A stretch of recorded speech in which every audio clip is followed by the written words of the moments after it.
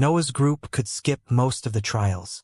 They could search for the various secret passages and reach the most challenging part of the fifth layer since the hidden area was probably there. However, the quality of the rewards had made them decide to invest time in clearing the whole inheritance. The battle formation found after the battle against the scaled sphere was only the last of the many valuable resources obtained in the process.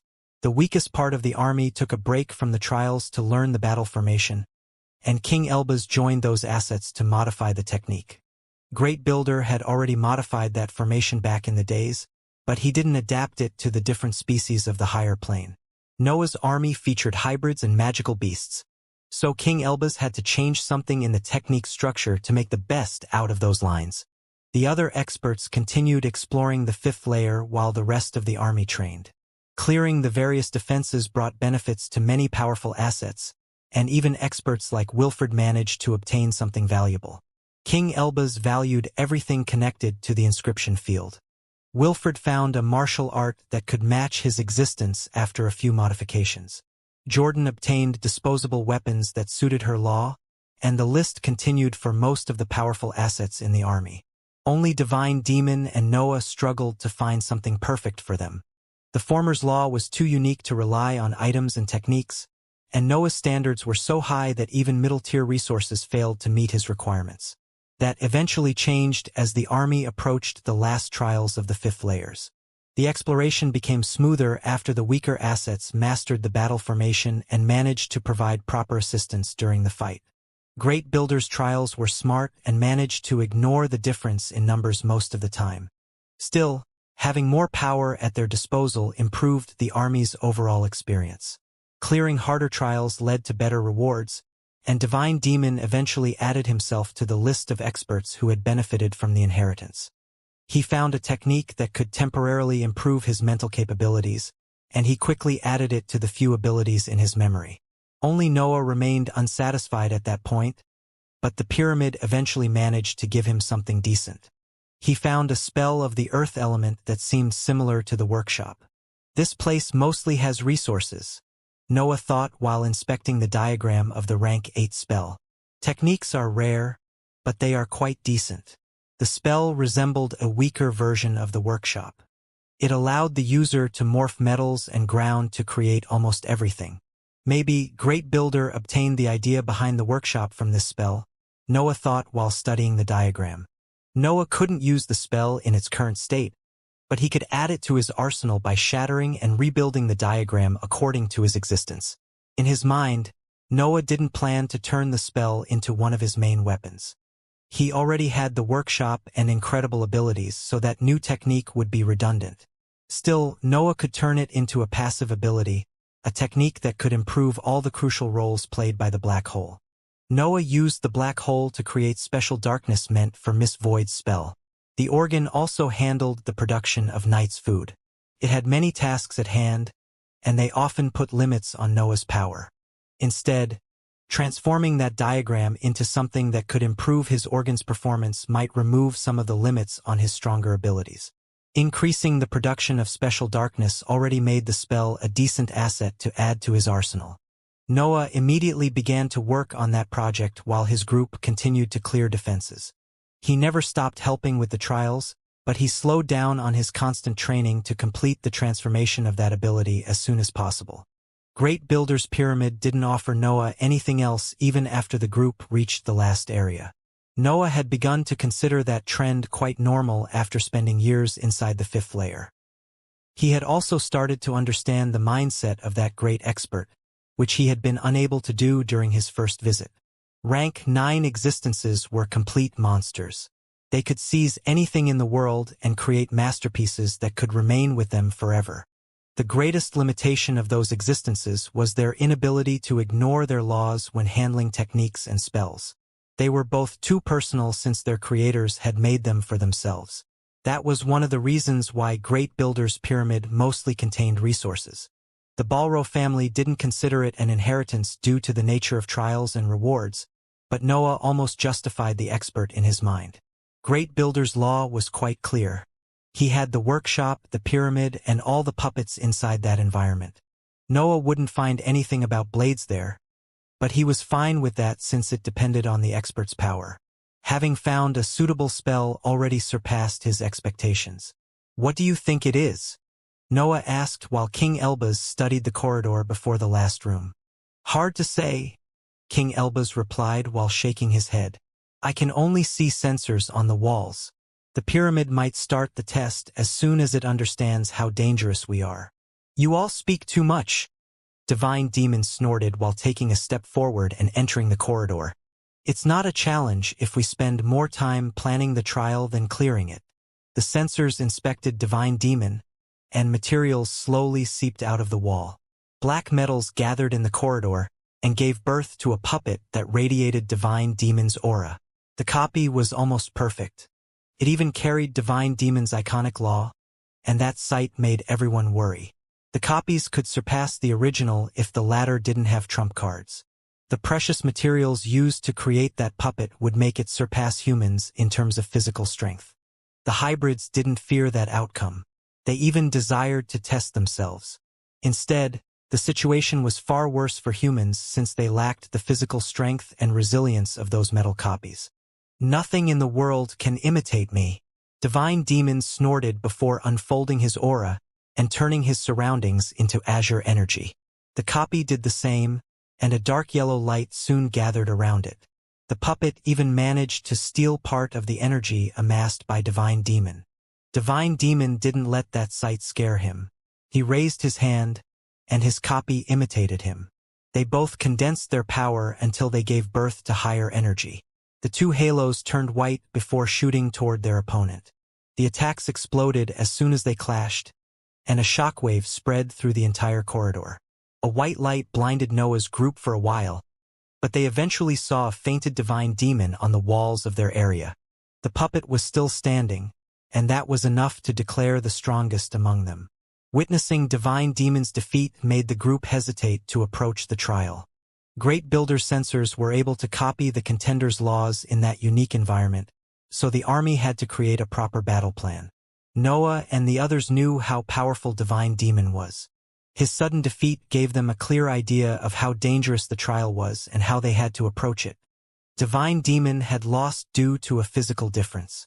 The puppet carried his law, but its body was a mixture of precious metals that could bring its power to a superior level. The approach became evident after the experts considered that part. Humans would always be on the losing end in that trial. Only hybrids could have a chance to win. Noah had to step back from that situation. The test could probably create a middle-tier version of his existence, which would put him at a complete disadvantage. It was better to send a hybrid who had already reached the liquid stage and had a body that could match those precious metals. Wilfred ended up being the obvious choice. His physical strength almost knew no equals, and his cultivation level also had the right power. Only he could have a chance to overcome that challenge. Wilfred didn't need his companions to explain that solution to him. He directly stepped forward once he understood how the trial worked, and a puppet soon formed in front of him. The puppet had his same cultivation level, and its aura carried Wilfred's explosive features. Still, the expert seemed far stronger than his opponent. A violent battle soon unfolded in front of the army. Wilfred and the puppet didn't waste time performing spectacular moves or complicated techniques. They only punched each other and continued until one of them fell apart. Wilfred bled at first, but the puppet soon began to lose pieces of its metallic body. The hybrid's resilience kicked in, so the expert remained on his feet even after his face had turned into a mass of torn tissues and blood. The puppet didn't share the same incredible innate abilities. It was sturdy, and its metals were tough, but the lack of proper healing properties soon left it with nothing more than a shattered torso. Wilfred didn't stop his offensive until the door unlocked. The expert left the broken metals and entered the reward room, which was empty. It only had a narrow staircase that led to a secret area of the pyramid. Noah and the others decided to rest for a long time and perform a few training sessions. The secret area would feature a powerful opponent, so they had to be at their peak before approaching it. A few years had to go by before everyone in the army felt ready for the test. The staircase enlarged when the army moved toward the secret area, and the space twisted as they walked through the corridor connected with Great Builder's room. A large hall eventually appeared in their eyes. The area activated once the army stepped out the staircase, and countless lines lit up on the walls, floor, and ceiling to mark the beginning of the test. Materials came out of the walls and amassed inside the secret hall. The area enlarged as a massive creature took form. Noah could soon lay his eyes on a winged lion with 3 heads and 8 legs. The creature was 20 meters tall, and sturdy metal made every inch of its body. Its wings created storms whenever they moved through the air, and its low growls gave Noah an idea of how strong it was. Upper tier, Noah sighed in his mind. This will be tough. The rank 7 assets immediately deployed their battle formation. They performed long but quick movements that transformed them into a tall 9-headed hydra with power at the bottom of the 8th rank. The rank 8 cultivators from the Balro family and some of Luke's companions joined the battle formation to increase its power. Its level quickly grew until it reached the middle tier, but that wasn't enough for their situation. Luke, Ian, and Jordan eventually decided to join the battle formation. The Hydra's power rose until it approached the upper tier, and King Elbaz didn't hesitate to help at that point. A series of inscribed items came out of King Elbaz's space ring and began to cover the Hydra. Golden runes and flames suddenly appeared on the creature's ethereal skin and solidified its structure. Its level also increased until it entered the upper tier. Noah deployed Snore and his companions before covering his figure with dark matter. The demonic form came out of his palm and covered his fiendish armor. The demonic sword flew out of his chest to land in his hand. Bloodlust also exploded outward. Noah didn't hesitate to draw the cursed sword in that situation. His opponent was 2 whole tiers above him. He couldn't risk dying because he was holding back. The unstable substance flowed inside his black veins, and the special darkness started to enlarge the shadow domain. His dark world also expanded before Noah activated his new spell. A diagram lit up inside Noah's mental sea and generated a long series of benefits. The black hole began to work faster than ever, and the same applied to the workshop. The new spell gave Noah the ability to control the dark matter better. He already had power over his dark matter, but the spell quickened everything. I can use the shadow domain more often now, Noah thought while inspecting the benefits of his new spell. The workshop is also far faster. I guess I will waste most of my stash of fake cores in this battle. King Elbaz deployed countless inscribed items. His assets went from disposable weapons in the middle tier to formations that covered the immense hall. Divine Demon gathered all the power he could get, and a white light soon shone next to him. His breath had transformed into higher energy again. Wilfred and the others who were outside of the battle formation deployed their techniques and expanded their aura. They were an army against a single monstrous puppet, but they didn't feel at ease in front of that creature. "Do it!" Wilfred shouted while glancing at Noah. Noah quickly activated Chandle's ability. The world froze for the winged lion, but Wilfred and the others were still able to move. The whole army attacked at that point. They launched their best attacks in the hope of inflicting significant damage. The 9-headed Hydra spat multicolored flames. Noah thrust with both swords, and Wilfred leapt toward the winged lion to slam his massive arms on its head. King Elbaz threw the entirety of his inscribed army at his opponent, and the formations under him went after them. The winged lion could still move a bit, but Noah's spell had managed to slow it down long enough for all the attacks to land on the creature. White lines lit up across the large hall. The pyramid was suppressing those unnatural earthquakes, but it didn't do anything to protect the creature. The explosion generated by that wave of attacks forced Noah and the others to stop their offensive for a second. The smoke that covered the winged lion made it impossible to know its state. The smoke eventually vanished, and a low growl resounded in the hall. Noah could finally see the effects of their attacks. They had only managed to break 2 of its legs and ruin part of its right wing. "We didn't do anything to the heads," Noah thought while spitting flames. The cursed sword had inflicted its drawbacks on Noah's chest, but the dark matter had quickly covered the missing pieces of skin. The outcome of the exchange didn't bring any positive news. The entirety of Noah's team had attacked the winged lion without leading to decent effects. Breaking 2 legs and ruining 1 wing was nothing when it came to the overall power of the creature. There are a few frail spots near the base of the legs and necks, King Elbaz shouted right after the exchange. The heads are the sturdiest parts, but they also contain centers of power. Rip the creature into pieces until you reach those spots. King Elbaz had taken care of identifying the frailest spots on the winged lion. No one had noticed the weakness at the base of the legs. Noah and the others had mainly focused on the heads, but they understood why they had remained unaffected by the assault now. "Don't hold back," Wilfred shouted. "The weak will die, but the strong will survive. Jump forward and find out where you belong." Noah knew his place in that battle. He was among the strongest hybrids in the army, and his position as a leader forced him to jump in the front lines. The pyramid had also closed the path back to the staircase. The army could either defeat the winged lion or die there. Noah wasn't the only expert to jump forward. Wilfred, Divine Demon, Theodora, Ian, and Jordan joined him without bothering to launch battle cries.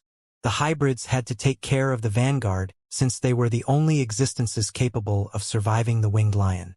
As for Divine Demon, he was too reckless to remain in the backlands. The winged lion gave voice to a screeching noise. Its cry created sound waves that tried to converge on its opponents, but King Elbaz promptly took care of that threat. The formations that had shot toward the metal creature activated and revealed their power. Golden lines lit up around the winged lion and suppressed part of its power.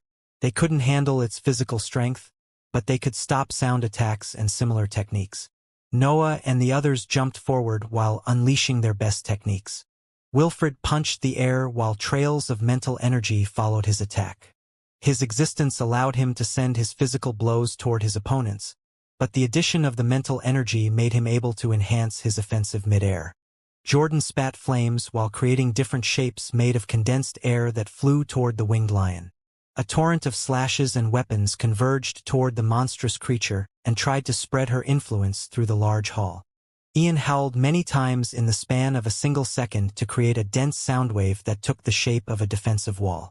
The following cries then crossed that barrier and came out as large currents that slammed on the metal creature.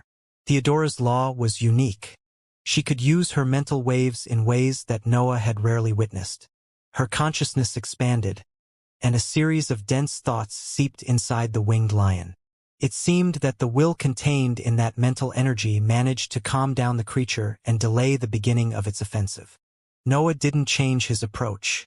The unstable substance was empowering his body, and the cursed sword gave him the chance to surpass his actual cultivation level. He slashed at his opponent without hesitation. He didn't care about the severe drawbacks at all. Divine Demon was the slowest of the group. His attention seemed to be elsewhere, but only he knew where it went. Truth be told, Divine Demon rarely took his losses lightly. The metal copy from the previous trial had managed to defeat him, so it was hard to improve his mood for the time being. Of course, Divine Demon didn't care too much about that defeat. Great Builder had created an improved version of his existence. There was no shame in losing against himself. Yet, Divine Demon felt that he had something to prove to the pyramid. That structure had the privilege to see him fall, so he had to defeat all the trials to be at peace with his existence. Azure energy transformed into a white radiance before flowing inside Divine Demon's body. The technique forced his tissues to go far beyond what regular hybrids in the middle tier could achieve. His miracles brought his physical strength in a league that only a few existences in the liquid stage had managed to touch. Divine Demon shot forward after his energy finished empowering his body.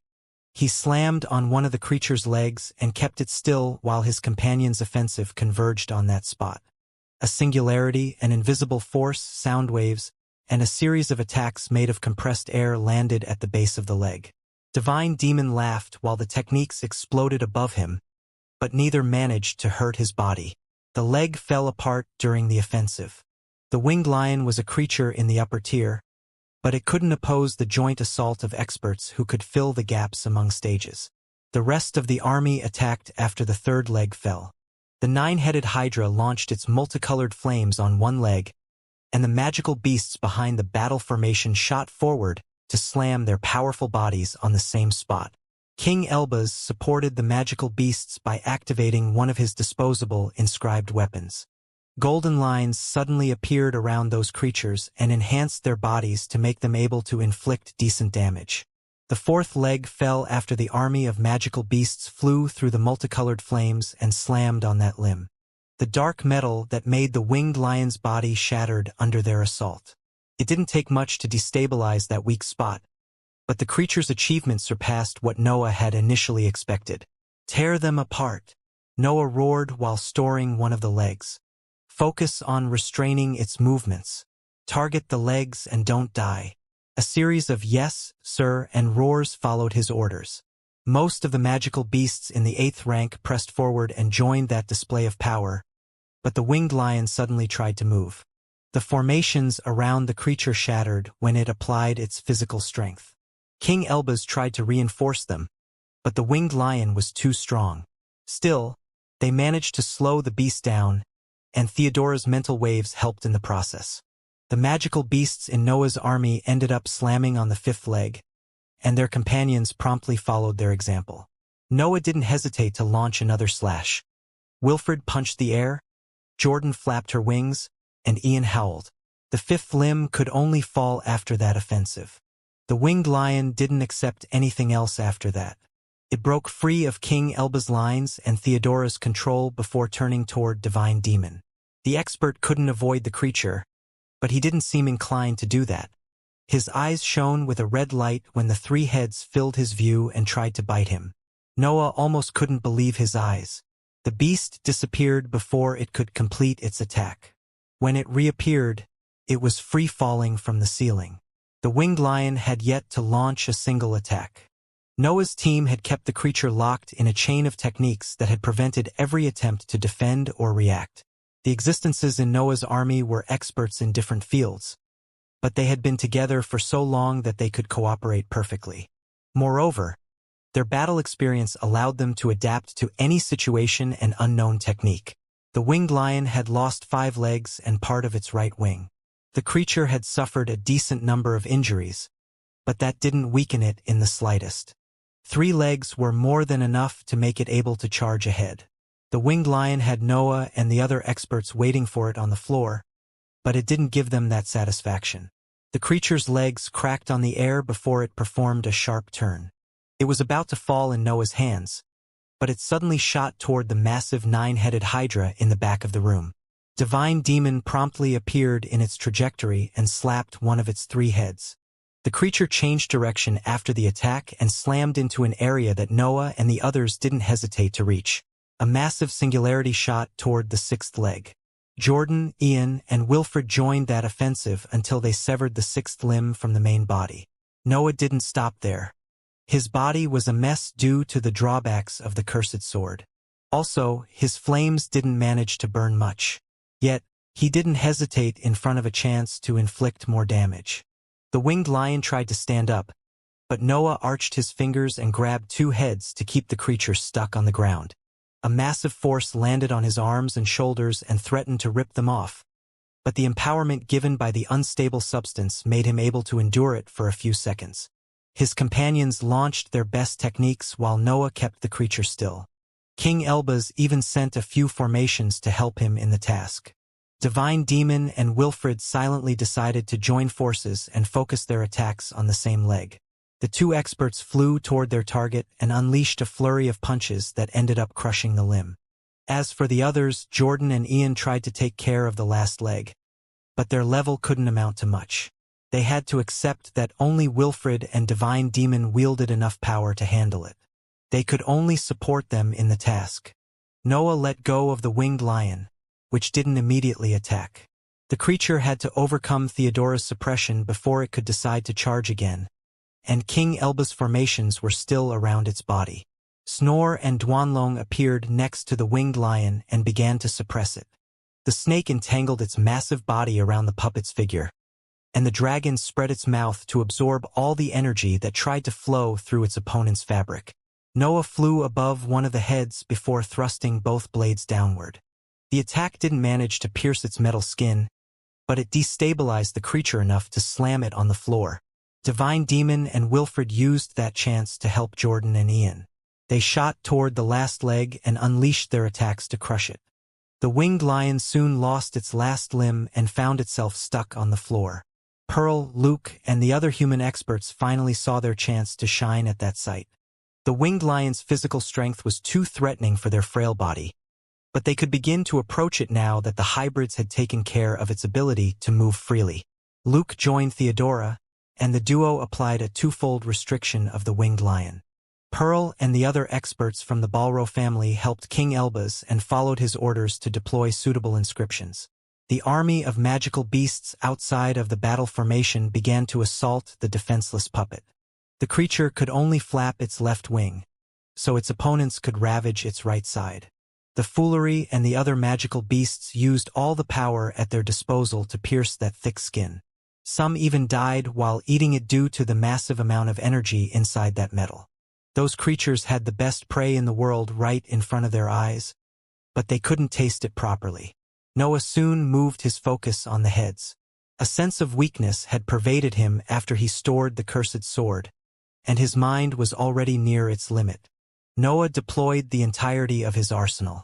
He used the demonic form, the demonic sword, night, snore, Duanlong, the unstable substance, the dark world, and the draconic armor. However, there was a limit to how much he could achieve at his current level. His attacks could only slam the winged lion's heads to slam on the floor. They couldn't pierce its skin nor force it to submit. It was clear that Noah was too out of place for that situation. Divine Demon and Wilfred had different ideas. Their attacks could shatter the tough metal fabric of that creature, and removing its limbs had given them the chance to go all out without incurring useless risks. The duo felt that the fifth layer was their home. They had fought to the best of their potential and had succeeded. The pyramid was judging them worthy of getting Great Builder's inheritance. Of course, the last defense of Great Builder's structure couldn't be so easy. It didn't matter that Noah had some of the best experts in the Immortal lands. There had to be something else, and those suspicions eventually led to him. "I don't think I have time for a proper evaluation," Noah explained while supporting a missing piece of his skin and pretending that he didn't suffer any injury. "Give me something," Wilfred almost pleaded to receive additional information about his opponent. "The battle should be over after we sever its heads," Noah commented. "Rip his wings off and see what happens. That amount of damage should be enough to trigger any hidden ability." Wilfred didn't hesitate to resume the battle. It didn't take him much to seize the wing since he had hordes of cultivators, hybrids, and magical beasts supporting him. Noah helped where he could. His attacks were almost useless, but they managed to change the trajectory of some of the creature's attacks. The winged lion was dangerous even in that form, so his efforts saved many lives and stopped multiple attacks from reaching their destination. White lines spread through the room after the experts severed the wings. They converged toward the lion and made its 3 fake cores shine. The heads began to radiate a white halo that almost blinded the opponent army. After the halo dimmed, Noah felt a sudden surge of pain coming from his body. He had sensed an impact, but the situation was too strange to understand what had happened. His senses soon gave him a general idea of what had happened during the outburst of white light. The winged lion had attacked everyone in its surroundings, and Noah was one of them. Noah found himself on the wall of the large hall. A horizontal cut threatened to divide his already maimed body into 2 parts. The unstable substance had saved him from the sudden attack, but his condition was far from ideal. Divine Demon, Wilfred, Jordan, and Ian were in a similar condition. The attack had divided Jordan and Ian's bodies into 2 parts and left them without legs. Wilfred's waist only featured a large cut, while Divine Demon had lost a large chunk of his torso together with the lower part of his figure. The winged lion had also changed.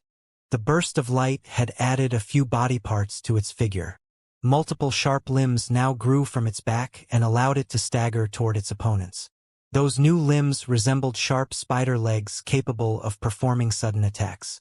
They were so quick that King Elbaz and Theodora had to retreat to escape from their range. "Why would you even give it power-ups?" Noah cursed in his mind before unfolding his dark world. His annoyance toward Great Builder had reached a new level after that exchange. His body would be fine, but Jordan and Ian were in critical condition. Divine Demon wasn't fine either, but his azure energy was already helping him recovering his dantian. The currents of dark matter picked the severed lower bodies and forced them to reconnect with their owners. Jordan and Ian felt better after breath resumed flowing through their organs, but they immediately understood that their battle was over. The dark world could only help them recover faster. The technique couldn't heal such severe injuries, especially in hybrids due to their high requirements in terms of energy. Jordan and Ian had to stay still and let the natural healing properties of their bodies do their work. Who can still fight? Noah asked, even if the dark world was giving him the answer to that question. I'm up, Wilfred snorted before standing up and forcing his muscles to bulge until they sealed the cut on his waist. I think I can handle one last attack, Divine Demon shouted while his azure energy slowly reattached his torn flesh. I will fight, Jordan announced. Me too. Ian joined that conversation. I don't need corpses to be in the way, Noah snorted while applying a series of dense layers of dark matter around Jordan and Ian. Did anyone die yet? Noah asked. I need to burn something. Some of the magical beasts took his joke seriously and shot through the dark world to reach his position.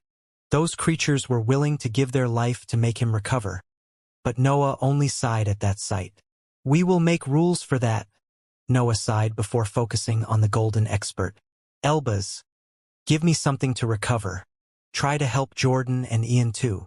Do you think I can fix your mess every time? King Elbas asked. That's your role in my great organization, Noah proudly announced before forcing himself to stand up. His condition was awful. Bloodthirsty thoughts filled his mind. Injuries covered his body, and blood poured from the last cut on his waist. The lack of materials to burn in the trial had rendered his flames useless. His innate ability couldn't burn the winged lion either, so Noah had never managed to recover since the beginning of the battle. I might have something for you, King Elbas sighed while continuing to retreat. King Elbas let a flask float among the currents of dark matter, and Noah promptly made it fly in his hands. The bottle contained a dark liquid that seemed to radiate an aura that matched Noah's law. Did you make this for me? Noah teased King Elbas while breaking the seal on the bottle. I did not, King Elbas shouted. I have happened to see your flames a few times and I grew curious. That method is so inefficient, so I created something only to prove that I was right. Noah had already stopped listening to King Elbas. He emptied the bottle inside the dark world and studied that substance with the help of his technique. The black liquid resembled a simple mass of pure energy that carried Noah's aura. His instincts even told him that he could directly drink that substance instead of burning it. Noah decided to give the liquid a try. The black substance condensed in the shape of a pill and flowed toward his mouth. An immense surge of power filled Noah's body.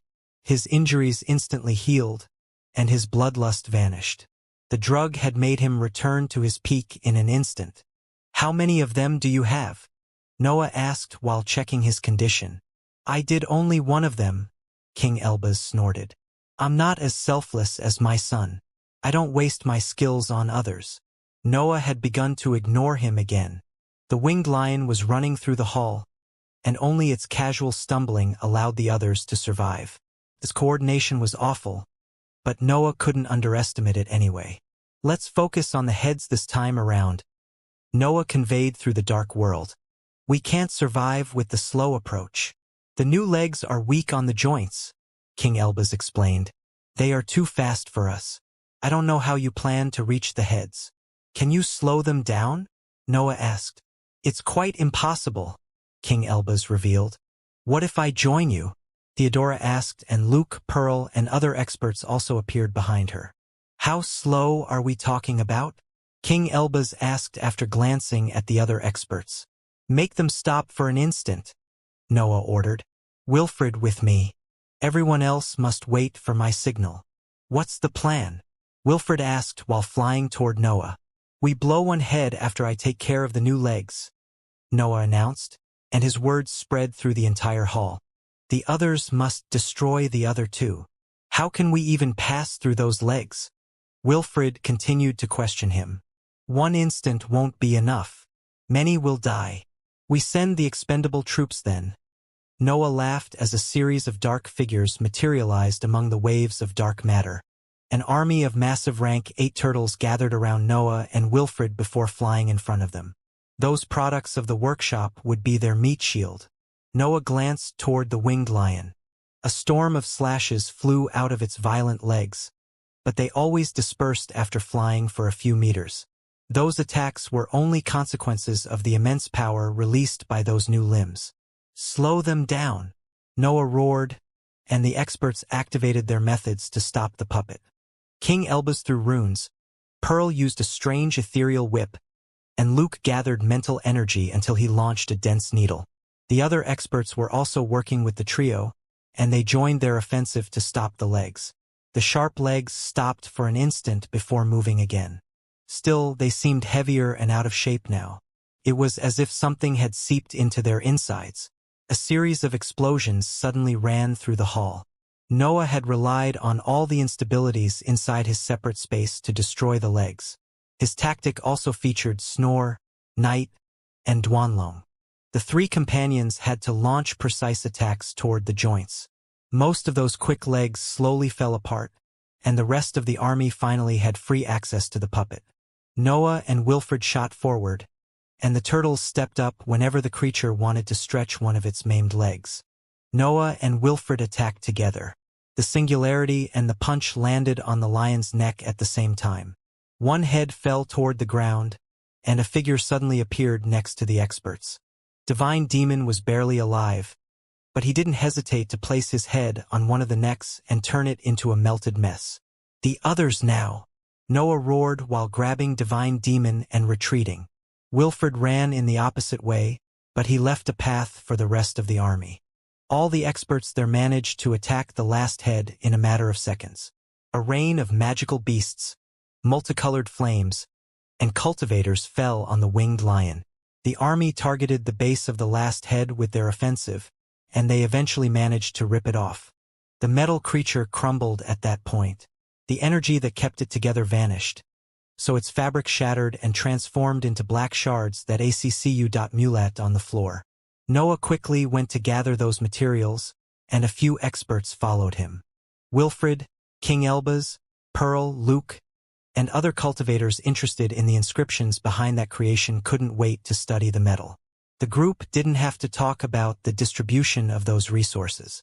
They had been together for so long that they could quickly decide how to split the materials. Noah had already taken one leg, but no one dared to speak when he decided to store one of the heads. The same went for King Elbaz since he had been crucial in clearing the whole layer. Instead, Wilfred decided to let the other experts study the last head before claiming it. Divine Demon didn't care about those materials. Jordan and Ian wouldn't say no to those resources, but their influence on the battle didn't grant them that privilege. The 2 hybrids settled for a large share of the metal shards and felt satisfied. The rest of the shards went to the remaining hybrids and magical beasts. That material carried many nutrients that those existences could use to improve if handled correctly. After all, the upper tier was only one step behind the 9th rank, so any piece of metal was a priceless treasure. The army didn't have the time to cheer after that victory. Some magical beasts had died during the battle, and many of the leaders had suffered severe injuries. They all had to recover, especially since they still had another layer to clear. Noah sat among his underlings and let his aura fill the hall. A door had opened on the other side of the staircase, but he didn't care about it just yet. I didn't think I could improve my body so easily, Noah thought while inspecting the severed head. An oval fake center of power tried to activate the severed head. The item contained enough energy to fuel an upper-tier creature, so Noah ended up desiring to eat it right away. Noah suppressed his instincts to study the fake core. The item didn't radiate any peculiar aura. It was a simple mass of power, but it was far more complex than the prototypes described in the 4 books. I might be unable to understand its real power, Noah thought before closing his eyes and gathering his consciousness around the severed head. Noah's ambition surged. He had managed to accu.mulate some potential after the last victories in the 5th layer. Every trial could defeat liquid stage cultivators, so his law had grown after his multiple feats. His aura flowed inside his mental waves and transformed them into something more than thoughts. It made them become pure carriers of his existence that managed to sense the faint meaning inside that seemingly neutral energy. An intense desire to live suddenly filled his mind. Part of the energy contained inside the item tried to reach his mental sea, but the black hole promptly sent dark matter to create a defensive layer around his mental walls. Noah could soon think clearly again, but he didn't disregard the emotions felt during that inspection. The oval center of power contained far more than pure energy. It was a clear statement of Great Builder's inheritance and feelings. Noah bathed in those sensations while his companions recovered. The faint feeling contained in that energy flowed inside him and gave him a better understanding of Great Builder's law. The expert's law carried features that Noah had already seen before. It was an expression of life, but it had far more complexity to it. Great Builder seemed able to turn bricks into life forms. His influence was strong enough to force stones to breathe. Noah could study the materials, but his companions met many hindrances in that process. The ones who could find part of those meanings didn't care about them. Divine Demon and Wilfred were brutes. Only King Elbaz could reach Noah's conclusions. "Who wants to pick it up?" Noah asked, and King Elbaz didn't hesitate to stand up. The expert walked toward the new room and quickly returned while showing an old tome. King Elbaz had retrieved the 5th piece of the inheritance, and the pyramid cheered about that event. The whole structure trembled. It sent Noah and the others back into the 5th layer and chanted mysterious hymns that made the earthquakes more intense. The same neutral aura coming from the head flowed through the various corridors and empty rooms. That energy wanted to make the air transform, but it suppressed its influence before anything could happen. "We are close, but not yet," Noah concluded in his mind before sending the severed head and leg inside the dark world. The currents of dark matter proceeded to weaken those materials so that Noah could finally absorb them. Some of the experts in this group deployed similar methods to turn those resources into nutrients. The dark world took care of handling those materials. It slowly turned them into energy that the black hole could send to his body. Noah had the time to study the new book while the dark world handled the purification. The 5th piece of the inheritance explained how to improve the products of the workshop further. Noah had already understood that he had to fill his creations with his law to make them reach the 8th rank. But the middle-tier teachings dive deeper into that topic. Those creations weren't a matter of laws or domains. They had to become separate existences after they left the workshop. The technique could only set their meanings, but they had to remain different existences. Noah had done the same with Snore and Duanlong. The 2 blood companions shared a tight connection with his existence, but they were separate entities. The next level of the workshop required him to do the same with all the disposable magical beasts created through that technique. "I should be able to solve everything with my ambition and expertise," Noah thought once he finished reading the 5th book. "My connection with the dark matter should never give them the chance to escape my control anyway." Noah's workshop was different from Great Builder's technique. It only used 2 resources, and Noah avoided wasting fake cores most of the time. That difference didn't allow Noah to rely on the 5th book completely. It granted him the knowledge that he lacked, but it prevented him from abiding by all those teachings. "I can't even use resources coming from rank 9 cultivators anymore," Noah cursed in his mind, but his annoyance soon vanished. Noah was in that situation because his existence was unique, and he already had multiple techniques that covered most fields. He didn't need anything else. The books could only improve his version of the workshop and polish some of its aspects. "Is it time to go up?" Pearl asked and broke the silence that had fallen in the hall. "Nothing more to do here," Divine Demon shouted. "I wonder how Alexander did on the 6th layer. I wouldn't mind challenging him in some trials." Noah couldn't do much with the 5th book, but that reward still taught him something. Its lessons didn't only involve the workshop. They even explained ways to improve the fake cores. Of course, Noah didn't need those teachings for himself. His centers of power were nigh perfect due to the influence of the black hole. Still, his companions might need some work at some point, and he wouldn't dare to miss that knowledge. Noah reviewed the teachings of the 5th book while the army approached the 6th layer. The energy contained inside the head also flowed toward his black hole, while the clearing of the pyramid reached its last phase. Absorbing energy in the upper tier wasn't easy, especially since Noah was still in the gaseous stage. It would take him time to absorb that power, but he wasn't in a hurry to complete the process. Noah was confident that the energy inside the head would push his body into the middle tier. A long sleep would follow that breakthrough, and Noah couldn't allow that during the exploration. The group was mostly safe inside the pyramid, but they didn't underestimate the power wielded by rank 9 existences. Noah and the others were unaware of Radiant Eye's condition and whereabouts, but they didn't dare to waste time anyway. The state of the 6th layer left the entire army speechless. Pearl had confirmed that the Balro family didn't explore much of that place, but its current condition was far different from her reports. All the trials in the 6th layer were empty. The army couldn't find a single room that still featured defenses. Someone had overcome every test and snatched the resources hidden behind them. He did a great job, Noah thought while countless empty rooms crossed his vision. Peel had confirmed that the pyramid was empty before their arrival. The only expert in the 6th layer was Alexander. The expert had cleared all the tests on his own while the army was busy in the 5th layer. King Elbaz did his best to find the path toward the deeper parts of the layer quickly. He unraveled the maze and led the army in front of the last trial, where they found a familiar face waiting for them. Alexander sat in front of the last trial. His aura was a mess of magical beasts' faces and violent shockwaves. His influence almost hurt his companions, but he suppressed it as soon as he sensed their arrival. "You really went all out," Noah commented while studying Alexander's poor condition. "The Legion needed my help," Alexander laughed. "Suffering this much for my organization is nothing." Noah could sense Alexander's resolve inside those words. Most experts abandoned their organizations once the 9th rank became close, but Alexander was the opposite. His selflessness intensified together with his cultivation level. "Can we help out in the trials?" Noah asked, but Alexander limited himself to shake his head. The expert wasn't underestimating his companions. Alexander had long since realized that most of the newcomers were monsters, but his recent experience inside the 6th layer made him decide to keep them outside of the tests.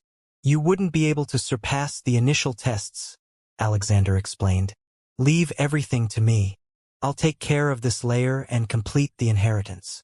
Divine Demon and the others wanted to complain, but they couldn't say anything in that situation.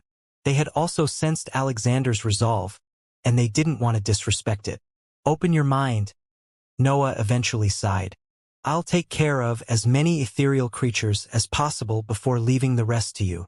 "Don't go overboard," Alexander whispered while revealing a broad smile. "You can't say that after clearing a whole layer by yourself," Noah replied. "You could have left something for us. These are the resources gathered in the previous tests." Alexander ignored Noah's last words while handing a space ring to Wilfred. "I shouldn't die, but don't try to approach the test at your current level nonetheless. Hide here until you become strong enough to approach the 9th rank." "That sounds like a bother," Wilfred snorted. "Clear the damn test, and don't make me wait." "Anyone wants to make bets on Alexander's performance?" Divine Demon shouted. Most of the army ignored Divine Demon, but some of the experts in Pearl and Luke's team slowly approached him while handing of space rings that contained their bets. Almost all of them believed that Alexander would complete the trials in less than 2 months. Noah and Alexander ignored the commotion around them and began to focus on the procedure. Noah's mental waves seeped inside Alexander's mind and devoured every ethereal figure in sight. His ability had improved after the continuous use back in the Outer Lands. Noah felt more confident during the process, and his experience in mental battles allowed him to devise new approaches. Noah preferred to devour the ethereal figures inside Alexander's mind since he wouldn't be in danger there. But the situation didn't allow him to play it safe. He could suffer annoying mental injuries, while Alexander had to be at his peak. The training sessions took a long time. Noah had already devoured all the weak magical beasts, so he had to deal with the strong ones now. Fighting those ghosts inside Alexander's head was complex due to his limited amount of mental energy. Those mental battles also lasted longer since the ethereal magical beasts had power in the 8th rank. Noah had to build a mental bridge between their minds and let part of the ethereal figures flow inside his sea of consciousness before starting his mental battles. His head ended up screaming in pain due to that sudden pressure, but Noah endured that feeling and slowly destroyed those ghosts. Alexander slowly regained some calm. He even grew stronger after Noah took care of most of the lower-tier creatures. Noah didn't stop there. He soon began to approach middle-tier magical beasts, even if he didn't dare to fight them among their army. He had to rely on his entire experience in mental battles to handle that mess. Powerful creatures entered Noah's mind while the dark matter assaulted them and suppressed their power. Noah's sea of consciousness became a battlefield that featured only one enemy at the time, but his mind still trembled nonstop whenever an exchange happened. His mental walls had thinned after his recent abuse of the devouring properties of his mental waves, but the dark matter took care of reinforcing them.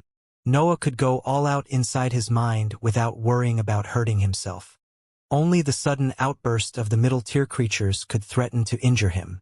Still, Noah remained extremely careful, even if the mental battles were his realm.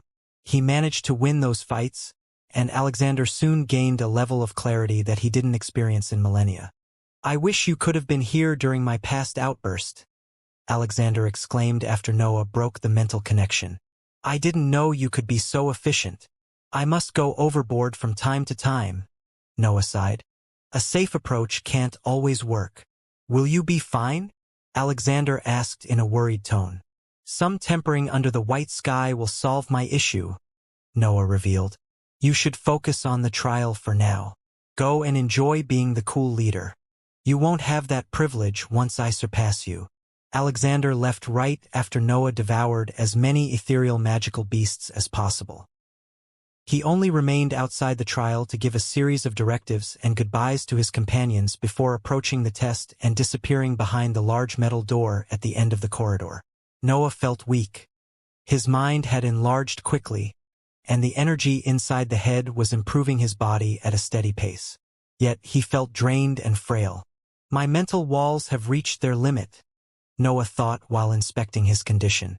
Devouring ethereal magical beasts thinned his mental walls and made him uncomfortable about his current condition. Noah knew that he couldn't fight in that state. A mistake during a battle could make his sea of consciousness crumble right now.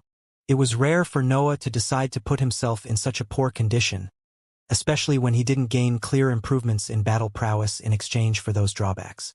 The process had brought immense benefits to his mind, but it had been too sudden and forceful. Noah would typically take his time to reinforce his mental walls after every devouring session, but his situation didn't allow him to make his benefits a priority.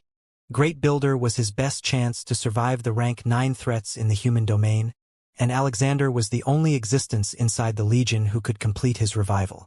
Noah had to sacrifice himself in that situation. No point playing it safe anymore, Noah thought after Alexander's figure disappeared. "I have enough energy to push my body into the middle tier. I should approach the breakthrough." The inheritance didn't give Noah the chance to do anything else, so he decided to focus on improving his foundation.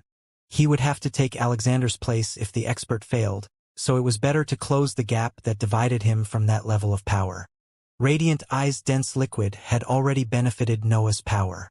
Absorbing upper-tier resources would make him able to push his body toward the peak of the lower tier and approach the breakthrough. The harsh requirements of his body didn't worry Noah either. He had amassed countless resources and entire mountains of soul stones during his past adventures. The black hole could use all of them to fill any gap that the upper-tier materials didn't manage to fill. Noah went into one of the empty rooms of the 6th layer and approached the breakthrough. His dark world expanded on its own as drowsiness filled his frail mind. He felt unable to delay that sensation in his current condition, so he fell asleep in an instant. The sleep felt strange. Noah was completely aware of his surroundings during that procedure, but his mental waves barely managed to leave his mind. That discovery made Noah feel quite elated. It seemed that his mind was strong enough to keep him partially awake even during the breakthrough. "I might have underestimated my improvements after devouring so many ghosts," Noah thought while keeping track of the energy flowing through his body and reinforcing its tissues. The amount of energy depleted during the process was immense. Most middle-tier magical beasts wouldn't ever come close to that power during their breakthrough to the upper tier. Noah's requirements had only grown steeper as he advanced through the cultivation journey. The energy given by the upper-tier resources eventually ended, but the black hole promptly controlled his separate space and began to crush soul stones to use their power. Noah had long since accu.mulat more than 1 million soul stones. He was richer than entire organizations led by multiple rank 8 cultivators, but the breakthrough depleted his resources at a breathtaking pace. Mountains of soul stones vanished whenever his body required more energy. The black hole wasn't stingy when it came to that procedure. It aimed to make Noah's body perfect, which required an immense amount of power. No one dared to enter the room while Noah faced the breakthrough. The other experts even imitated him and secluded themselves to improve their foundation. They all knew that a battle would arrive soon. It didn't matter whether Radiant Eyes had survived the fight. Noah's group had gained heaven and earth's attention, so someone would eventually hunt them down. Multiple breakthroughs happened while Noah's body evolved. All the experts and magical beasts in the army had gained many resources and experience during the trials, so most of them were ready to improve. Fergie's breakthrough surprised most experts. He entered a room as a peak rank 7 cultivator and exited it a few months later as an existence in the 8th rank.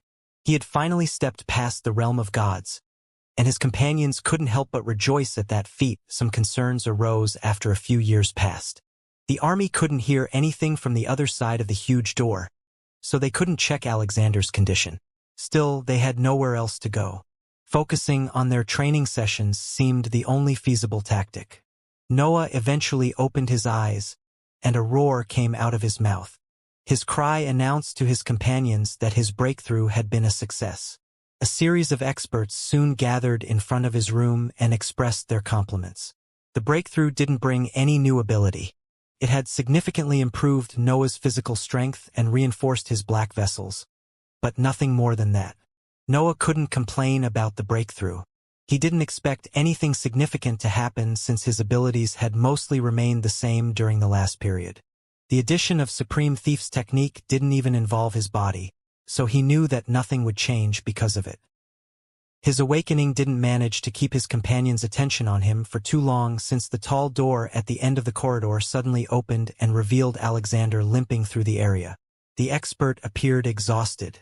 Alexander had powerful healing abilities in his arsenal, but he didn't have any energy left to activate them. Alexander had lost one eye and his left arm.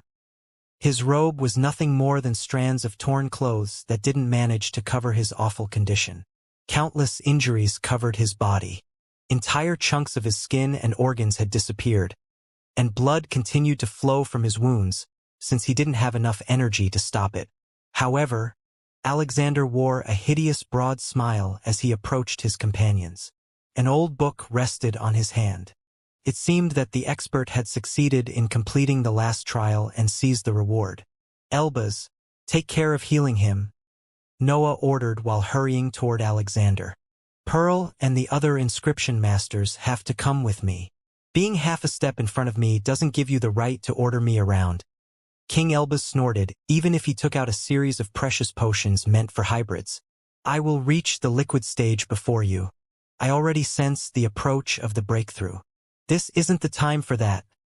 Noah reprimanded him before pointing at the tall door that divided them from the last parts of the inheritance. We took the last book, but nothing happened. I don't even see the usual white lines running through the corridor. What are you implying? King Elbaz asked. I know for a fact that Great Builder is trying to come back to life, Noah explained. Clearing the inheritance and seizing the books didn't trigger that process. He might be a liar, but there is a higher chance that we have missed something. The confused expressions on his companions' faces forced Noah to continue his explanation. The books aren't simple rewards. They must have a deeper meaning, which might be the technique to resurrect him. All the inscription masters inside the pyramid gathered to inspect the 6 pieces of Great Builder's inheritance. There had to be something in the books that could lead to the expert's resurrection, and they had to find it to take care of the rank 9 threats in the human domain. Noah, King Elbaz, Pearl, her companions from the Balro family, and one expert in Luke's team met in one of the empty rooms to review the 6 books. Most of them took a while to understand their contents. Still, Noah and those who had already accomplished something in that field didn't hold back their explanations. "We know that the entire pyramid is a huge workshop," Pearl said after everyone had committed the contents of the 6 books to memory. "We also know that it contains countless valuable materials. This can't be a case. We explored the entire pyramid." Paul, the expert from Luke's group, replied. "I didn't see anything capable of activating something so massive. The trigger must be inside the secret chamber," King Elbaz explained. "The problem is that neither of us is up for the task. I might be arrogant, but I can only dream about building something in the 9th rank. The pyramid must have multiple methods to trigger the procedure," Noah added. "I don't see a rank 9 expert relying on random contestants for his resurrection. We wouldn't even think about doing it if it weren't for radiant eyes." "What are you implying?" Pearl asked. "Do you think that the resurrection will start on its own even if we don't do anything?" "It would make sense," Noah continued. "I would never put the greatest achievement of my life in the hands of some strangers. Great Builder must have created a failsafe or something similar. That only makes the situation scarier," one of Pearl's companions said. "An expert at that level would normally start the procedure right away, but Great Builder is giving us the chance to complete it on our own. I don't know. It feels like a secret trial." "What would the purpose of the trial even be?" Paul asked. "We cleared the entire pyramid. We are worthy of his inheritance. I don't understand why Great Builder would add this last hindrance." "Did anyone try to leave the pyramid?" Noah asked before the experts could fall silent. "Of course not," Pearl replied.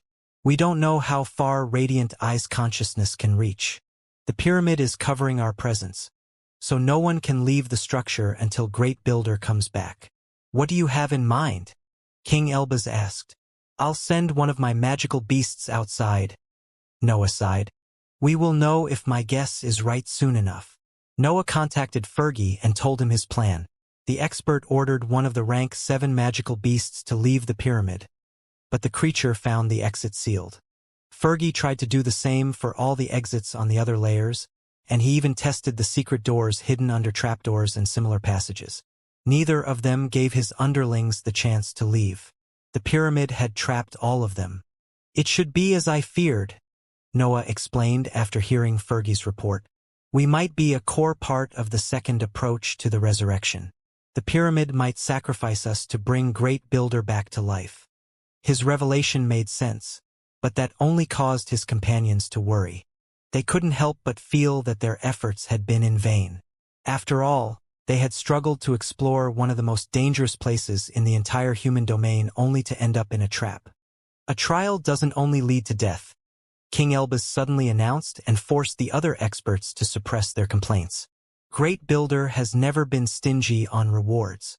I bet that this last test will also give something great. What can this madman even offer us at this point?" Pearl shouted to express her anger. "We have been in this place for entire years already. We have enough resources and techniques to build a force capable of taking down the entire human domain. What else can we even desire?" The experts fell silent, and King Elbaz did the same. He didn't have the answer to that question. He couldn't understand what else he could desire either. "You will get to see the path," Noah eventually revealed. "The pyramid will give us the chance to create a rank 9 item if we are right about this. This experience is worth more than any resource." Noah couldn't be sure about that, but his words made perfect sense.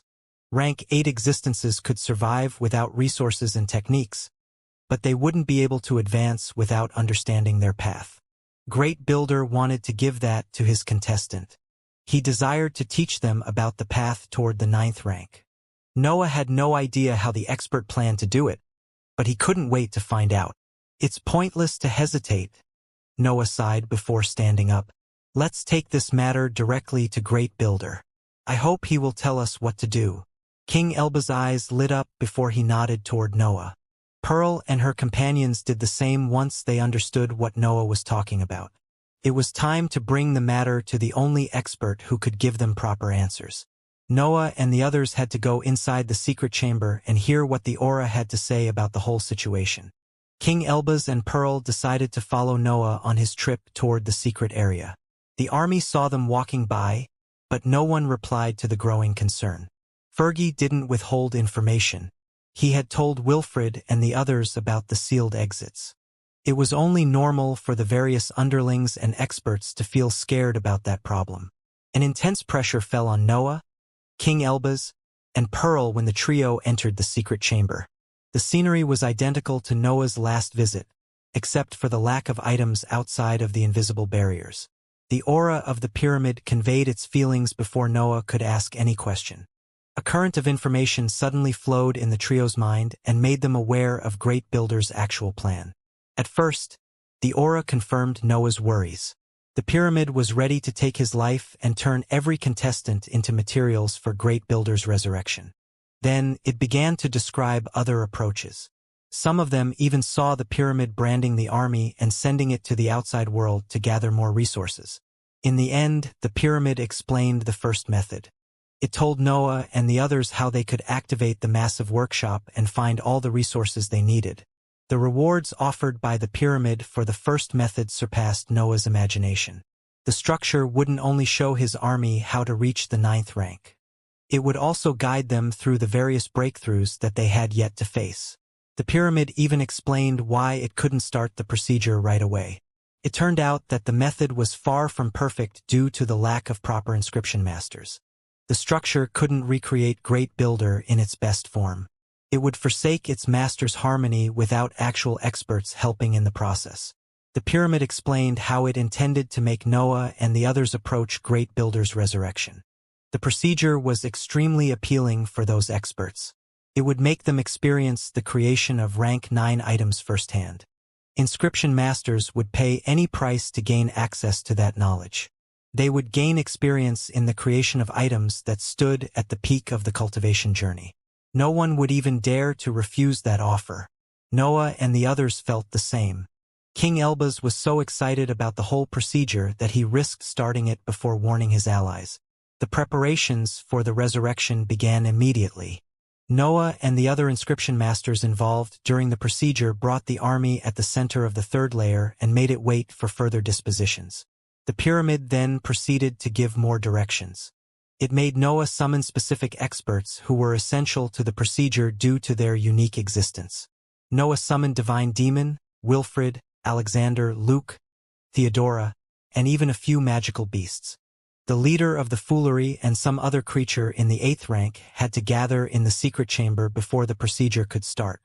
"We are ready," Noah announced once all the experts gathered among those invisible barriers. The pyramid replied to his words by unleashing a series of earthquakes that spread through the whole structure.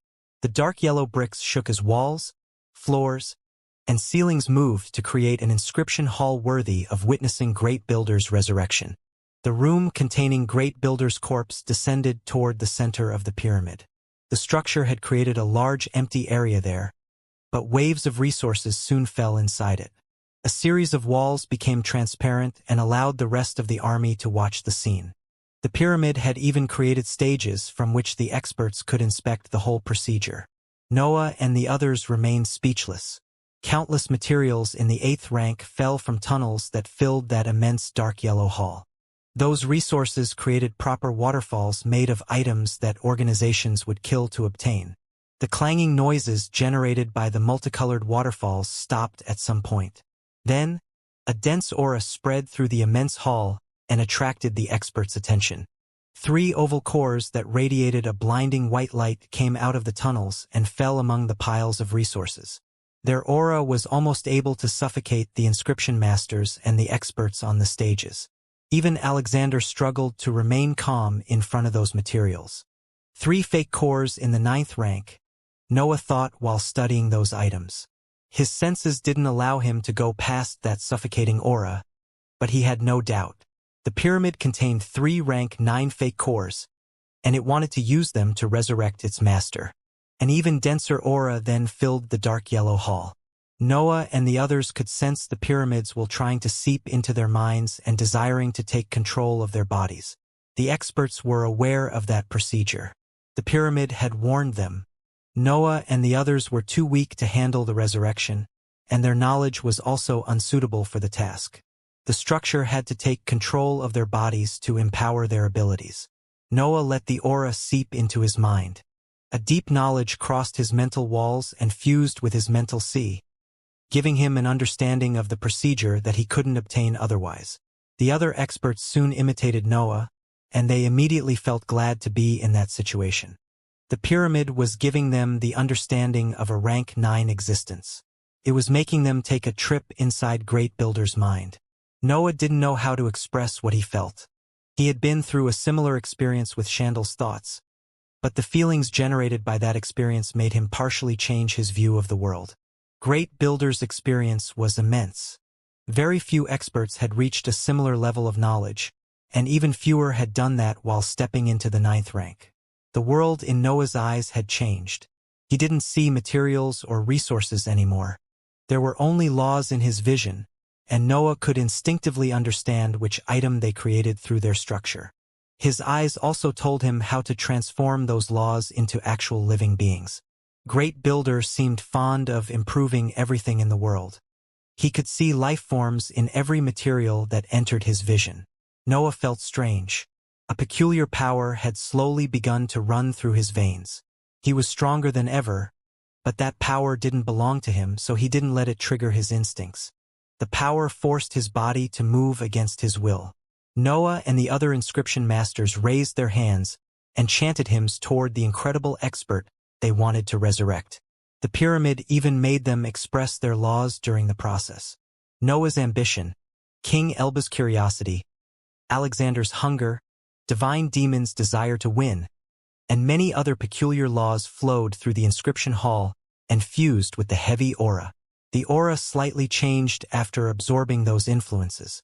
It empowered those different laws and created ethereal copies of the experts who had taken the role of inscription masters. Noah's vision went dark for an instant before everything became clear again.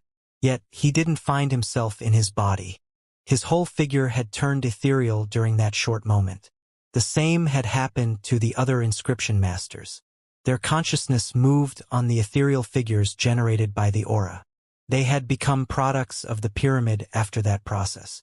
The pyramid had explained that too. Noah and the others needed to oversee the procedure, but they couldn't do it in their real bodies. Neither of them carried enough power to handle the resurrection of the 9th rank existence. "Let's do this," Noah eventually announced once every ethereal figure began to move. The massive wave of knowledge that had flown inside their minds had taught them how to proceed. The ethereal figures even removed their physical limits. Noah and the others could go all out and perform inscriptions meant to build rank 9 resources. Great Builder's corpse was the core material behind the resurrection. However, it was far from enough. The expert centers of power had suffered too much during the eras spent without using them. The pyramid wanted to rebuild the centers of power. Great Builder had to be the last creation of the workshop, and he even had to go beyond the usual standards of those products. Great Builder had to resurrect as a rank 9 existence that carried all his previous abilities and power. The pyramid even wanted the expert to come out better than before, but Noah didn't bother to overthink that. The experts immediately started the procedure. They waved their hands, and countless materials began to melt. The piles of resources transformed into multicolored pools that rose inside the hall to create dark pillars. Those structures then sent the power inside Great Builder's body and began to awaken his stagnant centers of power. The 3 rank 9 fake cores eventually rose, but they remained in front of the inscription masters as if waiting for them to pick them. Noah would love to seize one of those items, but his very survival depended on the success of the mission. It didn't take him much to understand what to do, and the dark world soon came out of his real body to fill the entire hall. The dark world transformed during its expansion. The nature of the dark matter flowing in its insides changed as its power increased. The dense liquid-like currents solidified until they became a black metal that filled the whole dark yellow hall. Then, Their power increased further until they exploded into a raging black storm. A similar process happened to his companions. A pure expression of their laws flowed through the hall and improved until it reached levels of power that they had yet to touch. King Elba's curiosity intensified as it flew through the hall. It became a golden radiance that seeped in every material and made him understand their structures. The world around Divine Demon fell apart under the influence of his aura. Even the bricks of the pyramid seemed unable to withstand his overbearing law. Alexander's hunger shattered the bricks and multiplied the primary energy released in the process. He seemed able to generate power from nothing. Theodora's mental waves became able to see the true nature inside the laws around her. She could understand the faint desires carried by that matter, and part of its power flowed inside her after obtaining that knowledge. Luke's thoughts began to transform the matter and force it to obtain a different nature. The laws morphed according to his will without requiring additional energy. The foolery's influence transformed some of the weaker materials into resources full of energy without investing anything. He could generate power by simply spreading its aura. Similar events happened for the other experts. The pyramid had copied their laws and put their consciousness inside ethereal figures to make them able to withstand that power. The structure was showing their path and was replicating its effects. The benefits of that procedure didn't only involve their sight. Noah and the others were wielding that superior power as if it was theirs. They were experiencing those techniques in their strongest form. The effects the techniques caused in the matter around them also gave more hints about the end of their path. Those experts could partially see what they would become at the peak of the cultivation journey. The experience was breathtaking. The various auras didn't even affect each other. The pyramid was restraining their effects on the bricks that made the immense hall. Noah felt that his control over his power often vanished. The pyramid automatized as many parts of the procedure as possible, so he rarely had to act. Still, Noah didn't feel the need to do anything in front of that spectacle. He only wanted to watch and learn how his law would play out once he reached the 9th rank. More materials began to melt or shatter while the various auras pressed on their structure.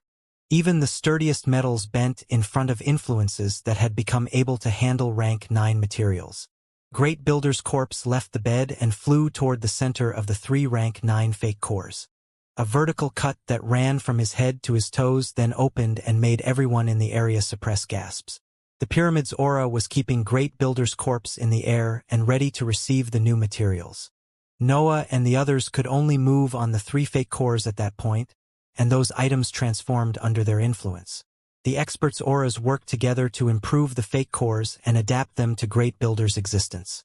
Great Builder was right in front of their eyes, so they could study him while completing the procedure. The fake cores crumbled before regaining their original shape under the influence of those auras. They became stronger and changed form as the process continued, but they soon transformed into entirely different items. One of the fake cores took the shape of Great Builder's body. It copied his face and various features perfectly before halting its transformations. The second fake core transformed into a small shining sphere that reminded Noah of a dantian. It even contained rank 9 breath that suited Great Builder's law. The third lost its shape. It became a dense gas of white thoughts ready to flow inside Great Builder's mind. That material was almost as shiny as the dantian. The experts then finished melting the material's accu.mulat on the floor and made their energy flow inside Great Builder. His injury slowly healed, but the pyramid opened the cut again since it needed it to complete the procedure. The 3 modified fake cores then flew toward Great Builder. They fused with his centers of power and tried to give life to those organs. The effects of the pyramid's aura slowly disappeared. The ethereal figures began to vanish as the heavy aura's attention went on Great Builder. Noah and the others slowly returned to their bodies and regained control of their actions. The experts fell on the floor and experienced the most intense weakness of their entire life. Their centers of power were almost empty, but neither of them dared to complain about their state. The pyramid had given them the best experience of their life. They knew where their techniques and laws would lead them at the end of the cultivation journey. The process continued at the center of the immense hall. The pyramid closed the injury after the 3 fake cores fused with Great Builder's centers of power before creating a series of defensive layers around the expert. The array of defenses gathered around Great Builder and created something like a chrysalis. His aura then vanished altogether, and even the pyramid stopped applying its heavy pressure. Everything went silent. Only the white light radiated by the strange chrysalis in the air made the experts understand that the procedure was still ongoing. The light radiated by the dark yellow bricks dimmed, and the random tremors that ran through the pyramid stopped. The resurrection had reached its last phase, so the structure had to focus its entire attention on Great Builder. Noah and the others didn't have the time to mind those changes. Their minds were still wandering through the many feelings experienced during the procedure. They wanted to seclude themselves right away and see how beneficial that experience had been, but a series of lights suddenly ran through the floor and reached them. The same went for their companions on the stages. White lines ran through the dark yellow bricks and stopped only when they reached them. Noah and the others were about to devise methods to contact the pyramid's will, but their vision suddenly changed. A heavy force enveloped their figures and dragged them away from that structure. The white light of the sky shone on the army for the first time in decades. The experts were right outside the pyramid, but neither of them managed to return inside it. White lines ran on the surface of the pyramid, and earthquakes spread from its area. The structure didn't tremble, but the power that it was accu.mulating made the air and ground around it shake. "We should focus on recovering our energy," Alexander exclaimed once a dangerous sensation appeared in his mind. Noah felt the same after a few seconds, and the other experts followed. They also began to sense that an immense danger was about to fall on them. Those experts didn't have to say anything else. Their best hope to handle rank 9 threats was behind them, so they had to hold their ground until the resurrection was over. Noah and those who had been a core part of the procedure immersed themselves in training sessions to refill their centers of power, while the others began to deploy defenses in the area. Neither of them would hold back in front of an imminent threat. The pyramid continued to release flashes of white light as shining lines flowed through its surface. Earthquakes filled the nearby regions and shattered the air above, but the army never stopped working. Noah and the others didn't even dare to leave that dangerous area. Their instincts told them that something dangerous was coming, and Great Builder was their best chance to survive. The experts who had taken part in Great Builder's resurrection secluded themselves to refill their centers of power. The knowledge and experience gained during the procedure were still vivid in their minds, which benefited their training sessions. Noah felt as if his centers of power couldn't stand to remain at their current level anymore. They wanted to improve and reach the realms experienced during the procedure. Even his newly advanced body couldn't settle for the middle tier. The tense situation prevented Noah from testing his new power, but he could sense that his battle prowess had taken a long step forward. The breakthrough of his body didn't only give him access to superior physical strength. It also granted him a larger amount of better primary energy. The unstable substance and his martial arts would immensely benefit from that improvement. His new body would also allow him to endure more drawbacks from the cursed sword. It wasn't a stretch to say that Noah had stepped on a whole new level. Months went by as the army prepared for the unknown threat. It didn't take much for the experts to come out of their training areas. King Elbaz was the first to rejoin the rest of the troops, and he immediately became the leader of all the inscription masters handling the various defenses. Noah and the others soon followed King Elbaz. Alexander was the last to come out of his training area since his centers of power required more energy, but he eventually joined the rest of the army. A tense period followed that event. Noah and the others did their best to prepare for the imminent threat, but there was a limit to how much they could do. Their power couldn't amount to much against a rank 9 existence. The dangerous feeling intensified until it began to affect the army's mood. The magical beasts soon fell prey to that sensation, but Noah's pride managed to keep them in check. The cultivators eventually began to suffer under that constant pressure. They became jumpy and irritated since their mind could only sense death around them. The feeling then hit the hybrids, and they had to rely on their leaders to keep their cool. Alexander even had to rely on some of his techniques at times to keep their mood in check. The dangerous feeling only became stronger. Nothing seemed able to affect that mysterious power. Even the shockwaves radiated by the pyramid didn't manage to suppress it.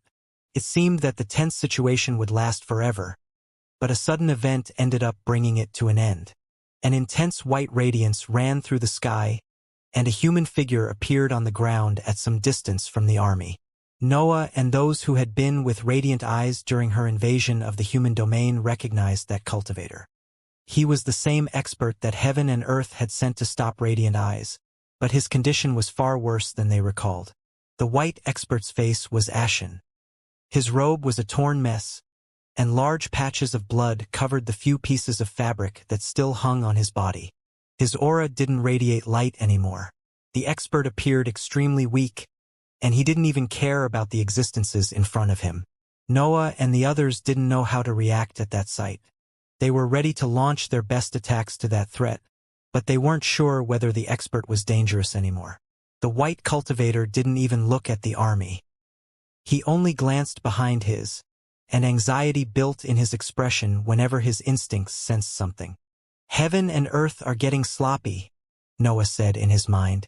It was clear what had happened, but most experts in the army didn't even dare to consider that option. Noah wasn't among them, and an accurate guess played in his mind as the white expert struggled to catch his breath. Radiant Eyes had clearly won the battle, and she had continued to chase the white expert while the army was inside the pyramid. Yet, the cultivator had grown exhausted by then. It was clear that he couldn't escape anymore. He should hurry up, Noah thought while glancing at the pyramid. A scarlet light eventually suppressed the white radiance and filled the sky. A massive humanoid giant appeared on the horizon and closed on Noah's position in mere minutes. The army could soon inspect the giant in its true might. The inscribed item didn't feature any crack, and it had also grown during the past years. It seemed that Radiant Eyes had become stronger since the first clash with the white expert. "You would have managed to survive for a few centuries if you didn't step outside of that building." Radiant Eyes' familiar voice came out of the faceless giant. "Everything will end now. I can't condone betrayal." Noah and the other leaders ignored her. They had prepared for a similar situation. They were ready to fight that hopeless battle and delay their death as long as possible. "Do you think you can hold her back?" Noah asked through his mental waves. "Not at all," Alexander replied. "She is a rank 9 expert. I can only block one attack if she isn't serious." "Don't hold back on the disposable weapons," Noah reminded Alexander. "Every second count. We must survive until Great Builder comes out." "If he comes out," King Elbaz complained while joining that conversation. "We would have been crazy enough to face a rank 9 expert at least," Wilfred replied. "They'll make songs about us." "Did he always have this poetic vibe?" Divine Demon asked. "Lord Wilfred is deeper than any of you," Ian answered. "You are all idiots," King Elbaz sighed. "Imagine dying with us." Divine Demon laughed. Noah and Alexander completely ignored that mental conversation and focused on their opponents. Radiant Eyes wasn't minding the army either. The white expert claimed the entirety of her attention. "We can work something out," the white expert shouted. "I am a follower of heaven and earth. My masters can give you everything you want. Where is the fun in that?" Radiant Eyes' voice echoed through the sky while the giant raised its massive hand. "Heaven and earth couldn't stop me, so I'll take everything I want anyway." The giant's hand shot downward and reduced the expert to a bloody pulp before he could say anything. A rank 9 existence died right in front of the army, but its leaders didn't flinch. "It's your turn now," Radiant Eyes' voice echoed through the sky. "You threw away the chance to rule the immortal lands with me. I can't stand that offense. How can you be so sure that your species can rule over the higher plane?" Noah suddenly shouted. "You want perfection, right? Why don't you test your underlings against us?" "I can understand when someone is trying to buy some time," Radiant Eyes replied. "There is no fun in killing us with your power." Noah shrugged his shoulders. "I am trying to buy some time, but you are a rank 9 existence. What can we do to scare you?" Noah's words seemed to have the desired effect since a series of bees came out of the giant and filled the sky. Their buzzing noise was deafening, but it was the best sound in the world in Noah's mind. "How can you make people angry so easily?" Alexander asked without bothering to use his mental waves. "He got his individuality all wrong," Jordan sighed. "His ambition is incredible, but he could have been far stronger in that field." "He might have gotten that from his master," King Elbaz added.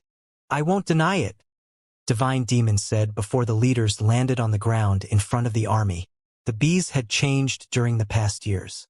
They had become bigger, and an additional pair of legs had grown from their torso. They also had long pinchers now, and their bodies seemed sturdier than before. Some of the bees had even gained an additional abdomen. Those improved specimens resembled an elite force capable of commanding entire platoons. They even had a unique aura flowing out of their bodies. A platoon made of hundreds of bees shot forward as soon as the enemy leaders landed on the ground. That group contained many rank 8 specimens, but Noah's army didn't falter. A series of golden lines lit up when the bees were about to approach the army. The light gathered in the sky and gave birth to a group of golems and puppets.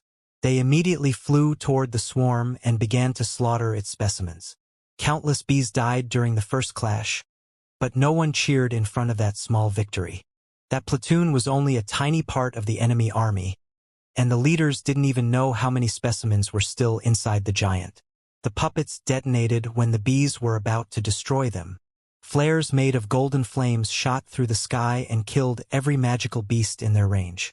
The first platoon died in a little less than a minute. "I'm playing your game," Radiant Eye's voice resounded from the giant, "but I make the rules." The giant raised its hand before an intense buzzing noise came out of its scarlet fabric. All the magical beasts and hybrids in the area managed to understand the meaning carried by that cry. Radiant Eyes had given the order for a relentless assault. The entire army of bees shot forward. Noah and the others saw hundreds of specimens in the 8th rank flying toward them to launch a selfless assault. None of those creatures cared about their life. Noah and the others didn't need to exchange any word. They had already prepared a battle tactic. They limited themselves to roar toward the incoming army and prepare for the imminent clash. Even more golden lights lit up around the army and gave birth to an army of fiery puppets. Those defenses leapt among the bees and began to kill as many specimens as they could. The bees directly ignored those puppets. They didn't care about those defenses. Their targets were on the ground, and they would stop at nothing to take them down. The rank 7 cultivators, hybrids, and magical beasts performed battle formations until they transformed into 5 9-headed hydras in the 8th rank. They were only in the lower tier, but they could join the fight properly in that form. Noah, Wilfred, Alexander, Jordan, Ian, and Divine Demon stepped forward and waited for their opponents to arrive. They all picked a target among the incoming swarm and prepared to face them. A middle-tier bee dived toward Noah. The creature could sense that its opponent was at its same level, but Radiant Eye's orders made it unable to understand the actual difference in power. Noah didn't even bother to draw his sword. He raised his hand and waited for the stinger to land on his open palm. A clanging noise echoed through the sky when the stinger hit his palm. Noah didn't feel any pain, and he didn't even take a step back. The attack couldn't make him move nor bleed. The bee didn't care about that show of power and continued to press forward, but Noah promptly ripped off its stinger before stabbing his hand in the injury. The creature tried to give voice to its pain, but Noah instantly waved his hand. A singularity shot out of his fingers after that gesture, and the bee ended up divided in half. More middle-tier magical beasts tried to dive toward him, but they met the same fate. Noah tore their bodies apart with his bare hands. He didn't need anything else against creatures at that level. Radiant Eyes had turned the bees into selfless creatures, but she didn't make them stupid. They didn't have the best intelligence compared to other magical beasts, but they could understand that middle-tier specimens couldn't handle Noah. One of the specimens with an additional abdomen soon left its position and dived toward Noah. His instincts warned him about that new threat. They could sense that an upper-tier creature was approaching his position at high speed. The black hole quickly started to push the unstable substance inside the black vessels. Noah felt a surge of power flowing through his entire body, and he smiled when he sensed that his tissues could now endure that technique. The breakthrough had reinforced the black vessels since Noah often relied on the unstable substance. His existence had moved toward those fields, so his body knew where it had to improve. The massive bee crashed on Noah in an instant. A gray cloud soon filled that part of the battlefield and hid the result of the clash. The other experts didn't have time to worry about Noah. They had been clear when they prepared the plan. That battle had to leave only the strongest among them alive, so they couldn't neglect their fights to help others. Of course, that implied Great Builder's actual resurrection. "I'm getting there," Noah thought as a red radiance shone from behind his eyes. The bee's legs had stabbed his body in multiple spots, but they had never managed to pierce past Noah's muscles. On the other hand, Noah had stopped the stinger with his bare hands again, and he couldn't help but feel elated at that sight. The creature tried to break free, but Noah's grip wouldn't budge. The bee struggled and launched attacks, but a series of black figures appeared in its path. Noah slammed the bee a few times on the ground before approaching its head. The creature was still trying to attack him, but he pressed his foot on its left eye and kept it in its position while he drew the demonic sword. The blade flashed with a black light multiple times, and a head eventually rolled on the ground. Noah had only recently stepped into the middle tier, but he was already able to take down upper-tier magical beasts. Noah stored the corpse before jumping among the storm of bees that was engulfing his army. A series of roots spread from his figure, and countless creatures died due to their corrosive aura. That stunt granted him special attention. Noah saw countless bees turning in his direction and interrupting the attack on his troops. A wave of winged creatures soon tried to engulf Noah, but only the middle-tier specimens could survive around him at that point. The demonic form had obtained a new source of food after his breakthrough in the middle tier.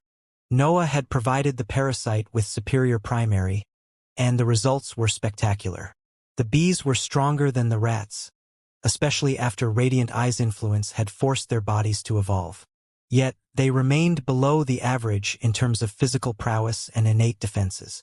Noah could slaughter those creatures at ease.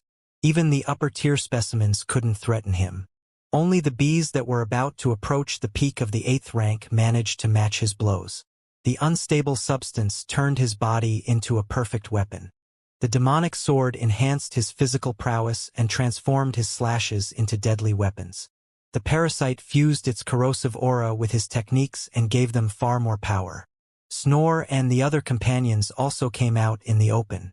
They couldn't handle the upper-tier specimens, but they could fight and defeat the creatures in the middle tier. Noah counted for an entire army, and his efforts inside the swarm relieved his companions by a lot of pressure. Alexander quickly imitated his approach while Wilfred and the other hybrids remained behind to handle any bee that managed to get past the monster duo. The battle was spectacular. The swarm of bees tried to engulf the enemy army, but Noah and the others never lost their ground. They fought those creatures back and filled the battlefield with maimed corpses. Noah decided to rely on his flames once enough magical beasts gathered around him. His ambition even surged to empower his innate ability and give it enough strength to kill the middle-tier creatures in a few seconds. A massive surge of energy flowed inside Noah every time the tiny flames fused with his body. Magical beasts in the middle tier would have to work for entire years to gain access to that immense energy, but Noah barely minded it. His body contained an insane amount of power. Its might was beyond what middle-tier creatures could wield, and his requirements matched its strength. Noah was burning every lower and middle-tier magical beast that entered his range, but he didn't feel any increase of power. His body was a bottomless pit that didn't show any reaction at that immense surge of energy. The situation was too tense to mind those details. Noah limited himself to memorize those feelings while remaining focused on the battle. The upper-tier specimens could hurt him, so he had to show part of his battle style to stay untouched. More bees came out of the Scarlet Giant, but the situation on the battlefield didn't change. Those creatures could not gain the upper hand, and most of their opponents even surpassed them in terms of resilience. That sight honestly surprised Radiant Eyes. The battle was showing her how weak her underlings were compared to other creatures. Her species needed a lot of work, especially against beings that stood at the peak of the food chain. "You are a disappointment," Radiant Eyes sighed, and her voice shook the entire sky. A buzzing noise came out of the giant and reached every bee. Those creatures released deafening sounds before falling to the ground. Noah and the others wore solemn expressions when they inspected the fallen bees. Radiant Eyes had killed her army, and she had done that with her voice. The destructive power wielded by rank 9 existences made Noah's ambition skyrocket, but he didn't let it flow into his aura. He had to gain more time, and showing his desire to obtain that battle prowess wasn't the best move. What can I even say at this point? Noah wondered as the demonic deduction technique activated to give him violent thoughts. Noah looked for anything that could trigger Radiant Eyes' anger and keep her outside of the battlefield at the same time. However, he couldn't find anything suitable for his situation. He could only think about childish mocks. "Do you have something better inside that mountain?" Noah shouted, but his expression froze when a giant hand formed above one of the hydras. Noah didn't even have the time to turn. The hand shot downward and the hydra disappeared. His weaker companions had transformed into a pool of blood in an instant. "This is the end then," Noah sighed in his mind. Sword Saint's flare was still inside his mind, but Noah had no reason to activate it. The expert was a monster, but Alexander was right next to him. A simple glance toward the leader's expression was enough to tell Noah how hopeless the situation was. "Can we do anything?" Wilfred asked through the mental connection. "I might be able to make a hole in the giant," Alexander explained, "but that won't solve anything. It's all a matter of how you want to die now." Noah had already gone through a similar situation. His eyes met King Elba's gaze. The duo had been on opposite sides at that time, but they were about to die together now. "Hitting a rank 9 existence must feel good," Noah eventually sighed. "I bet it does." Alexander laughed as his aura expanded. "I never thought I would fight for glory," King Elbas snorted and massaged his temples. "You never thought many things," Divine Demon laughed. Wilfred wanted to add something, but an even bigger hand formed above the army and shot downward. Noah didn't even have the time to lift his head. His consciousness went dark before he could have last thoughts. A snort came out of the giant after Radiant Eyes took care of the enemy army. She had defeated all the experts that had offended her, but that left her with no real plan. Her thoughts quickly went on the outer lands.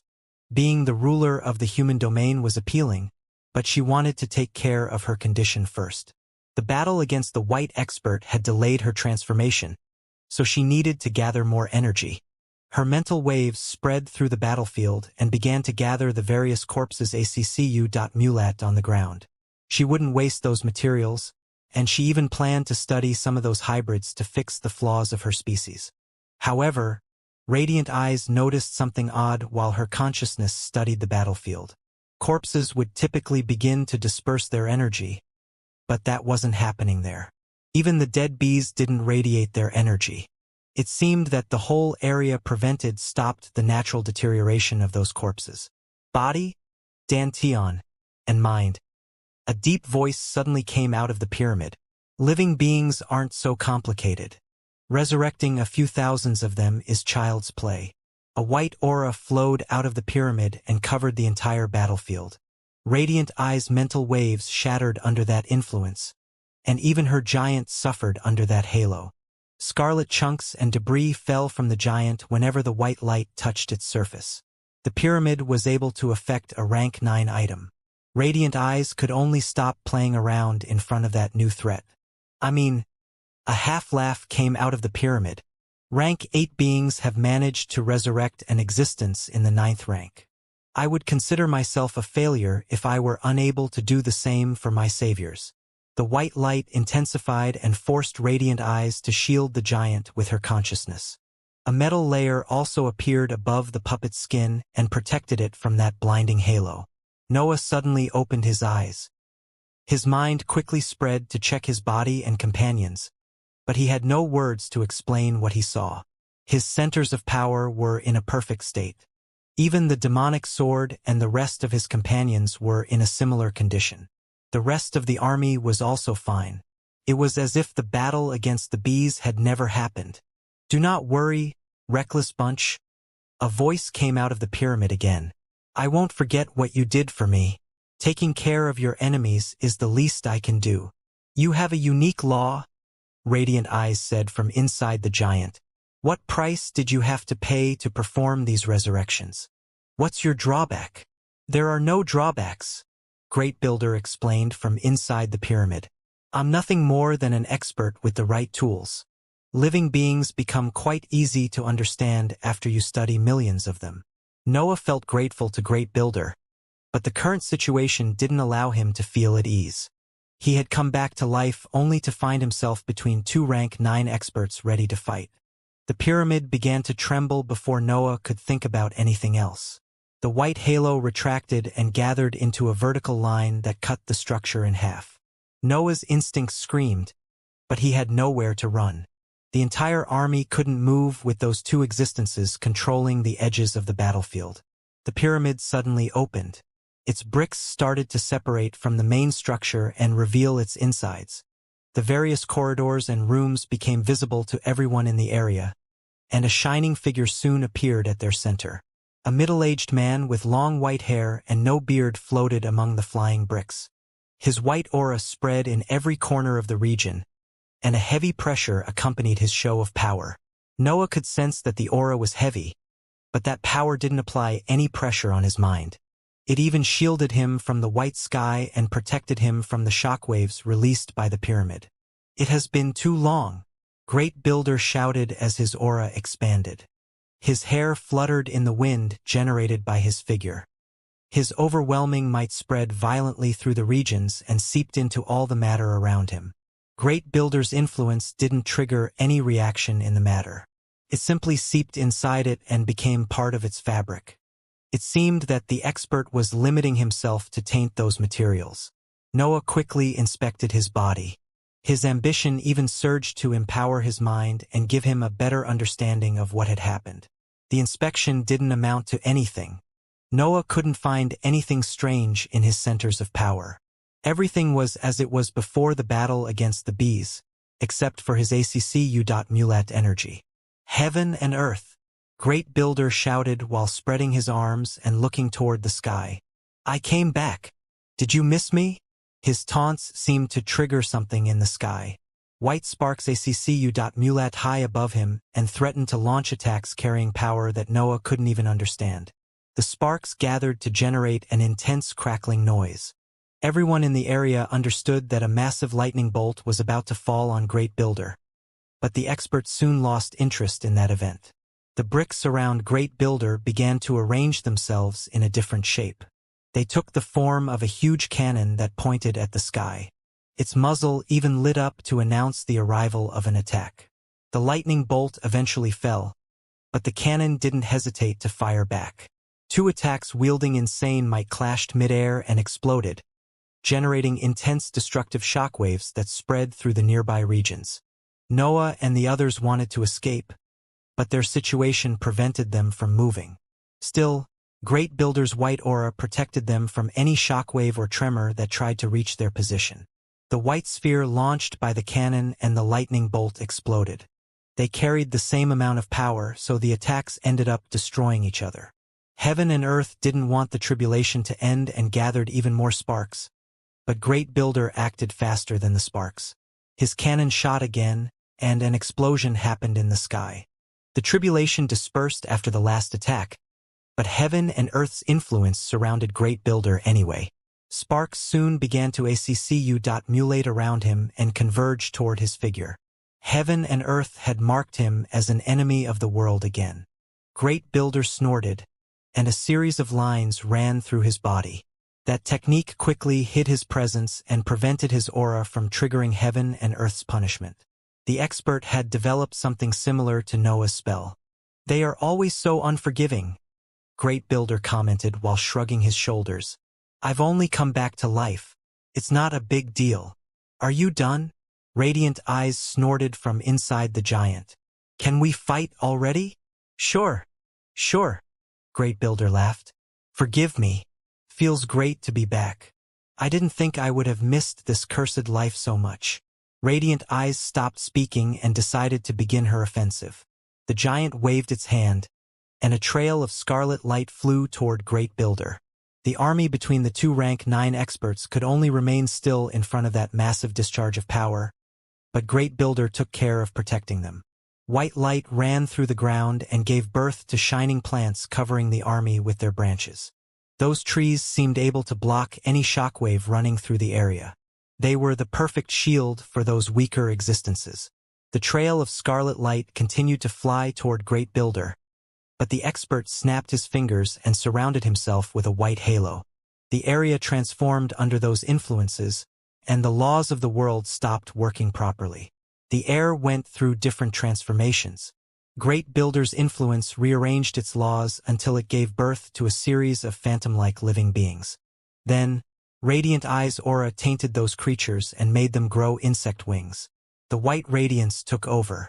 It reassembled those corrupted living beings until they became humanoid figures that didn't carry insect features. The scarlet aura then regained control over that area and applied its transformations again. The two experts didn't even touch themselves, but their auras were able to influence the whole world. The space around the exchange twisted and transformed. Tiny living beings appeared around the duo as their auras struggled to win against their opponent. Wings soon grew behind their back, but a second series of modifications arrived before they could leave the area. He should have the power to send us away, Noah thought while memorizing every aspect of the battle. He has chosen to let us witness the fight to teach us something. Noah could see through Great Builder's scheme, and he ended up appreciating him even more after that discovery. The expert had given his group the chance to study experts at the peak of the cultivation journey. Great Builder and Radiant Eyes never touched each other. They never sent massive attacks of specific techniques aimed to kill their opponent in one blow. Instead, they studied their power to see if their existences had an advantage in the battle. Great Builder mostly laughed. His white halo never stopped to shine, and his cannons soon transformed into a series of smaller rifles that shot bullets made of condensed light. The leftovers of the pyramid could also become something else, but Great Builder didn't need them. He was still in the process of studying Radiant Eyes' aura, so he didn't dare to reveal all his techniques. Enough with these games. Radiant Eyes eventually sighed. She didn't want to interrupt her transformation again, but Great Builder seemed strong enough to defend himself. He even appeared capable of overpowering her through the divided pyramid. Every move of the two rank 9 existences transformed the world in ways that the weaker existences couldn't understand. Great Builder gave birth to life. His influence transformed everything it touched into living beings that served him. On the other hand, Radiant Eyes tainted the matter of the world and transformed it into something that reflected her deepest desire. Even the creatures born from Great Builder's law couldn't fend off her influence. Their battle resembled a contest between domains.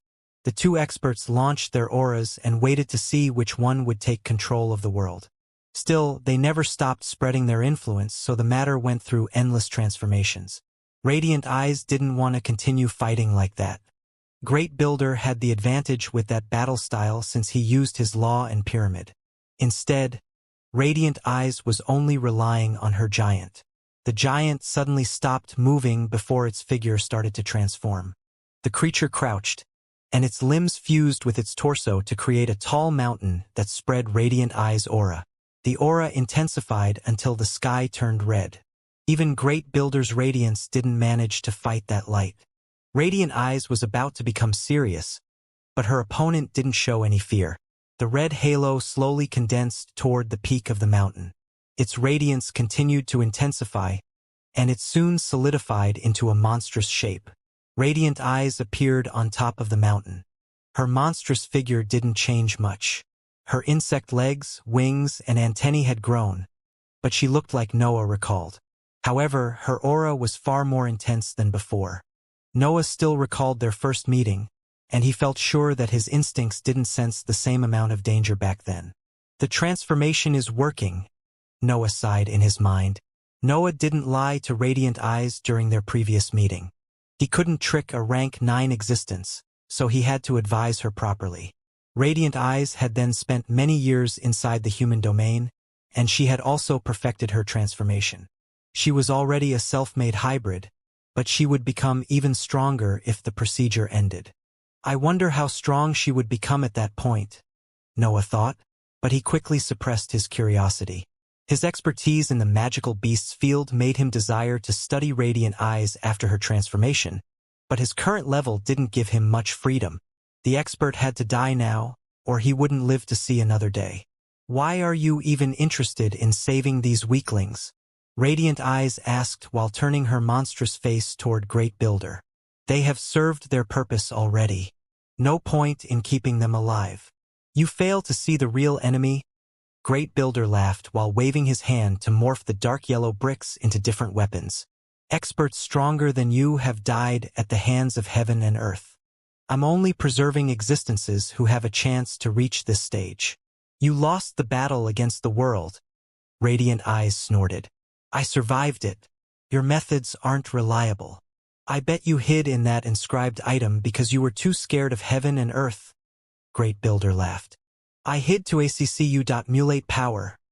Radiant Eyes replied while spreading her arms and the legs that didn't touch the scarlet ground. Every living being uses the same approach. You can't blame me for doing what was necessary. You might not be a coward, Great Builder explained, but you did nothing to defeat heaven and earth. You only want to improve and hope to avoid those enemies for the rest of your life. I guess words are useless at this point. Radiant Eyes sighed. They have always been useless. Great Builder laughed. Come on. Show me the core of your world. With pleasure, Radiant Eyes said while wearing a hideous smile. Her aura spread through the mountain, and a swarm of bees gathered around her. Her influence continued to fly through the army, and those creatures slowly transformed. The weaker bees directly died, and their bodies fused with the stronger specimens. Additional abdomens, legs, pincers, and eyes grew on those creatures as their power increased. Their skin also transformed. The bees' fur thickened as scarlet layers covered their exoskeleton and improved their overall structure. My law might be common, Radiant Eyes explained, but I deploy it in ways that other existences can't replicate. Come, join my world. I can grant you perfection. Great Builder arched his eyebrow before waving both his hands. The various dark yellow bricks spread through the nearby regions and fused with the matter. The bricks fused with the ground, air, and living beings that were still in the area. They became cores for different workshops that began to absorb the energy in the world to give birth to peculiar creatures. A series of armored humanoid figures grew from the workshops and carried different features, depending on the materials used during their creation. Some of them were white while others were azure. Of course, their abilities also changed. Bigger creatures came out of the workshops after that army. A series of dragons similar to Duanlong appeared in the world and opened their mouth to affect the bees. Magical plants also grew from the ground and began to radiate a scent that seemed to distract the bees. Great Builder had given birth to creatures meant only to defeat Radiant Eyes. It will be a battle of worlds then, Radiant Eyes announced. You can give life, but I can force evolutions. It's time to see who is on the right path. Radiant Eyes raised her hand, and the bees shot forward. Her aura continued to cover them and trigger evolutions, so the swarm had a completely different appearance when it reached Great Builder. Great Builder glanced at the bees for a second before telling his creations to fight the enemy army. Yet, he didn't let his guard down since a dangerous sensation had suddenly appeared in his mind. A series of warehouse I.P.S made of pure white light came out of his figure and cracked at a shadow that had tried to move behind him. The attack made him understand the actual identity of that threat, but he didn't feel surprised at that sight. The warehouse I.P.S entangled themselves around Radiant Eye's monstrous body. Her figure was still above her mountain, but she had decided to trick Great Builder and rely on her hybrid body to surprise him. The sudden attack didn't turn out as she expected. Great Builder had predicted that Radiant Eyes would rely on her physical strength.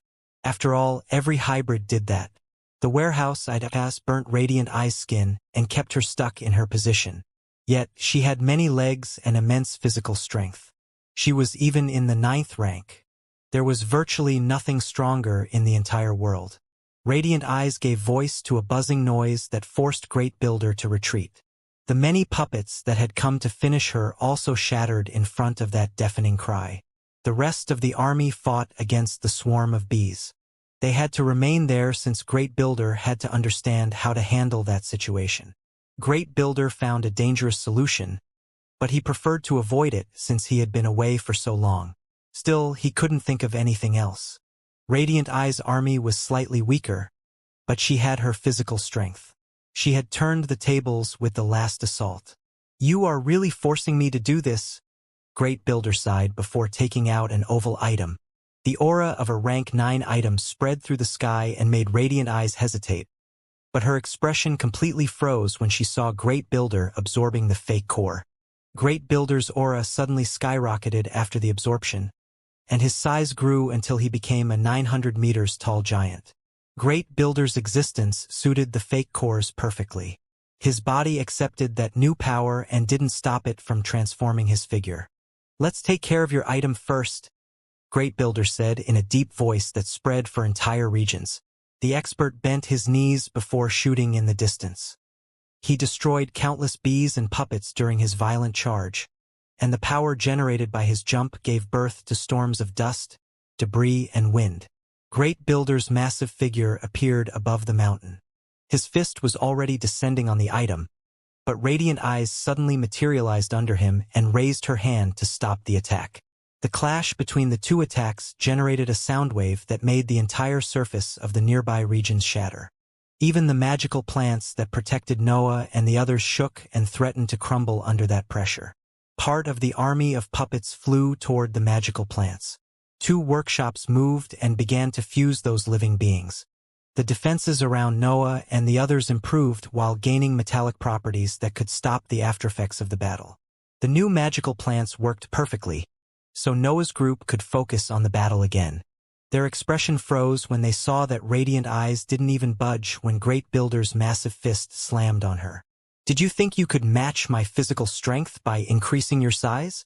Radiant Eyes asked as a hideous smile appeared on her face. "This is only a trick, a technique at best. Instead, my physical prowess comes from my species." Great Builder didn't give up. He raised his second arm and tried to punch Radiant Eyes from her side. Yet, she moved her hand to intercept the blow again. "You must have misunderstood," Great Builder explained without retracting his hands. "This isn't a technique. This is an inscription that adds a 4th center of power to my body. Calling it differently won't help you here," Radiant Eyes continued. "You have decided to challenge my physical prowess. This mistake will cost your life." Radiant Eyes stabbed some of her legs and fingers inside Great Builder's flesh. She felt as if she was cutting through butter. The expert barely had any defense worthy of concern.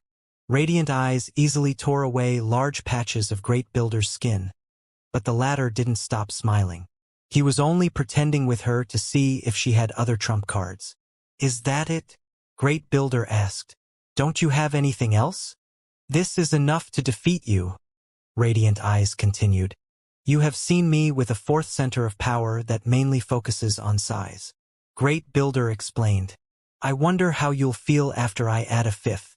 Radiant Eyes' expression froze at those words, but she couldn't stop what was about to happen.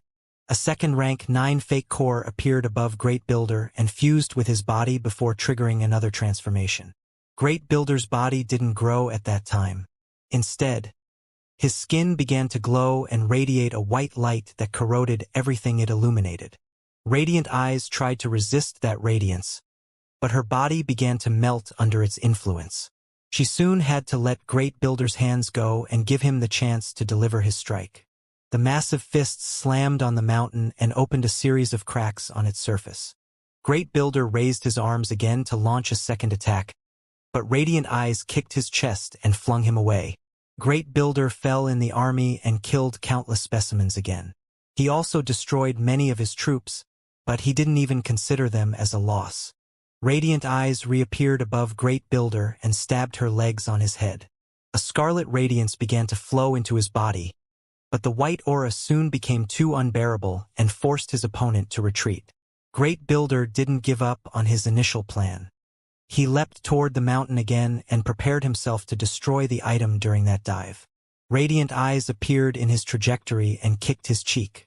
The attack led him off tracks and made him miss the mountain. "So much for 5 centers of power," Radiant eyes commented. "This fight would be fair if you added a few more of them." "I might do just that," Great Builder replied after straightening his position. 2 more rank 9 fake cores appeared around his figure and fused with his body. His consciousness expanded beyond its normal limits, and a strange aura started to seep out of his skin. Radiant eyes didn't know how to react to that. She couldn't understand how stronger Great Builder became after each new center of power. She only knew that he gained additional abilities through them. Great Builder jumped toward the mountain again, and Radiant eyes tried to intercept him. However, the strange aura and the heavy consciousness managed to suppress her power for a few seconds, enough for the expert to continue his flight. The 2 massive fists slammed on the mountain. Its structure had already suffered some damage, so those attacks managed to shatter its entire upper part. Radiant eyes tried to attack Great Builder, but his aura was enough to fend her off for a few seconds. Great Builder could continue to attack the mountain undisturbed, and Radiant eyes had to watch how her strongest inscribed item transformed into nothing more than dust. "No army now," Great Builder announced while turning toward Radiant eyes. "You'll also have to find a new place where to continue your transformation. Also, heaven and earth will be on you too from now on. Do you think that I'll let what you did slide?" Radiant eyes replied in an angry tone. "I think that you have no choice," Great Builder said while showing another rank 9 fake core. Radiant eyes' expression froze again. She had seen the 5 rank 9 resources with her own eyes, but she didn't believe Great Builder to have so many of them. A massive hammer grew from the ground and ended up in Great Builder's grasp. The expert raised the weapon and waved it in the middle of the army. Countless magical beasts and puppets died, but that destruction didn't manage to satisfy him. Killing those specimens did nothing to his situation. They were an annoying army, but they couldn't even try to touch him in that form. Radiant eyes limited herself to kick her enemy every once in a while. Her plan was to wait for that empowerment to go away, but it seemed that Great Builder had perfected the procedure in ways that his opponent couldn't understand. The battle raged and left Noah's group to marvel about that spectacle. They couldn't see much about the 2 experts since their blinding auras made them impossible to inspect by rank 8 experts. Still, they could understand that Great Builder had the upper hand in the battle. Radiant eyes never managed to inflict more than a kick, but she kept losing her ground since Great Builder was relentless. His hammer hit Radiant eyes multiple times, but her resilience was too high. It didn't matter how many times she endured that weapon. She never backed down, and Great Builder's movements eventually started to slow down. Great Builder didn't add other centers of power even if his movements had started to slow down. His empowerment seemed about to reach its limits, but the expert continued to swing his hammer and wear his smile. On the other hand, Radiant eyes wore an unsightly expression. The innate advantages given by her hybrid body were slowly tilting the scales of the battle, but she felt pretty annoyed about the whole situation. Radiant eyes believed that her current form was approaching perfection.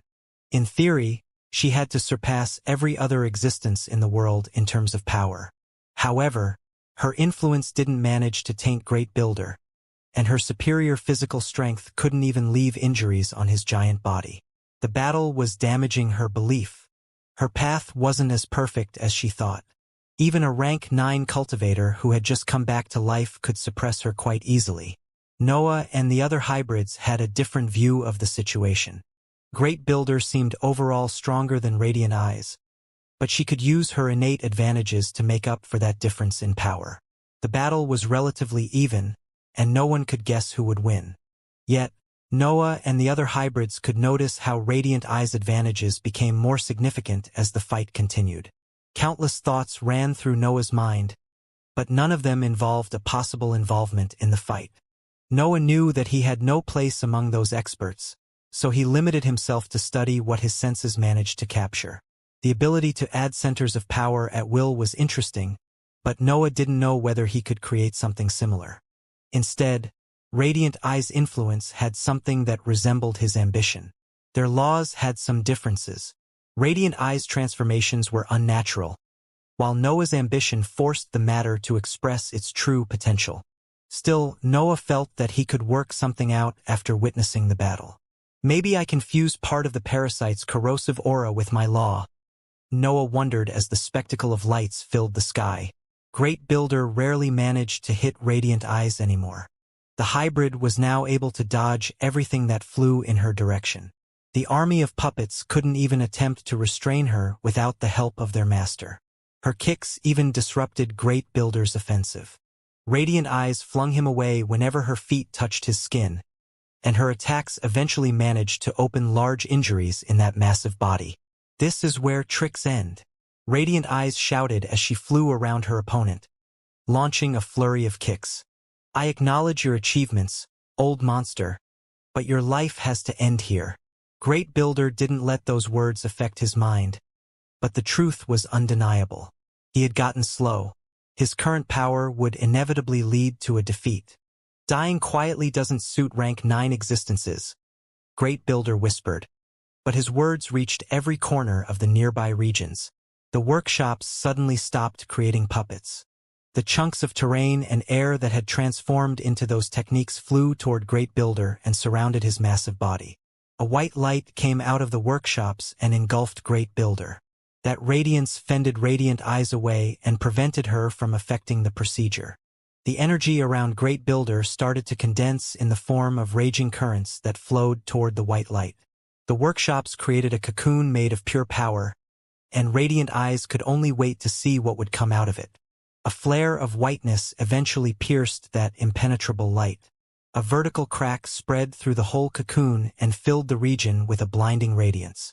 The light soon dimmed, and Noah's group could finally watch Great Builder's new transformation. The expert had regained his normal size, but his skin radiated pure white light that killed the few remaining bees in the area. Even Radiant Eyes struggled to keep her gaze on her opponent. She felt unable to withstand that presence. Her whole existence suffered because she was too close to Great Builder. Living beings are imperfect, Great Builder announced. We often modify ourselves to strive toward a greater power, but the world always finds flaws in our new forms. Great Builder stepped forward, and Radiant Eyes instinctively retreated. Her instincts took control of her body and made her shoot in the distance, but her opponent's mental waves forced her to stop moving. Fire has ice, light has darkness. Great Builder continued after he reappeared next to Radiant Eyes. Perfection doesn't exist in this world. Even heaven and earth have failed to achieve that state. You can always find something capable of countering your abilities. Great Builder placed his hand on Radiant Eyes' head, and gray smoke came out of that spot. Pure pain appeared on the expert's expression, but she couldn't move under Great Builder's suppression. My world is ever-changing, Great Builder explained. Everything I build leads me one step closer to perfection. I want to surpass these flawed rulers. How can I even lose against someone who spends her life hiding from them? Great Builder raised his hand and revealed that a deep mark had appeared on Radiant Eyes' face. His influence had managed to scorch her skin and reach her bones. Her hybrid status couldn't do anything against that nefarious light. You have been a decent adversary, Great Builder said while clasping his hand around Radiant Eyes' neck. But I can't respect you. Radiant Eyes slowly regained control of her body. Her instincts begged her to run away, but she couldn't satisfy them. Great Builder's light made her too weak to escape from his grasp. Turn into one of my puppets already, Radiant Eyes shouted as her limbs stabbed Great Builder's body. The limbs didn't manage to go past the expert's skin. The white radiance weakened their power and forced them to melt. Still, they succeeded in sending her scarlet aura into Great Builder's body. The white halo radiated by Great Builder's figure dimmed in the spots tainted by the scarlet aura, but the expert didn't let go of his opponent. Radiant Eyes had to die against that technique, or she would win the battle. I can't become immune to your influence, Great Builder explained, but this form is quite resistant against your aura. I should prevail, but you still have a chance. Great Builder exploded into a laugh even if Radiant Eyes continued to stab her limbs into his body. The scarlet substance spread through the whiteness, but the expert didn't even bother to defend himself. "You are almost there," Great Builder laughed. "I can feel your influence reaching my mind. Come on. You can do it." The scene left the army dumbfounded. Noah had seen Divine Demon performing idiotic deeds, but Great Builder belonged to a superior league. The leader of the foolery and Divine Demon didn't share Noah's feelings. The scene seemed to inspire them. Their eyes shone, and their mouths hung open. They were utterly captivated by Great Builder's brazen gesture. "Let me go already," Radiant Eyes shouted before her eyes lit up.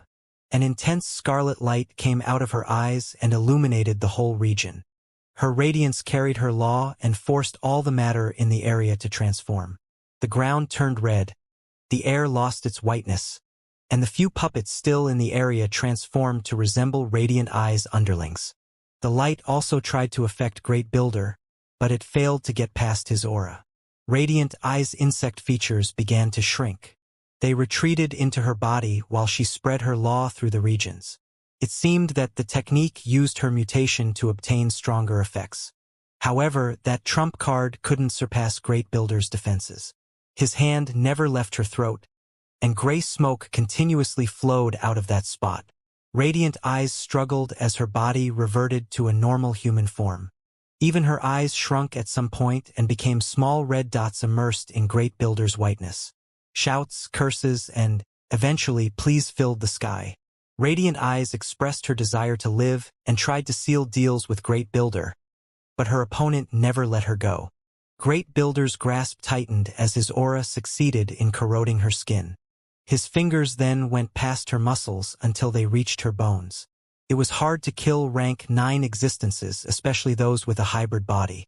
Yet, Great Builder seemed able to suppress Radiant Eyes' entire existence in his final form. He had transformed into her worst enemy, and he didn't show any mercy.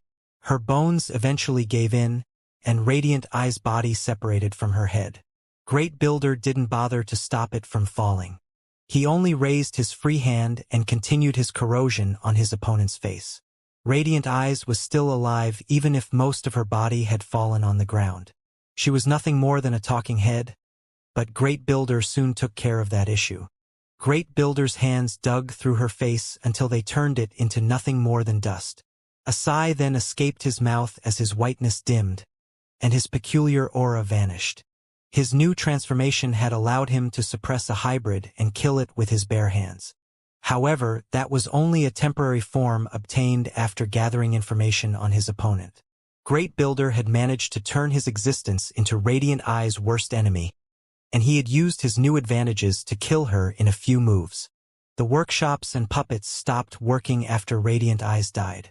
The few remaining bees also collapsed on the ground and died on the destroyed surface. Their bodies even started to lose all the empowerment obtained through their leader's aura. Something strange happened to the world. A large chunk of the sky shattered as Radiant Eyes' influence vanished. That tainted matter couldn't keep existing after their core died. Some of them can't live past death, Great Builder sighed while turning toward Noah and the others. It's incredible that she had reached this level without leaving a permanent trace of her life. I guess that inscribed item was her whole world. The magical plants that had protected the army retreated into the ground. Noah and the others were finally free to leave the area, but most of them didn't dare to move. Only the magical beasts leapt over the cracks left by the magical plants and shot toward Radiant Eyes' corpse. They couldn't contain their instincts in front of such a priceless meal. "Where are you even going?" Noah said through a chilling roar. His pride flew inside his mental waves and reached the running magical beasts. Those creatures suddenly stopped when they sensed how angry Noah was about that development. They could immediately realize that Noah wouldn't hesitate to kill them if they took another step. "Come back here," Noah roared, and most of the magical beasts flew back. A few creatures remained in the distance. Their instincts were a mess, and a violent battle between their hunger and Noah's pride happened in their mind. Noah quickly teleported among those magical beasts. The creatures lowered their head, but some of them continued to glance toward the rank 9 corpse. "Evolve past your hunger," Noah said through a growl. "You can't eat that body anyway." His ambition flowed inside those hesitant creatures and brought some clarity to their mind. All of them managed to calm down, but none of them raised their head even at that point. "What did I tell you about bowing?" Noah snorted, and a second wave of chilling aura spread from his figure. Noah was ready to take care of those magical beasts. He valued stability a lot, but those creatures had already demonstrated their loyalty. One of them had even offered itself to refill his centers of power during the events inside the pyramid. Noah wanted to try a peaceful approach before resorting to his usual slashing. He preferred to save those magical beasts if possible. After all, they were his underlings. The magical beasts slowly raised their head. Noah could finally notice their expressions, and he saw nothing more than shame on their faces. "Go back to the army," Noah ordered. "I have the faint feeling that someone wants to talk." Noah glanced toward the descending great builder. The expert was slowly losing all the empowerment obtained during the battle. His body reverted to a normal human figure, but the white light continued to flow out of his skin anyway. "Your feeling is on point," Great Builder announced while landing on the ground next to him. "Do all rank 9 existences become invincible during a long battle?" Noah probed the expert's law. "No one is invincible," Great Builder explained. "Even heaven and earth can fall." The hungry magical beasts eventually turned to run back toward the army. Instead, the various leaders in Noah's group left their underlings and flew toward him. Wilfred, Theodora, King Elbaz, Jordan, Ian, Alexander, Fergie, and all the other rank 8 existences in the army flew toward Noah. They wouldn't miss that chance to talk with a rank 9 cultivator out of fear. "I'm surprised you managed to clear the pyramid," Great Builder announced once everyone gathered around him. "Part of me only wanted to protect my items." Jokes appeared in the expert's mind, but no one dared to speak. Great Builder seemed friendly, but Noah and the others didn't know how much they could trust him.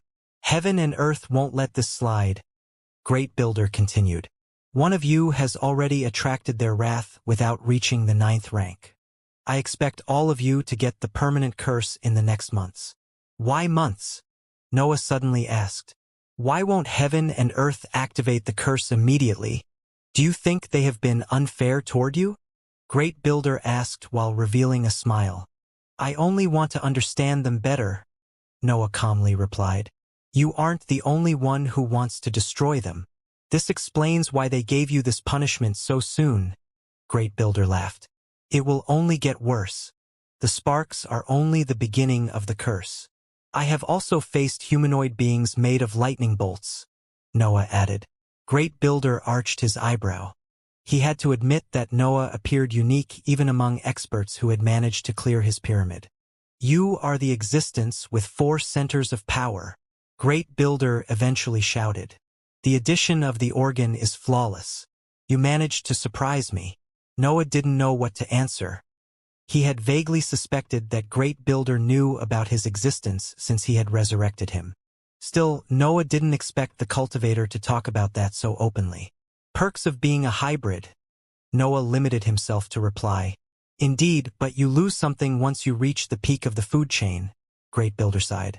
"I could have transformed myself long ago, but my existence focuses on the various aspects of life. Gaining access to your physical strength would only make me lose interest in that." "Are you afraid that you could lose your path?" Noah asked. "We grow stronger by fixing our weaknesses," Great Builder explained. "Reaching a stable state near perfection is the doom of every researcher. I need my human flaws to remain an amazing cultivator." Noah fell silent, but he didn't move his gaze away from Great Builder. He had asked a different question before, but the expert had yet to answer it. "Oh, right," Great Builder said. "Well, they have many worlds to sustain. The lower planes don't require much energy, but the immortal lands and the cities in the sky put a lot of pressure on heaven and earth. They need to save power for a few months before applying another curse." Great Builder's words made the experts widen their eyes. The fact that heaven and earth needed to accumulate energy every once in a while was quite surprising. But his lines contained something far more interesting. "What in the world are the cities in the sky?" Noah shouted in his mind, even if the name already described a lot. You must consider that heaven and earth deplete most of their power in the constant expansion, Great Builder explained after noticing the surprised faces. These lands only get the leftovers of their full might. Conquering planes and filling them with breath is the real deal. His explanation only made the experts more surprised. The structure of the planes and heaven and earth's projects had always been a vague topic in the cultivation world, but Great Builder seemed to know everything. What did you expect? Great Builder continued. Heaven and earth need to capture planes for their survival and goals. They still want to reach the 10th rank. I guess they sacrifice a plane or two every few eras. The immortal lands always become a mess during those periods. Slow down, King Elbaz suddenly shouted while lowering his gaze to show his respect for the expert. Can you repeat everything from the cities in the sky? The others didn't hesitate to nod, and Great Builder finally understood the reason behind their amazement. A shameless smile then appeared on his face, and an awkward laugh soon resounded through the area. I forgot what it was to speak with existences under the 9th rank, Great Builder explained while scratching his cheek. You shouldn't have learnt about this so soon. This knowledge shouldn't be free. Too late, Noah announced while sitting closer to the expert. Explain now. Great Builder wanted to refuse, but he felt awkward in front of so many curious faces.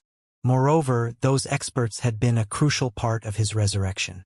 He didn't know how right it was to keep them in the dark. A sigh eventually escaped from his mouth.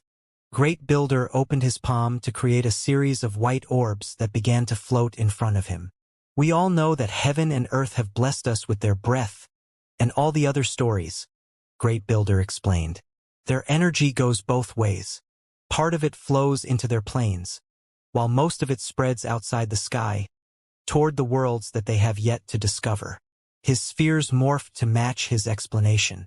Great Builder represented heaven and earth's domain as a circular area with the mortal lands at its edges.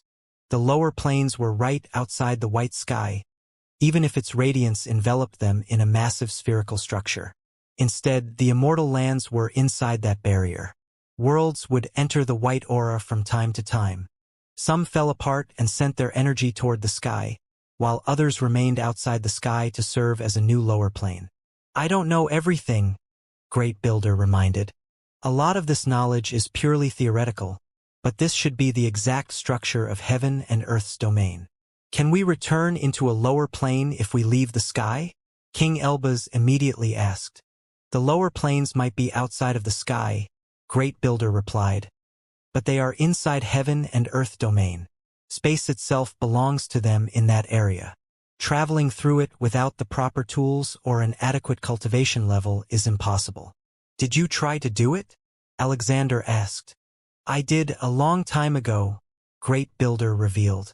I left from one of the holes above the landing zones and ventured through the void. It wasn't a nice experience. I never managed to make it past heaven and earth's domain. Everyone fell silent. The idea of returning to lower planes was interesting, but the dangers that accompanied that mission outweighed the possible rewards. How did you find your way back? Noah asked. My group had a rank 9 inscribed item that remained attached to the hole to remind us of its position, Great Builder explained. Yet, it's easy to lose yourself in the void, especially when heaven and earth control it. My team lost 2 powerful cultivators during the mission. Why did you make the journey? King Elbaz asked. I was bored, and heaven and earth continued to annoy me with their tribulations. Great Builder snorted.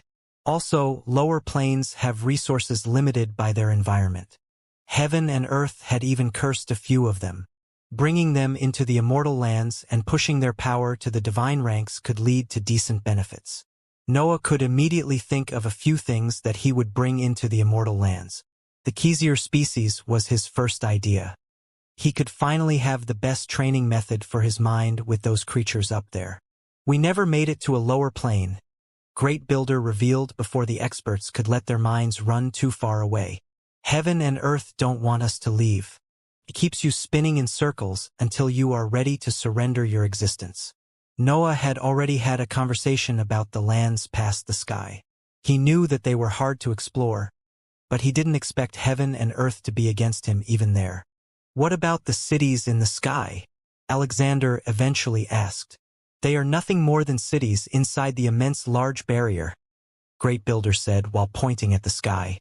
Only heaven and earth's followers can live there. I tried to interrogate a few of them, but I didn't learn much. How many followers do they have? Noah asked. I don't know, Great Builder replied while shrugging his shoulders. Going there is also suicide. I bet heaven and earth have multiple rank 9 existences under their rule. That part of the sky is too dangerous for forces of your size and a few decent experts. Sparks gathered in the sky during the conversation. They flew toward the group and amassed around Divine Demon. Heaven and earth had cursed him on the spot. It has already begun, Great Builder sighed when he inspected that scene. It seems that heaven and earth have a lot of energy to waste on you. You shouldn't remain here for too long.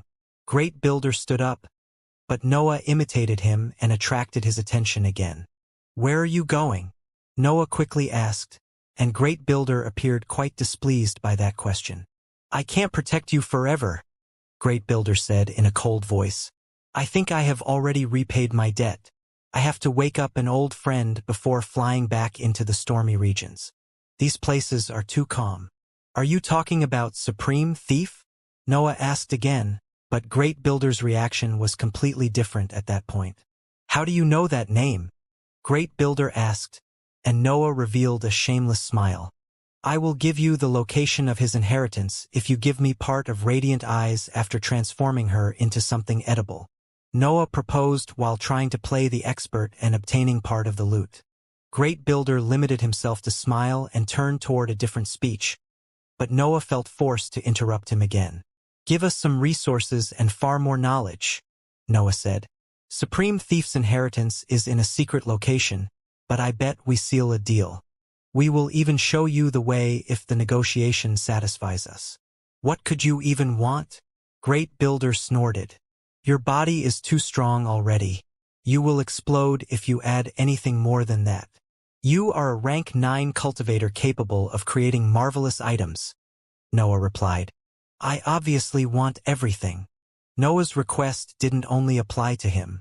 Actually, he didn't need Great Builder's items. He would even avoid getting resources if the expert could tell him more about heaven and earth's domain. He had requested everything out of habit, but the pyramid had already given his army a massive amount of wealth. Noah wasn't even sure whether Great Builder had anything left after fighting Radiant Eyes. The leaders made a list with their requests, and Great Builder only glanced at them before accepting everything. The expert didn't mind them at all. After all, he owed the group his very life. Great Builder turned out to be completely broke after the battle. The bricks of the pyramid had suffered too much damage, and he had even consumed most of his valuable resources. Still, the expert was in existence in the 9th rank capable of wonders. Great Builder could give the hybrids something that they had always lacked. He could create a proper stronghold that would seal their ownership over the regions in the Outer Lands. That suggestion came from Alexander. The expert didn't want anything for himself, so he requested a structure worthy of his organization. King Elba's, Luke's team, and the experts from the Balro family joined Noah in his request for knowledge. Wilfred and the other hybrids accepted the new home as their reward, while Divine Demon asked for a conversation with Great Builder. The magical beasts didn't ask anything, but the leader of the foolery decided to join Divine Demon and hold a private conversation with Great Builder. No one knew the topics about that interaction, but the duo wore satisfied expressions after the chat ended. Great Builder took Radiant Eye's corpse but left everything else to his saviors. The battlefield contained countless corpses and broken puppets that the experts could use for multiple projects. The group then left the area and flew across the human domain to return to the Outer Lands. Great Builder could create a teleport, but the experts preferred to study how the environment had changed during Radiant Eye's rule. Destruction spread everywhere. Radiant Eyes had chased the white cultivator across the entire human domain, and she had never spared the few forces that she met. The human domain was a desolate land now, and only a few packs of magical beasts occupied its surface and underground world. Those areas would soon attract new creatures, but the process might take centuries. Great Builder continued his description about heaven and earth's domain during the travel. Most of his ideas came from vague clues found during his long life, but they sounded pretty accurate when they reached the expert's ears. The immortal lands stood at the center of the domain. The white sky surrounded the higher plane and worked as a filter for the many resources captured during the constant expansion. Heaven and earth's aura covered the sky and kept the various lower planes inside a separate space. Their influence also spread in the immense void and searched for new worlds to absorb. The constant absorption led to a steady expansion. The sky stretched, and the immortal lands grew day by day. Heaven and earth never stopped, but their real motives were unclear.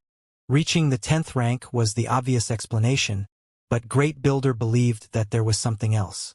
Such powerful existences couldn't be mere beings that cared only about energy. There had to be more to that immense structure. Noah felt very interested in the cities inside the sky. He believed that they contained clues about heaven and earth's true nature, but Great Builder often reminded him not to search for them at his current level. The expert knew a lot about heaven and earth's power, but Noah had to admit that the tribulations had never managed to pose a decent threat to him lately. He didn't want to underestimate those mighty rulers, but his experience forced him to think otherwise. "Tell me how you died," Noah eventually asked. Noah couldn't let himself underestimate heaven and earth, so he needed an accurate description of their might. Hearing about Great Builder's death could be the key to solve that issue. "The air became an unbearable poison," Great Builder explained. "I solved that, but I had to face the anger of the ground afterward. Imagine the terrain shattering whenever you try to step on the surface of this world." "That's not enough to kill you," Noah replied.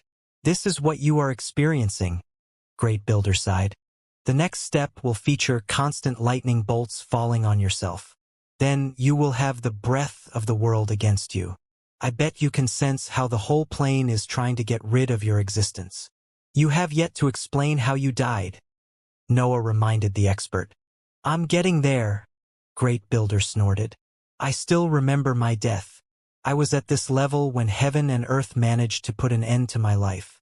My law is too strong to die, but I had to lose to acknowledge the might of my opponents." Noah didn't complain. The expert wanted to take his time to describe that story. It was clear that those memories still hurt his pride.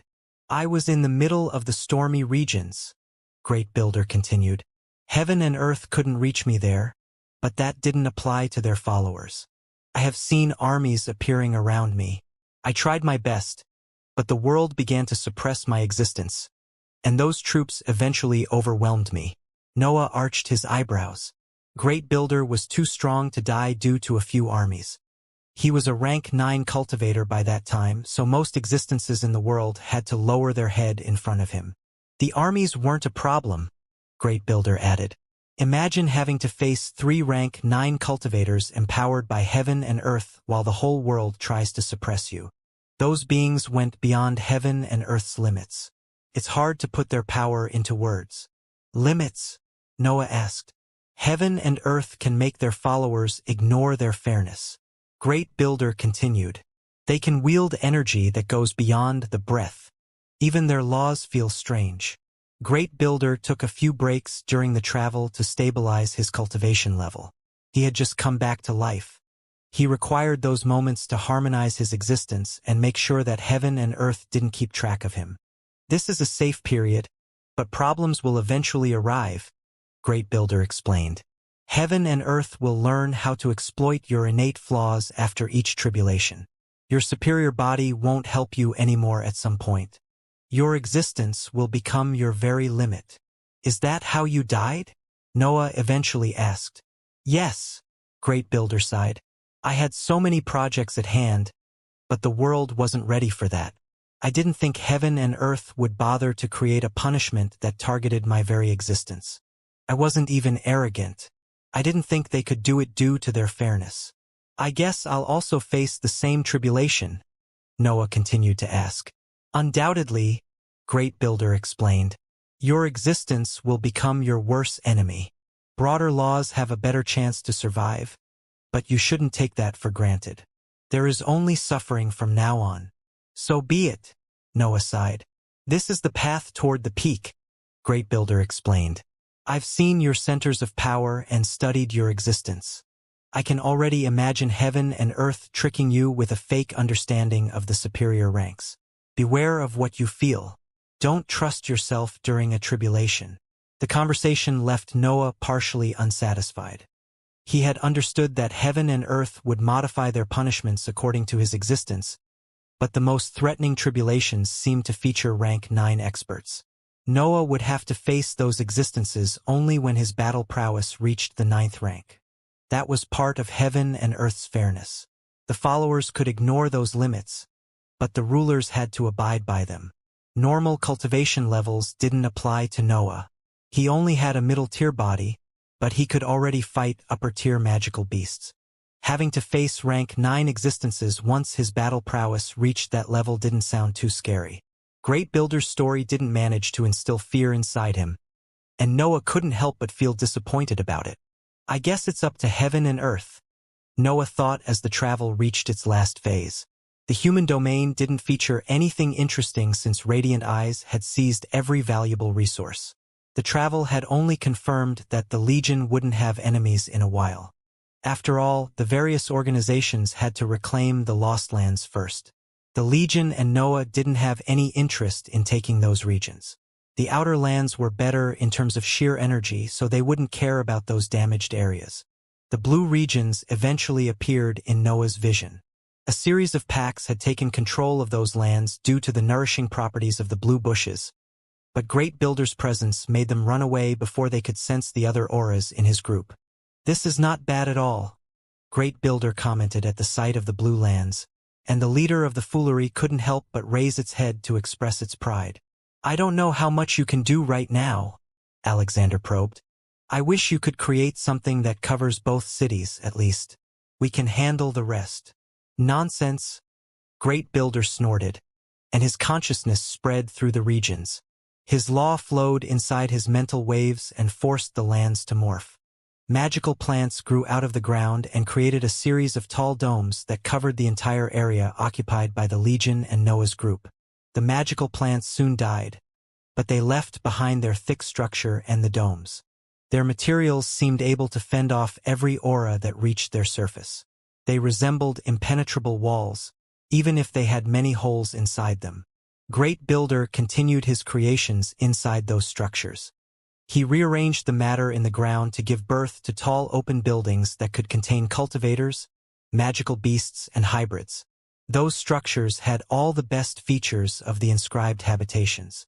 They enhanced the absorption of energy and granted a higher recovery rate. Some of them also had features that quickened the thinking speed. King Elbaz couldn't help but take notes whenever Great Builder waved his hands. Everything he did inspired the cultivator and gave him new ideas. The new home of the Legion quickly took form. Its final shape saw entire regions covered in magical plants that hid tall structures capable of benefiting every creature in the world. Noah felt the need to seclude himself in front of such structures, but he suppressed that feeling. Great Builder had yet to complete one task before departing toward the stormy regions. He had to wake up a powerful friend. The leaders left most of their underlings inside those new habitations before leading Great Builder deeper into the outer lands. An immense mountain soon appeared in their vision, and a large palace couldn't escape their inspection. I wonder where he stole that, Great Builder commented at the sight of the palace. Supreme Thief has never learnt how to build something so big. I bet he took various mansions and merged them into this shape. Noah and the others ignored that comment and waited for the expert to work his magic. Great Builder soon neared the palace and made his consciousness converge among the towers. He didn't care about the various separate dimensions hidden inside those structures. He only wanted to find his old friend. An azure aura soon seeped out of the palace, and Great Builder didn't hesitate to focus on it. A curse soon escaped his mouth, and his figure began to fade right in the middle of Noah's group. I'll be back soon, Great Builder said before his figure completely disappeared. Noah and the others waited for entire days in front of the palace before deciding to dig training areas around the Azure Mountain. They didn't know when Great Builder would come back, but they had a lot of experience to absorb after the events with Radiant Eyes. Witnessing the battle between two rank 9 existences gave them a general idea of how that power level worked. They had seen how the world reacted to those presences. The fight wasn't something that they could study in a few training sessions. Noah didn't hesitate to rely on the demonic deduction technique after memorizing those scenes. He recalled the battle, but his focus had always been on the various abilities used during the face-off. Great Builder had won the battle, but Radiant Eyes had also shown how the innate advantages of the hybrids weren't enough in a fight at that level. It was hard to justify Radiant Eyes' defeat. Noah could only blame her lack of viable techniques. Her toxic influence was only a passive power that couldn't match her physical prowess. Great Builder had also been useless when Noah gathered information about the battle. He had studied Radiant Eyes' law, but his understanding was purely theoretical. He had only learnt about certain features before creating suitable countermeasures. Noah was on his own during his seclusion. He mainly focused on cultivating and stabilizing his centers of power, and he rarely lingered on new projects. His idea of exploiting the parasite to create an attack similar to Radiant Eye's influence was only a vague project that would require years to set off. The main problem with that ability was its application in a real battle. Noah already had powerful spells and techniques that could inflict damage over time, but they didn't suit his battle style. The corrosive aura was the same. Noah had to work hard only to make that power useful. That attack didn't match his singularities or movement techniques, but he felt confident enough to create something valuable. Great Builder returned as his idea began to form. The expert brought the entire corpse of a rank 9 magical beast and began to dissect its body right in front of the palace. Noah quickly flew out of the cave to inspect the scene. Great Builder created 9 weaker versions of the rank 9 fake cores and placed them on each tower. An ethereal figure appeared at the center of the palace when the halo dimmed. Azure light surrounded his body, and his long black hair fluttered in the wind. A dark eye patch covered his left eye, and a confused expression filled his face. "You have come back to life," Great Builder said. "I must admit, surpassing your defenses has been quite easy." Supreme Thief didn't reply. His body slowly regained a physical form. Waves of threatening azure light flew through the world and converged in his position, giving him the various pieces of aura that he had spread through the plane during his life. "My defenses?" Supreme Thief asked while continuing to inspect his surroundings. "I stole them too. Why would I bother to build something when I can take them from better inscription masters?" "Death didn't change you," Great Builder commented. "Death changes nothing," Supreme Thief replied. "We are worlds inside heaven and earth. We can only expand." Supreme Thief inspected his body. He raised his hand and checked that everything was in place. Azure light still converged toward his figure, but his existence was almost ready to live again. Heaven and earth didn't like that process. They marked Supreme Thief's existence, and they quickly reacted when the pieces of his world converged toward his figure. A series of sparks accu.mulat in the sky, but Supreme Thief instinctively performed a pulling motion and tore them away from the whiteness. Huge sparks and lightning bolts froze midair and flew toward Supreme Thief. Those attacks didn't dare to move in his presence. They could be nutrients, but the expert only put them into the palace under him for the time being. "We are back to life," Supreme Thief eventually commented. "I bet the great masters won't like it. How strong are you right now?" "I've mostly recovered," Great Builder replied. "I need a few more years to refill my inventory and gain access to my whole battle prowess." "That's not bad," Supreme Thief replied. "I should be a bit better than that. We can't let those annoying existences take over us again. We must be one step ahead of them from now on." Noah and the others began to inspect their surroundings. They were ready for the appearance of another rank 9 cultivator. But heaven and earth didn't send anyone. Heaven and earth had spread their punishment on the entire group after the events with Radiant Eyes. Almost all the members of the army were now suffering from that annoying curse. "Nothing?" Supreme Thief asked in a surprised tone while inspecting his surroundings. "That's strange. I thought heaven and earth hated us." "Give it time, Great Builder. They have just lost one of their powerful followers. I think they don't want to waste assets on us right now." Boring, Supreme Thief sighed. I wanted to steal something. Heaven and Earth's followers are easy targets. Noah and the others remained in silence during that interaction. They didn't know how to join the conversation, and part of them didn't want to attract the expert's attention. Still, Supreme Thief turned toward Noah's group before they could say anything. A faint smile appeared on the expert's face, but he remained in his position since his body had yet to solidify completely. You should be grateful to them, Great Builder said before Supreme Thief could do anything. Don't steal anything. You are alive because of their efforts. I was only looking, Supreme Thief replied in an annoyed tone. I already know a few of them, especially that guy with the strange energy. I've also noticed it, Great Builder exclaimed. I wish I could have more time to study it. Noah felt the need to take a few steps back after those remarks, but he could sense that the experts didn't have any ill intentions. Supreme Thief waited until his body solidified before entering the palace. He took a few items and returned to the outside world to join his companion. The two experts talked while their auras suppressed their words. Noah and the others couldn't understand what they were saying, and they didn't try to inspect their conversation out of respect for those powerful existences. The Legion had gone from being one of the weaker organizations in the Immortal lands to having 2 rank 9 cultivators conversing nearby. The scene was quite surreal, especially when considering the past of that force. I guess it's time to go, Great Builder eventually said, and the weaker experts around him managed to hear his words. No point remaining in these barren lands, Supreme Thief sighed. We need the storms to advance. I hope Heaven and Earth can send an expert or two in the meantime. Heaven and Earth already know what we can do, Great Builder complained. We need to improve quickly, or they will overwhelm us again. I don't think my existence can survive another death. I don't think we'll have the chance to come back to life again. Supreme Thief laughed before turning toward Noah's group. I'll leave the palace here. It still has many resources, so it works as an inheritance. You can sacrifice it if the tribulations become too harsh to handle. Noah felt curious about their worries. He wanted to see the duo fight Heaven and Earth. Still, he respected their fears. The rulers of the world had to have something powerful in store since Supreme Thief and Great Builder felt in a hurry to advance. I must leave, Great Builder announced while nearing Noah's group. We should be even now. We will meet again if you manage to survive through the next millennia. Don't forget your greed, Supreme Thief said while winking at Noah.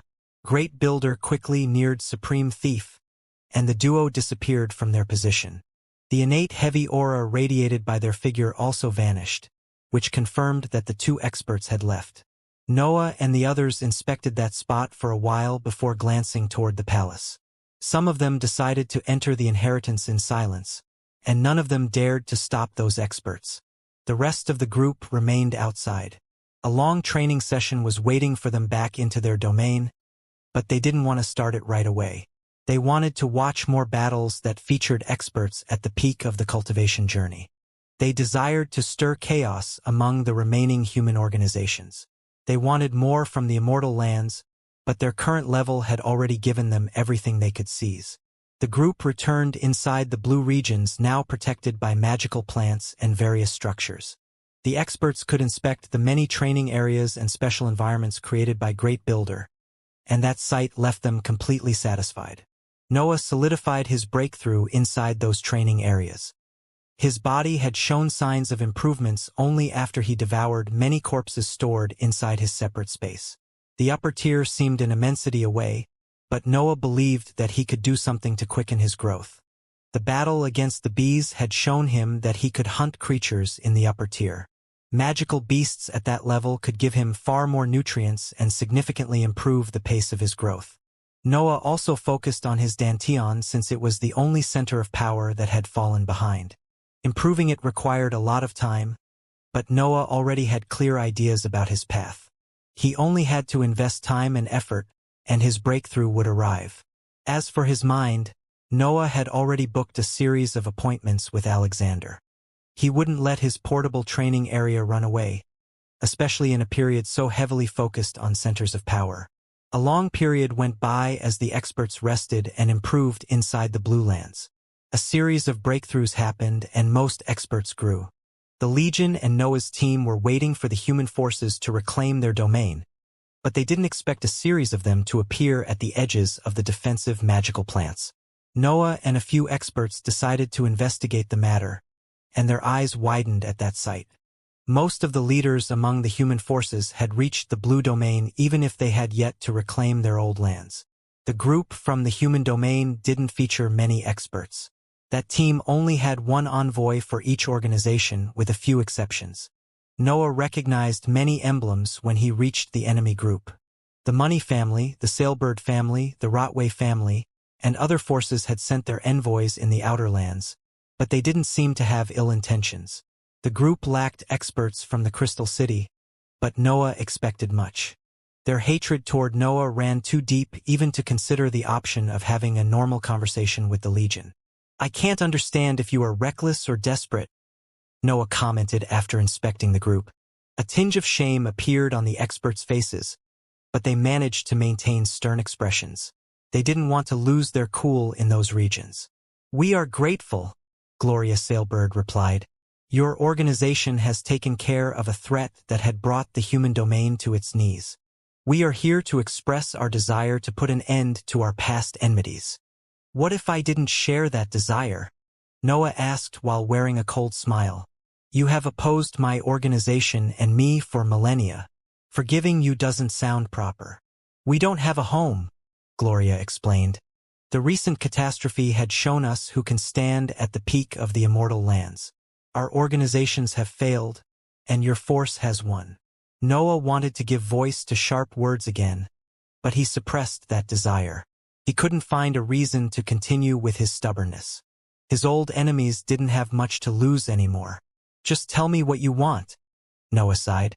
"I believe you didn't come all this way only to thank me." "You are correct," Gloria replied. "We have an offer, but we don't know whether you'll even consider it." Noah turned toward Alexander and the others who had come with him to meet the envoys.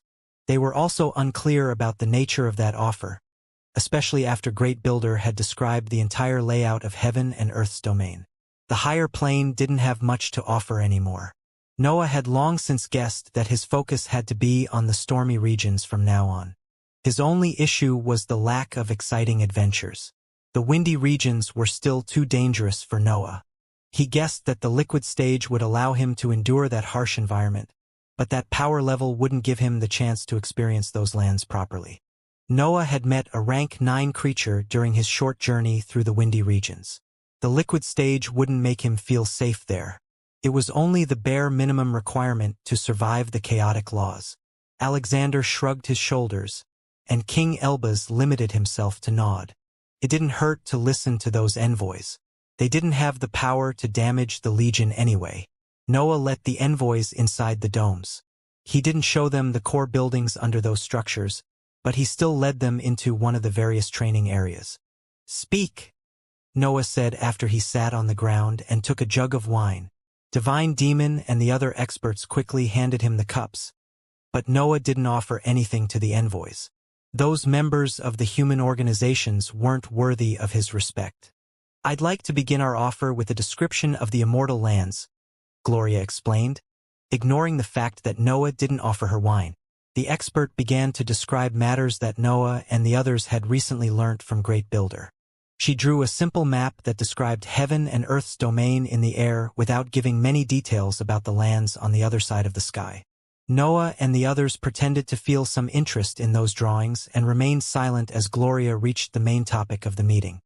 Her fingers pointed at the central landmass that represented the higher plane before she began to explain the nature of that offer.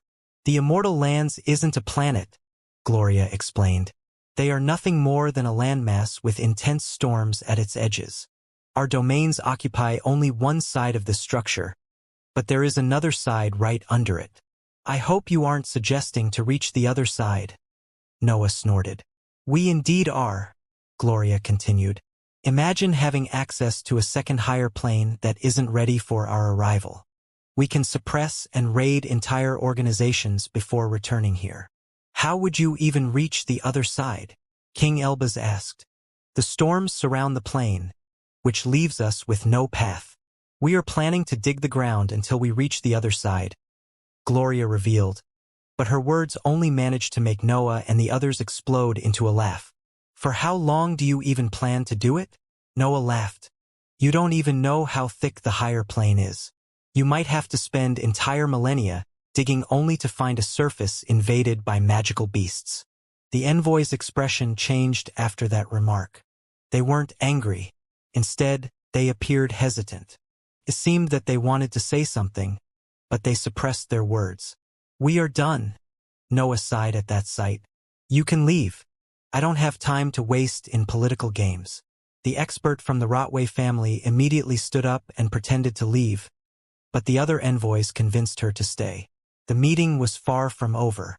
They only had to give the last news before deciding. Digging is the wrong word, Gloria continued. Truth be told, we already have a viable route. Heaven and earth have opened it for us after the events with Radiant Eyes. Noah couldn't help but wear a stern expression once the topic shifted to heaven and earth. He wanted to know more about that tunnel now, but only to understand the intentions of those rulers. I know that some of you can contact heaven and earth, Noah announced. How much did they tell you about this tunnel? Did they force you to come here? Noah couldn't shake the feeling that the tunnel was a trap. It didn't specifically target him, but it attracted his interest. We tried to ask, Gloria revealed. Our main guess was that heaven and earth were giving us a way out of Radiant Eye's threat, but that hypothesis shattered after you took care of her. Our new idea is a bit scarier, and that's the exact reason why we are here. Do you want a meat shield? Noah asked. We need powerful warriors, Gloria continued. Our second guess sees heaven and earth in need of help. There might be a threat on the other side that their tribulation can't handle. Why would I bother to come then? Noah asked. I like seeing heaven and earth struggling. I have no reason to help them. We decided to contact you due to your power, Gloria explained. Your affiliation doesn't matter. We only want more lands to conquer. You can go, Noah replied. I'm not interested. Do you prefer to spend your journey till you are strong enough for the windy regions? Gloria asked. Welcome to the top. Try not to get bored. I will wait for your call. The envoys left, and one of the experts in Noah's team escorted them outside of the domes. Instead, Noah and the others remained inside the training area and held a meeting to discuss that matter. The experts had different opinions about that offer. Most of them agreed that the tunnel was a trap set by heaven and earth to take care of those who fought their system. However, the group couldn't find common ground during the discussion. Gloria had spoken the truth. The Immortal lands didn't offer much in their current state. The rank 8 experts in the gaseous stage could still find something interesting in those areas, but those approaching the liquid stage had already set their eyes on the windy regions. The magical beast's domain and the various inheritances could keep them busy for a while, but they weren't the best training methods for experts at that level. Noah and the others needed adventures to improve their existence.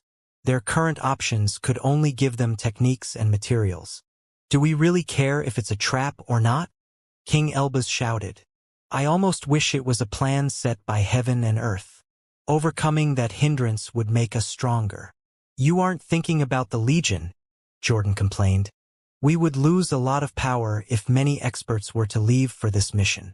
The other organizations might use that chance to take everything we have obtained during the last years. It's pointless to linger on these topics, Noah eventually said to put an end to that conversation. We have organizations, but we are also existences who strive to reach the higher ranks. We need these adventures to grow and improve our power. Don't tell me that you want to go there, Jordan asked. I'm considering it, Noah explained. Gloria is right. I have nothing to do until my battle prowess reaches the 9th rank. Long periods in seclusion would only hurt my centers of power. It's still better than jumping into an obvious trap, Jordan shouted. I'm with you, my heir, Divine Demon exclaimed. This peaceful life doesn't suit me anyway. They only want to affect our power. Jordan continued to complain. We have finally become one of the strongest organizations in the Immortal lands. Why would you throw this status away? Boredom, Divine Demon replied. Curiosity, King Elbaz added. Need for struggles, Noah continued. They aren't completely wrong, Alexander sighed. This peaceful lifestyle would affect our power anyway. We might as well invest it into this quest. Do you also support this? Jordan asked while turning toward Alexander. Adventures are the main source of growth in the cultivation journey, Alexander explained. You can't ask experts to remain inside a cave forever. Everyone would reach the 9th rank otherwise. We have awakened a rank 9 existence to obtain this peace. Jordan sighed and began to massage her temples. Jordan has a point, Noah eventually said. We shouldn't send too many experts into the mission. Only the strongest among us should go. How do you plan to find that out? King Elbaz asked. Let's hold a tournament among those who want to go into the tunnel, Noah explained. The winners will get the chance to join Gloria and her group for the mission. Noah's solution met a few complaints, but the other experts couldn't have much to say on the matter. None of them had the power to force other existences to remain in the Outer Lands. Those missions were necessary for the cultivation journey in the end. The various rank 8 experts soon spread the news about the imminent tournament, and the rest of the Legion prepared a suitable battlefield. King Elbaz created a few sensors and placed them into regions outside of the Blue Lands. The battles wouldn't happen inside the domes, so the experts could go all out without worrying about the consequences of their actions. Noah soon created a series of rules.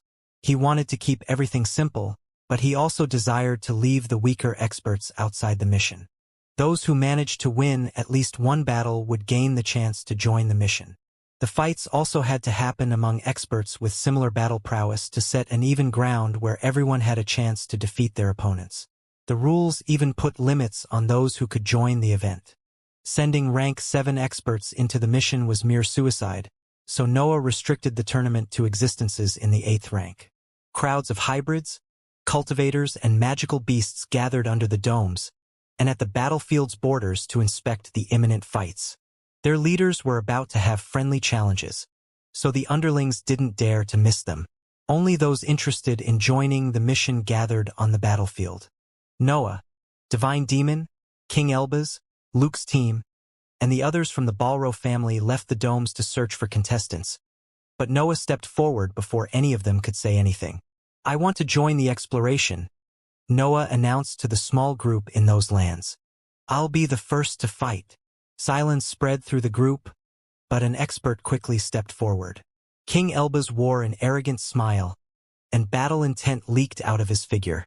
He seemed almost unable to contain his desire to fight Noah. I'm not surprised about this. Noah laughed while the other experts left the area to gather at the edges of the battlefield. We have to settle this score, King Elbaz replied. We have to understand who is stronger. My body is in the middle tier, Noah added. I have the upper hand here. That's what makes it so interesting, King Elbaz announced. I want to see how far my power stretches.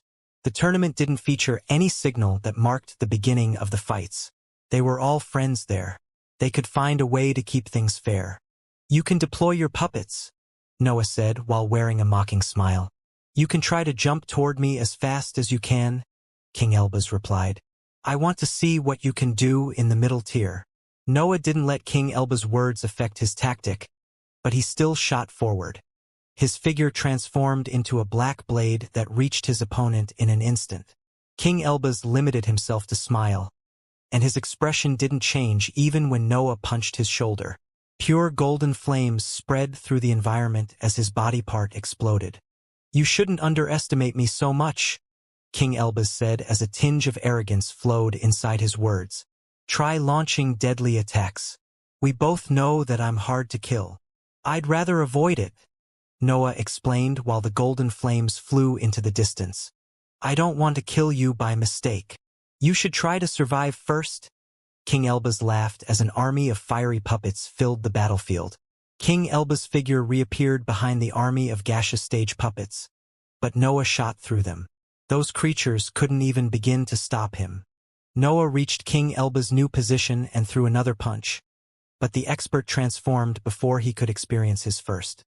His flames flew toward the distance again and allowed his puppets to surround him. Waves of golden flames crashed on Noah, but they didn't manage to pierce his skin. They didn't even burn him. Attacks at that level couldn't hurt his middle-tier body. Noah's consciousness expanded to find King Elbaz. The expert was behind his army of fiery puppets, and his hands moved non-stop to create shining inscriptions. I can't give him time to create formations, Noah thought before shooting through the flames again.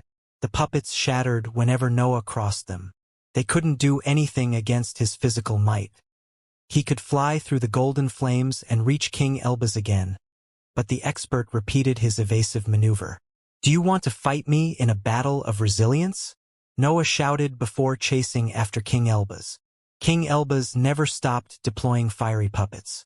Armored humanoid creatures and magical beasts of various sizes filled the battlefield and threw their flames toward Noah, but their attacks didn't do anything. They didn't even manage to slow him down. Noah punched and sprinted without ever taking a break to inspect his situation. Giving time to King Elbaz was a fatal mistake that he couldn't commit. Fine then, Noah thought once he grew bored of those relentless exchanges. Noah waited until King Elbaz materialized in a new position before activating the unstable substance. Raw power flowed inside his black vessels and gave him the chance to reach his opponent in an instant. King Elbaz didn't expect that sudden burst of power, but he was ready for that event. His figure exploded into a wave of raging flames when Noah was about to reach him. That fiery attack managed to slow him down and make him fail his offensive, and the puppets didn't hesitate to launch another wave of fire that engulfed his body. Noah spat his flames. His black fire burnt the golden one that filled the sky. It also expanded until it covered the entire battlefield, and all the puppets eventually vanished under his powerful innate ability. King Elbaz soon became visible. He was in a spot far away, and his hands continued to leave inscriptions on the sky. He also snapped his fingers at some point, and the lingering black flames vanished as his influence spread. Noah arrived on top of King Elbaz in an instant, but a golden radiance blinded him before he could reach his opponent. A series of snake-like items also entangled themselves around his arms and tried to restrain his movements. Noah tore those restraints apart and used his consciousness to keep track of King Elbaz's position. The expert was still under him, but his figure started to vanish when he sensed those mental waves. The demonic sword quickly came out of his separate space and landed in his hand. Noah waved the blade and launched a massive curved singularity toward the expert. I was waiting for that, King Elbaz shouted, and a series of inscriptions lit up on his robe. The singularity tried to fall on King Elbaz, but its structure grew unstable before it could reach him. Energy began to leak out of the attack until it exploded into a dense wave of power. That violent energy engulfed Noah and flung him away. His consciousness also lost track of King Elbaz's position during those short seconds, and more flames landed on his figure. This is getting annoying, Noah cursed in his mind before summoning Duanlong, Snore, and Night. The dragon took care of absorbing the flames in the environment. Night fused with the world and preceded Noah whenever he charged toward his opponent. Snore struggled to keep up with the pace of the battle, but it launched feathers whenever King Elbaz tried to activate his evasive maneuver. King Elbaz slowly lost his confidence against that relentless offensive. He didn't want to use too many inscribed items, but the situation had become too dangerous after Noah revealed his puppets. A series of inscriptions suddenly became visible on the battlefield. Noah felt that those lines lacked part of their structure, but he never lingered too much on them since he had to keep pressuring King Elbaz. The inscriptions gave birth to a series of trails of golden light that converged toward Noah and surrounded his whole figure. They didn't initially manage to do anything, but they soon started to slow down his movements. I've spent years with you, King Elbaz announced from the back of the battlefield. I have memorized your battle style, and I have already invented many countermeasures. The golden light hovering above his skin triggered something peculiar. The flames that had tried to pierce his skin since the beginning reappeared and began to detonate. Countless explosions happened on Noah's skin. His consciousness couldn't expand with so much destruction happening around him. More flames flew toward Noah, But he didn't remain in the same spot. He shot upward and let his abrupt acceleration take care of the light that surrounded his body. The golden light tried to resist that pressure, but black roots soon came out of his palm and covered his figure. A layer of dark matter also appeared above his skin to protect him from the corrosive aura. King Elba's ability couldn't survive against the parasite. Noah soon found himself able to scan the environment again, and he quickly discovered his opponent in a spot covered with inscriptions. Noah shot forward and waved his blade multiple times. A rain of singularities fell toward King Elba's, but he snapped his fingers and made those attacks explode. Noah was waiting for that. He transformed into a black blade that pierced the violent energy and made him reach King Elba's in an instant. The expert didn't expect Noah to be so reckless. His skin had become quite fragile after the golden light and multiple detonations. Crossing the violent energy had opened many cuts. The inscriptions lit up before Noah could crash on King Elba's. They summoned a series of middle-tier golems that radiated the same aura as before. Flames tried to reappear on his skin, but the demonic form took care of that influence. The golems slammed on Noah and tried to restrain his movements, but the parasite made them basically useless. Pure golden flames and inscriptions made their bodies, but the corrosive aura destroyed them in no time. Noah could finally continue his assault on King Elba's after the golem vanished. His blade descended again, but he deployed the dark world before the singularities came out of his weapon. King Elba's had to endure the pressure generated by the dark world and the incoming singularities. He used most of his power to activate a gem that made him teleport outside the technique, but he found Noah waiting for him there. Noah didn't hesitate to slash with his sword. King Elba's partially transformed into a wave of golden flames, but blood spilled in the area and burnt when it touched the fire. King Elba's tried to leave again, but Noah followed his consciousness and enveloped him inside the dark world. His sword was ready to launch another storm of singularities, but he held it back in that situation. I can almost match you without using the best inscribed items in my space ring. King Elba's laughed while inspecting the demonic sword. The outcome of the battle didn't resemble a loss. King Elba's had almost forced Noah to go all out, even if he were overall weaker than him. The expert also had many trump cards in his space ring that he decided not to use. Noah and King Elba's had held their trump cards back. Their battle was only a friendly contest meant to establish how strong they had become. Those who had seen Noah and King Elba's battles knew that they didn't show even a quarter of their true power. Still, the fight had been a spectacle capable of inspiring many weaker troops. That was the hidden meaning behind the tournament. The mission on the other side of the plane would probably last for entire millennia, and the Legion would lack a core part of its power during that period. The underlings had to improve to ensure the stability of their organization, and inspiring them was the best way to quicken that process. Who do you think will win if we were to fight seriously? Noah whispered while both experts inspected their injuries. I must admit that we both are resourceful existences. King Elba's sighed as his eyes fell on Divine Demon. I'm still the same cultivator that you have fought in the mortal lands, but I'm also completely different. Deciding a winner between us would require a death, and that's something I don't want to see. Did the great King Elba's turn soft? Noah tried to mock him, but King Elba's mostly ignored that remark.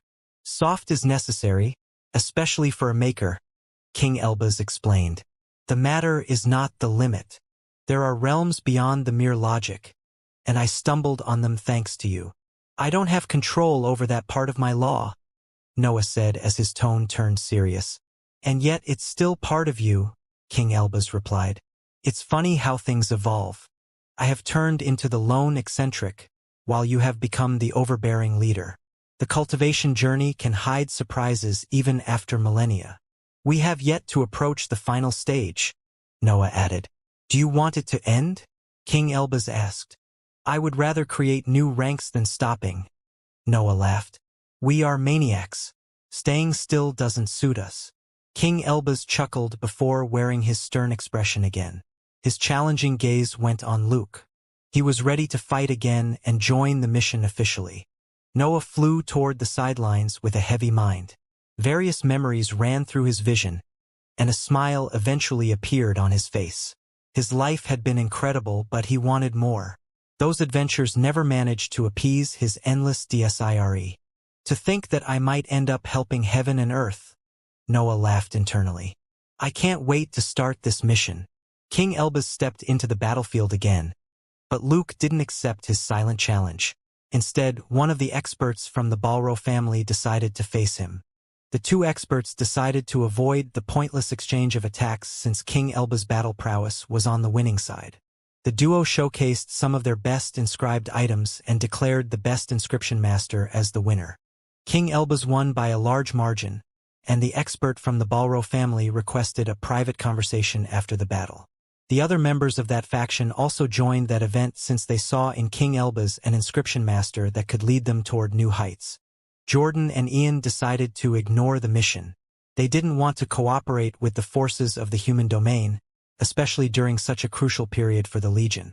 Theodora and Alexander had a similar mindset, but for different reasons. Theodora loathed battles, while Alexander was the living deterrent of the Legion. His decision to remain in the Outer Lands would ensure peace. Other experts in the gaseous stage decided to fight. Luke, Pearl, and other cultivators wanted to join that mysterious exploration, but Noah felt forced to change the rules because of them. Noah had initially stated that one victory was enough to join the mission, but he had to meet specific standards. Most of those cultivators would be useless with Gloria Sailbird and similar cultivators around them. Noah wouldn't deny that chance to gaseous stage experts, but he couldn't bring everyone either. Having a liquid stage battle prowess became the minimum requirement to join the mission. Only Luke and another cultivator met those requirements. Noah was even surprised with the latter's battle prowess. He couldn't help but smile when he saw that Fergie could now unleash spells capable of touching the liquid stage. A massive raging sun floated at some distance from the ground and sent destructive flares in every direction. Fergie sat on top of the fiery sphere while wearing a proud smile. His eyes found a similar smirk on Noah's face when he looked at him. His opponent was one of the cultivators in Luke's team. The expert had his back on the ground and was staring at the massive ball of fire with wide eyes. Fear and disbelief filled his expression. The cultivator couldn't understand how a simple gaseous stage expert could generate so much power without losing control of his technique. I have gone through desperation, death, rebirth, and anger, Fergie said without moving his eyes from Noah. You granted me peace, so I had to put these emotions somewhere. Fergie straightened his position and leapt to land in front of Noah. The expert wanted to kneel, but he respected his leader too much to ignore his rules. My anger becomes fire, Fergie explained. My greed makes me desire to consume the entire world. My ambition gives me control over these violent feelings and transforms them into a fiery star. Fergie performed a bow before continuing. This power belongs to me, but it is for you to use. I know that I don't quite fit in this mission, but I wish to accompany you anyway. Let me come. Noah didn't expect Fergie to be so polite, especially after everything they had been through.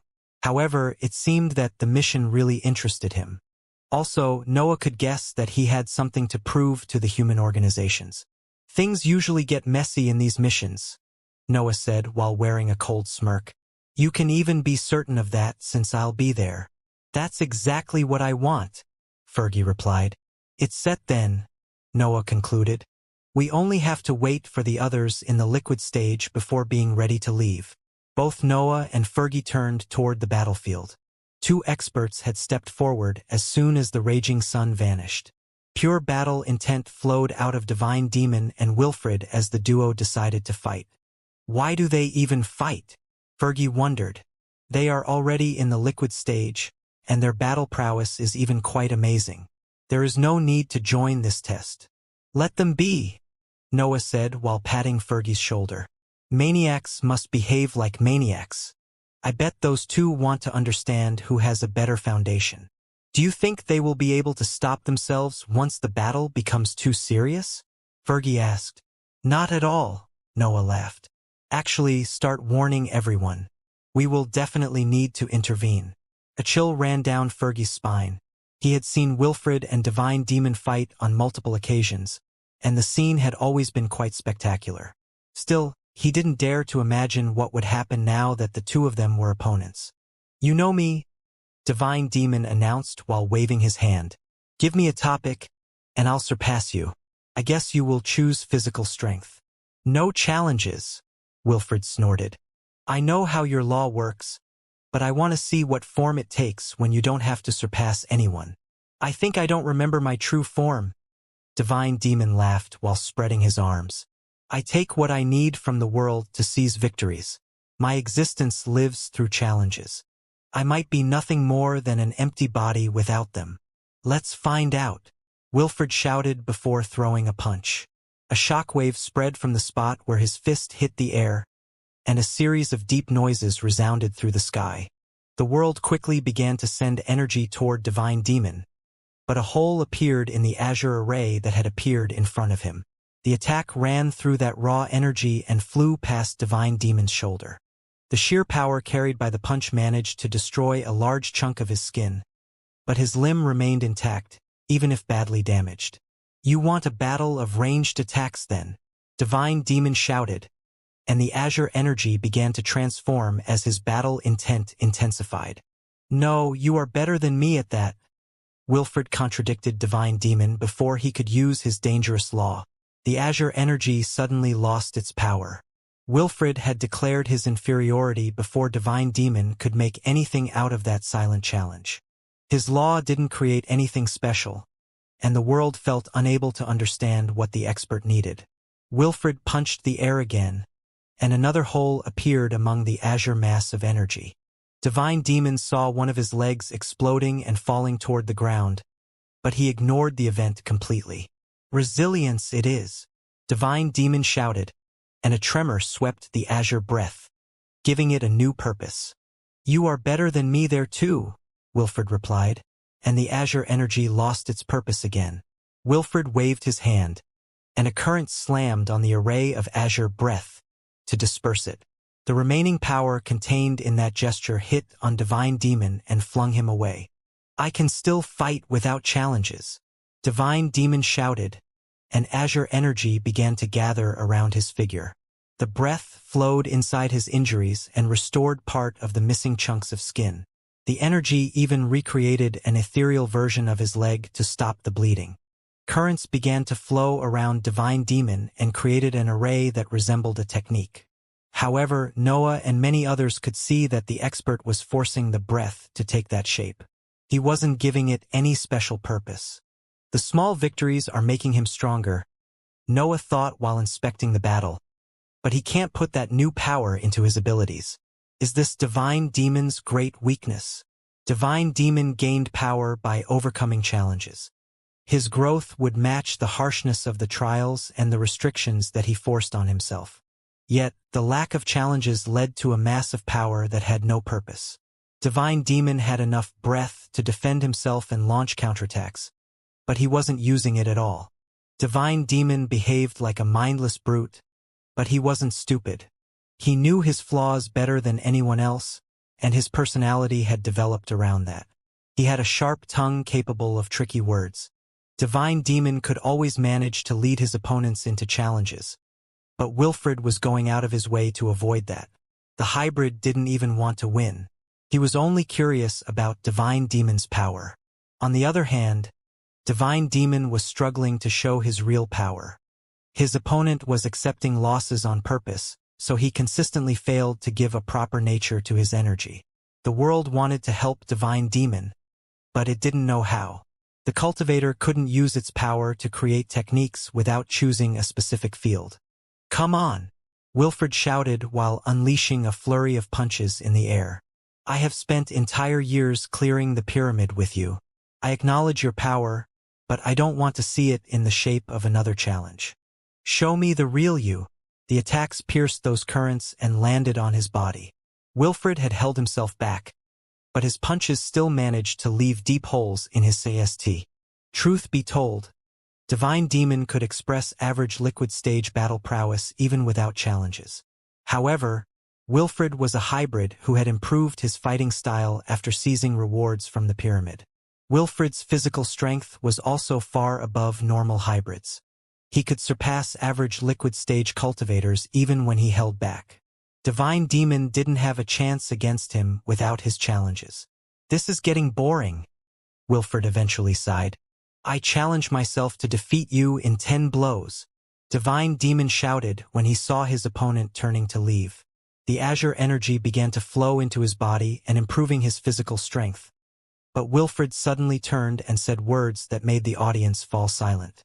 "I challenge you to win without challenging anyone," Wilfred said, and the azure energy lost its power again.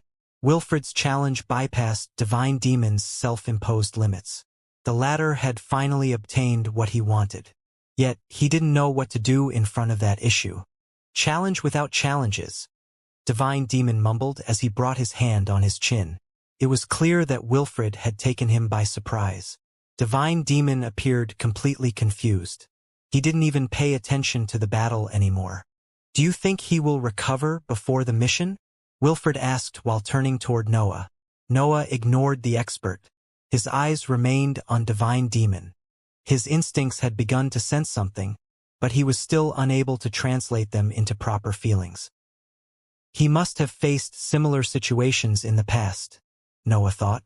I guess we are about to discover how he overcame them. Winning challenges to improve. Divine Demon continued to mumble. Improving is important. Victories lead to the higher ranks, and the higher ranks are everything. The battlefield was silent, so everyone could hear his confused words. Even the underlings watching the battle from inside the domes could understand what Divine Demon said due to King Elba's sensors. Victories without challenges. Divine Demon continued. Definition of victory. Defeating opponents. Winning without challenges is a challenge.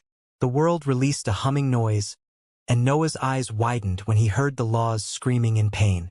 He had already witnessed a similar reaction. The matter did the same whenever he used Chandal's ability. Is he about to use the laws of the world? Noah wondered, but the surprises weren't over. The matter shattered and transformed into the usual azure energy generated by Divine Demon's law. However, the world wasn't giving that power willingly. Divine Demon's aura was ripping it away from the sky and forcing it to become part of his existence. I need victories, Divine Demon whispered. Victories will bring challenges, and challenges will bring power. The azure energy gathered around Divine Demon, but it didn't have its usual orderly shape. It was an unstable array of power that took different forms under the influence of his aura. Noah had seen Divine Demon fight many times, so he could recognize some of the shapes taken by the azure energy. That breath transformed into many techniques that the expert had used in the past. Some spots even became white and marked the arrival of the higher energy. Give me victories, Divine Demon shouted, and the energy around him shot forward. Wilfred could immediately understand that he had to go all out. Divine Demon wasn't even trying to hold back. Victories, Divine Demon shouted while raging waves of azure breath shot forward. Larger chunks of the world shattered and gave their energy to the currents. Those attacks enlarged and transformed, becoming different techniques that Divine Demon had used in the past. Some of the currents became beams of higher energy that accelerated and surpassed the other techniques. Other waves of power transformed into weapons and shining lights. Part of that energy even entered Divine Demon's body. It healed his injuries and enhanced his physical strength. His muscles bulged, and his size increased by a whole meter. His nails stretched and turned into tiny knives, and his canines grew until they peeked out of his mouth. Wilfred's veins bulged. He gathered his physical strength, and the space in front of him bent. Booming noises filled the sky as Divine Demon's techniques clashed with an invisible force. Multiple holes appeared on the array of azure and white energy. It was as if countless punches had slammed on the attacks and had stopped their charge. Divine Demon shot forward and dived inside his azure energy. That power flowed inside his body and enhanced his morphed features. His fangs and nails grew, and his muscles also bulged until they inflated beyond human levels. The azure energy began to rotate and transform into a whirlpool that stretched forward. Wilfred could see a monstrous figure at the center of those raging waters. Divine Demon wanted to have a physical contest. "I don't know what happened to you," Wilfred sighed while bending his knees and crouching on the air. "But there aren't many creatures in the immortal lands that could face me at this distance." Divine Demon appeared unable to hear those words. He continued to shoot forward, and the azure energy never stopped following him. Wilfred leapt forward right before Divine Demon could stretch his claws toward him. The two experts clashed mid-air, and the power generated by the impact made the azure energy shoot in every direction. Noah and the few experts in the duo's range had to deploy evasive maneuvers to dodge the threatening azure energy. That power still carried Divine Demon's aura even after the impact. Incredible, Noah thought when he turned to look at the battle. Wilfred had managed to stop Divine Demon's charge, but he found himself unable to push the cultivator back.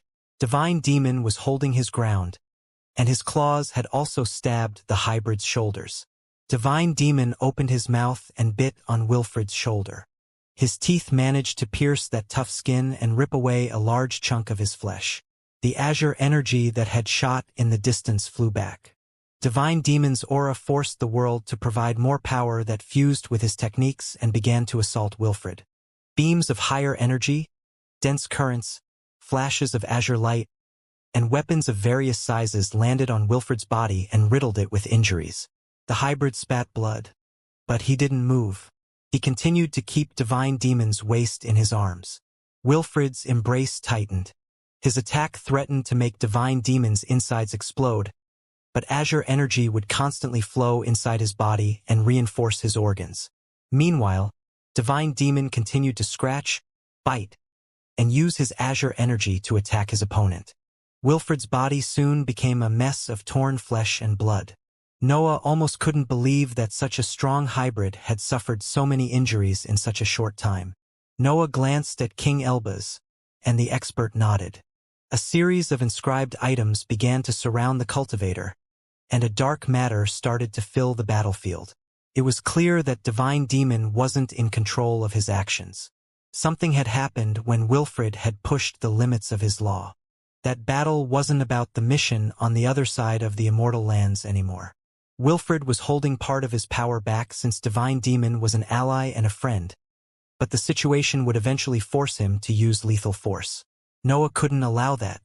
They had to stop Divine Demon before he killed someone or forced his allies to put an end to his life. King Elbaz shot higher in the sky while his hands moved at an unbelievable speed. Golden lines appeared in the air wherever his fingers passed, and a large formation slowly took form. The various inscribed items deployed previously moved to the edges of the battlefield and acted as cores for the formation. The golden lines fused with their structure and drained their power to expand faster. The unstable substance flowed inside Noah's black vessels as he shot toward Divine Demon. Snore, Duanlong, and night flew out of his figure and dispersed in the sky as the dark world spread through the entire battlefield. Divine Demon noticed those new threats, but everything suddenly stopped moving. His body didn't even answer his commands anymore. Something powerful was restraining him, but he couldn't understand the source of that technique. Noah arrived on him in an instant. His hand closed on Divine Demon's throat, and Snore entangled its body on his figure. The two then dragged the expert higher on the sky and made him touch the golden lines. Chandle's ability ran out at that point, and Divine Demon turned his attention on Noah. The cultivator waved his claws toward him, and his azure energy also flew upward to join the fight. Yet, Duanlong and Wilfred interfered. Duanlong used its innate ability to absorb a large part of that power, but it couldn't affect the higher energy.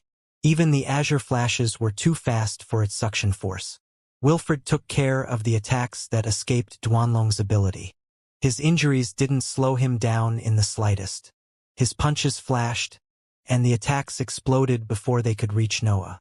Trails of energy still tried to converge toward Divine Demon, but massive fissures opened on those currents before they could obtain any purpose. Night was managing the parts of the battlefield that the others couldn't reach. Snore bit on Divine Demon's upper body and endured the damage created by his claws. His hands could rip its flesh apart, but the blood companion was too big and resilient to care. King Elbaz completed his formation and pointed his hands toward Divine Demon. The inscribed items began to fly in a circle around the expert, and the golden lines attached to their structure quickly enveloped him in a shining cocoon. The golden lines didn't touch Noah at all. They were ethereal shapes that took a physical form only when they landed on Divine Demon's body. Even Snore appeared immune to their power. Divine Demon struggled to no end, but he couldn't do much without his azure energy. The cocoon closed on his figure and sealed him in a golden prison. "Did you unlock some hidden potential?" King Elbaz shouted from high in the sky. He is probably unaware of this technique. Noah sighed while turning to help with the azure energy that still tried to converge on Divine Demon's position. It seems that he can call upon everything generated through his law. "He did beat Elbaz in a contest of inscriptions some time ago," Wilfred commented, and the trio quickly turned toward the cocoon. A small azure dot had appeared on those golden lines. That spot enlarged and covered half of the cocoon in no time. Cracks even opened in those tainted areas. "Elbaz, it's time to surpass Divine Demon," Noah shouted while using the workshop to create multiple rank 8 creatures that reinforced the cocoon. "I have never been inferior," King Elbaz snorted, but his hands began to move at an unbelievable speed to create more inscriptions. "What should I do?" Wilfred asked while nearing Noah. The hybrid didn't know much about inscriptions. His power didn't even allow him to restrain his opponents. Wilfred was only a slightly sophisticated brute who carried a lot of energy. "Keep his energy away from his body," Noah ordered. "We can't let Divine Demon give it a purpose. His body is too troublesome already." Wilfred shot downward, and Noah's companions followed him. They would help the hybrid containing the world's energy while Noah and King Elbaz took care of restraining Divine Demon. "Don't hold back," Noah said while the demonic sword and the black roots appeared in his hands. Dark matter flowed out of his figure and gave birth to a draconic armor. The sword-shaped roots and the demonic sword multiplied as the 6-armed dragon took form. Noah didn't dare to underestimate Divine Demon. The expert was in the liquid stage, and his law was extremely troublesome. He couldn't let him have a chance to gain the upper hand. The cracks on the cocoon spread as its structure turned azure. The golden color vanished as the restraints broke and revealed Divine Demon's shining figure. "Victories!" Divine Demon shouted, but Noah charged ahead before his opponent could do anything with his energy. A singularity shot out of his weapons and crashed on Divine Demon. The attack dug through his flesh, but it didn't manage to pierce the mass of energy that had reinforced his muscles. Noah didn't hold back, but Divine Demon had easily stopped his attack. The expert didn't even try to stop the slash, but the power amassed inside his body was enough to block Noah's energy. "You'd better wake up," Noah whispered while reaching Divine Demon. "I don't want to kill you for real." "Victories!" Divine Demon shouted while ignoring Noah's words. The cultivator's hands shot to cut Noah's body, but the latter let them slam on his draconic figure. The knife-shaped nails pierced his draconic armor, but they only managed to leave white marks when they slammed on his skin. "You can be stronger than this?" Noah sighed before throwing a punch. Roots covered his arm, so his fist destroyed a consistent chunk of Divine Demon's face when it hit him. The cultivator didn't even react to that damage. He continued to smile and reveal his hideous grin to his friends. Divine Demon retracted his arms before thrusting them forward. Noah saw those sharp claws reaching for his abdomen, so he cracked his leg on the expert's stomach. A shockwave spread through the sky. Divine Demon shot backward, and a deep hole appeared on his chest. Noah's attack had been effective, but the cultivator didn't seem affected by the attack. "He's not as fast as me," Noah concluded in his mind after the exchange.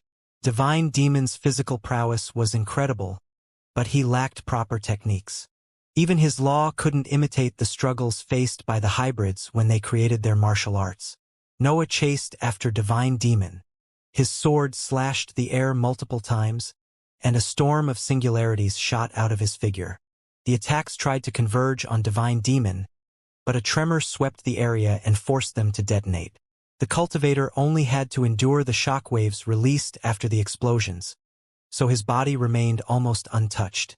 Divine Demon raised his claws and pointed them toward Noah. A massive amount of energy tried to converge toward his fingers, but Wilfred and the companions managed to stop it before it could reach his body. Divine Demon still tried to launch a ranged attack, but Noah appeared in front of him before he could give a new purpose to his energy. The cultivator immediately deployed his evasive maneuver, but Noah released a flurry of punches before his opponent could disappear. The attack resembled Wilfred's technique, but it lacked his theory. Noah had done nothing more than unleashing a series of punches toward his friends, and the expert suffered a lot during the exchange. Noah was only a gaseous stage cultivator, but his body was already in the middle tier. The techniques that relied on his physical prowess could overcome any expert at the same level. I can suppress him as long as I'm faster, Noah shouted inside his mind, but Divine Demon seemed able to understand that point. Divine Demon's nails and canines retracted until they regained a human shape. Then the expert tried to punch at Noah, but the latter dodged the attack with a simple movement of his head. The shockwaves released during the attack made Noah feel dizzy due to the sheer power carried by the attack. Yet, Noah didn't stop his assault and continued to unleash his physical might on his opponent. Noah punched Divine Demon's waist, chest, and legs until he saw blood flowing out of those spots. Noah stopped whenever he saw the injuries growing too deep, but Divine Demon made him continue his assault. Divine Demon slowly transformed into a zombie-like creature who did nothing more than replaying his previous techniques. Those abilities also carried his battle experience, so they could easily adapt to Noah's fighting style. Nuisance! Divine Demon snorted as he joined his clawed hands above his chest. I'm just me, Noah whispered, and his figure disappeared. Noah used his movement techniques whenever he saw an attack that he couldn't dodge. After all, Divine Demon wasn't weak. His offensive was quite threatening, even for his incredible body. Divine Demon never managed to touch Noah. He was too fast, and his offensive always managed to disrupt the cultivator's attacks. There was a limit to how much Divine Demon could do in that situation, and Noah made sure to restrain those powers. Noah and King Elbaz weren't the only ones who decided to help to suppress Divine Demon. Luke and Fergie soon joined the battle and tried to support the group with their power. Continue, Noah shouted, and King Elbaz worked even faster than before. Meanwhile, Luke and Fergie unleashed their best techniques to force Divine Demon to waste power. The massive sun and the captivating wind affected his figure and made his body lose energy. Make him waste as much power as possible, Noah continued to shout. It doesn't matter how you do it. I want to see him in a human shape by the end of the next exchange. Luke and Fergie continued their assault, and Noah didn't fall behind on that field. Slashes, punches, kicks, and bites shot forward and suppressed Divine Demon whenever he tried to launch an attack. King Elbaz eventually finished improving his formation. New golden lines fell on the expert's figure and covered his body before enveloping him in a cocoon again. The technique didn't stop there. It expanded until it covered the nearby area with a golden radiance that blocked the influence of the expert stuck inside it. The azure energy that Wilfred and Noah's companions were fighting stopped, converging toward Divine Demon. The world couldn't hear his call anymore. Could finally return to its usual endeavors. King Elbaz had finally managed to isolate Divine Demon's existence. His body couldn't feed on the world's energy anymore, so the expert slowly lost power as he remained inside the golden prison. Fergie, Luke, Wilfred, and Noah's companions focused on taking care of the azure energy that still lingered in the area. They didn't know how Divine Demon would react to that prison, so they wanted to disperse his source of power before it was too late. Instead, Noah and King Elbaz remained near the golden cocoon. They trusted Divine Demon too much to believe that those restraints could hold him. The cultivator would break free of the prison sooner or later, and they had to be there to stop him.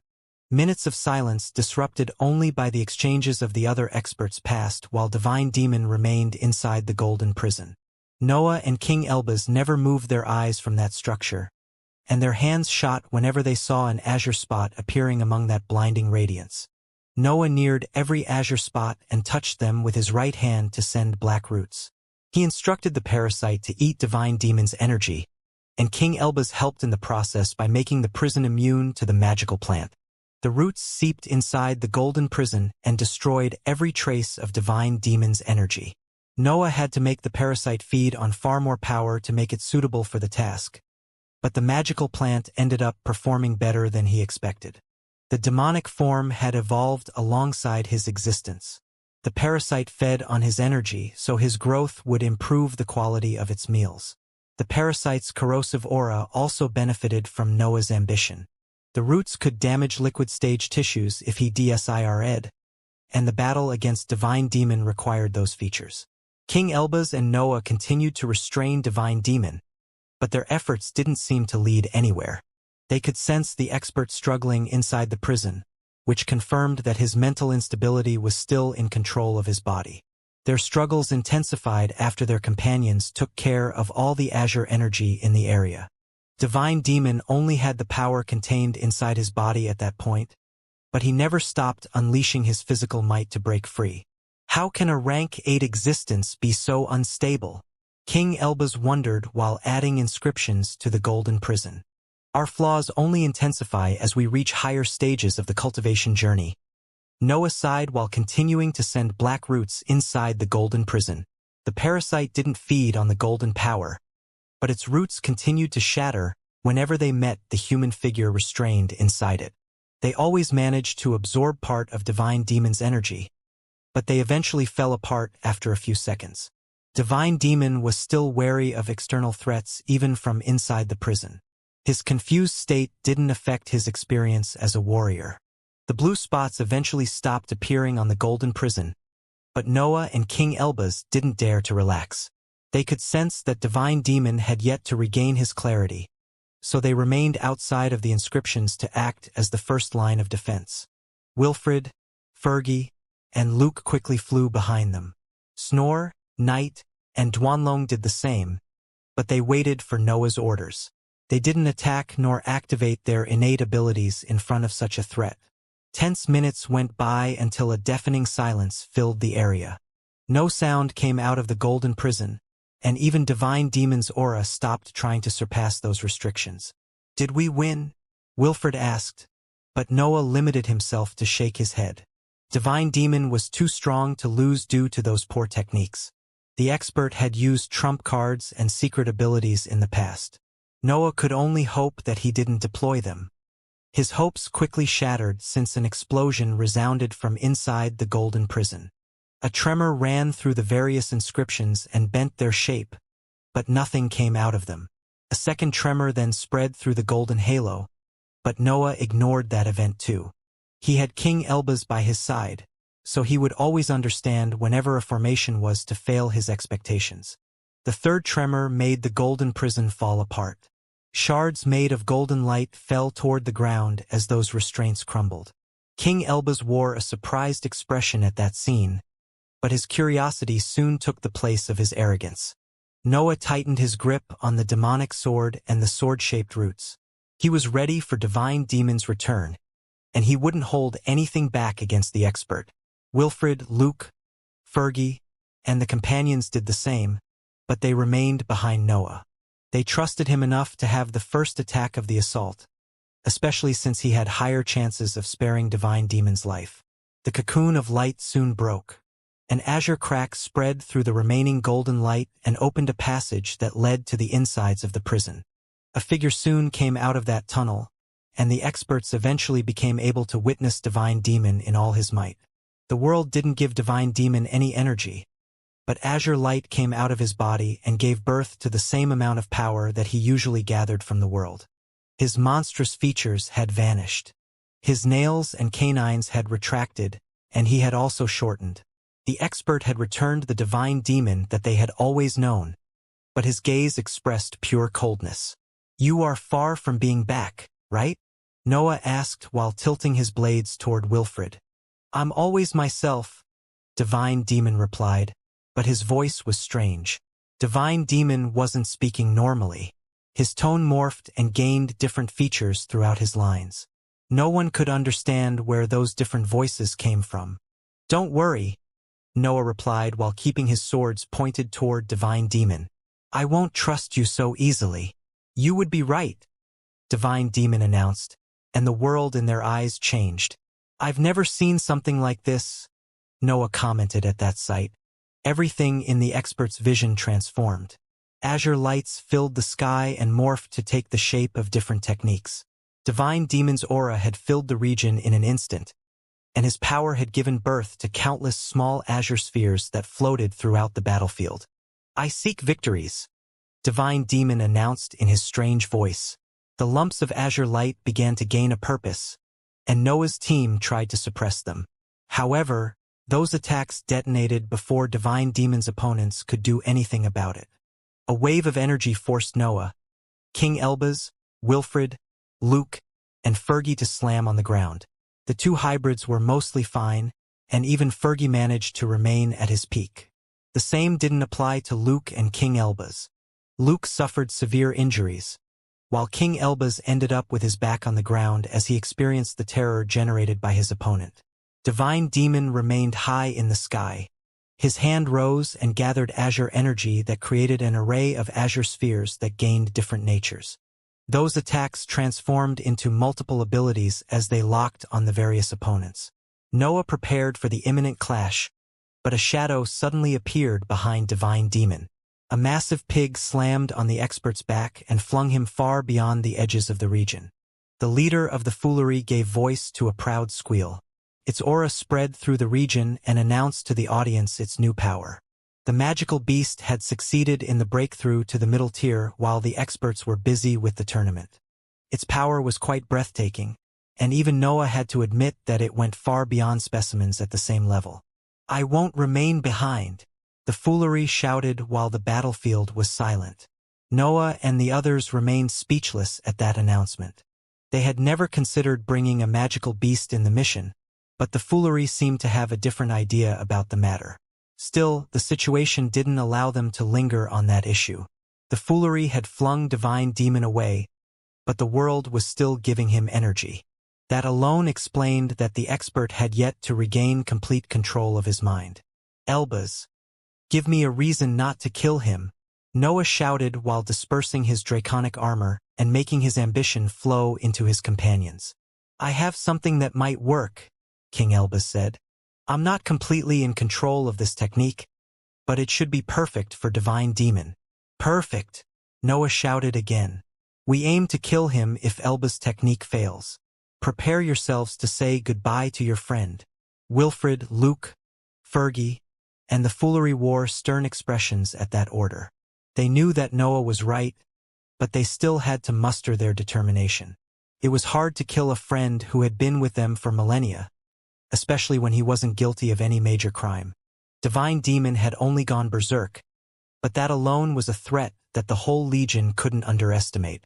A figure soon appeared in the distance. Divine Demon had regained his monstrous shape, and a massive wave of azure energy was rotating behind him.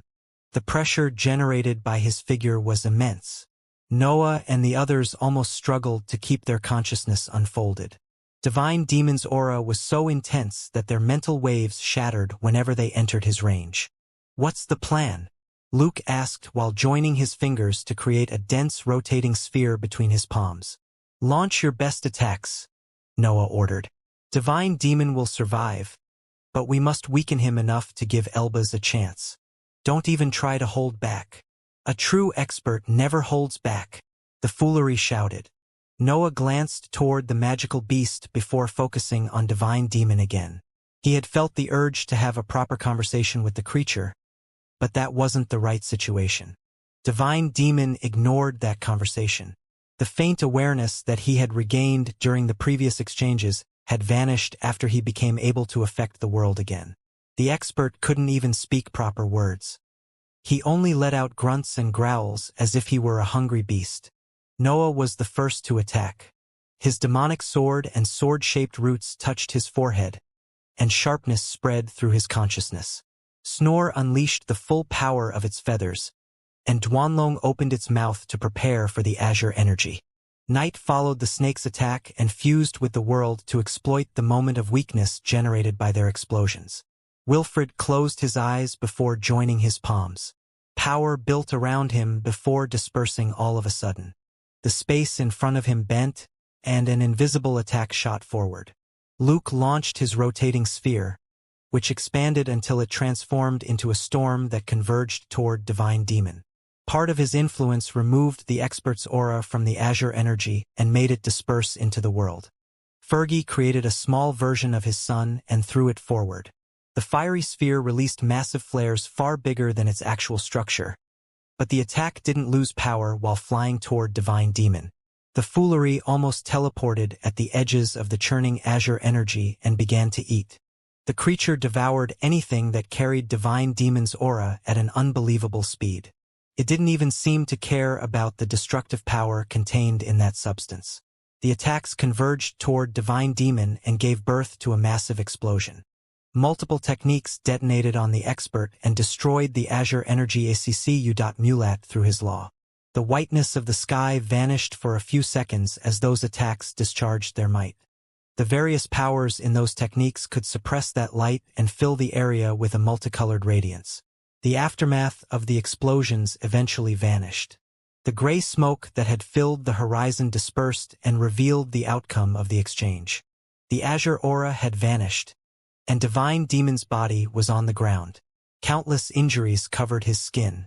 Any expert would die after suffering so many wounds. However, the world couldn't let Divine Demon die. Cracks opened through the sky and revealed black spaces among their edges as their energy transformed into azure power. The energy flew toward Divine Demon and flowed inside his body. His injuries quickly healed, and his aura soon began to fill the region again. How can we even defeat something like this? Noah wondered in his mind. Divine Demon's power made no sense. The expert could do everything since he had the backing of the whole world. He seemed almost unbeatable by existences at the same level.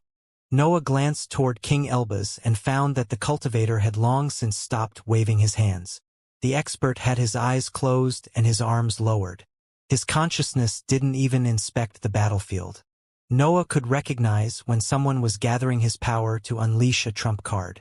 King Elbaz wasn't even the type to retreat, so Noah could feel at ease. His instincts had also started to feel something unusual. King Elbaz wasn't using his usual power. He was relying on something entirely different, and Noah couldn't help but feel curious about that. Divine Demon slowly rose in the sky again, but King Elbaz suddenly opened his eyes. His hands remained still, but a strange aura came out of his figure and began to affect the world. The aura locked on Divine Demon before giving the world a purpose. The air then generated dark blue inscriptions that gave birth to multiple formations. Those techniques flew toward Divine Demon and began to devour his aura. The azure energy that had started to gather around Divine Demon shattered when the formations converged on his position. His aura also stopped spreading through the world and began to flow back into his figure. King Elbaz had created the perfect counter to Divine Demon's law. His new formations could remove the expert's aura from the breath and force it to retreat. They even affected the energy inside his body. A golden halo started to shine from the dark blue formations once they neared Divine Demon's body. Their power increased even if they didn't draw energy from the world. They seemed attracted by Divine Demon's law. "We will have to free him as soon as he regains consciousness," King Elbaz explained. "These formations are too curious to stop. They will suck him dry if we don't break them." "I see that you followed my teachings," Noah shouted when he noticed that King Elbaz was using a power suitable for the path toward the 9th rank. "Shut up," King Elbaz snorted before nearing Divine Demon. The expert couldn't do anything against those formations. King Elbaz had created a trump card that could counter his very existence. The expert ended up entangled in those dark blue lines in no time. Divine Demon struggled, but his existence seemed useless against the dark blue lines. King Elbaz's inscriptions fed on his law and grew stronger as they restrained his powers. Divine Demon couldn't contact the world anymore. The energy inside his body even stopped transforming his figure. The battle was over, but his mental instability continued to have control of his mind. Noah and the others neared the expert. Fergie and Luke remained behind out of fear for an eventual outburst of energy, but they continued to hover above the battlefield. "I won't remain behind," the foolery shouted as soon as it reached Noah. "We'll talk about this later," Noah sighed before moving his focus on Divine Demon. "Vict dash." Divine Demon wanted to shout, but the dark blue lines covered his mouth and began to affect his insides.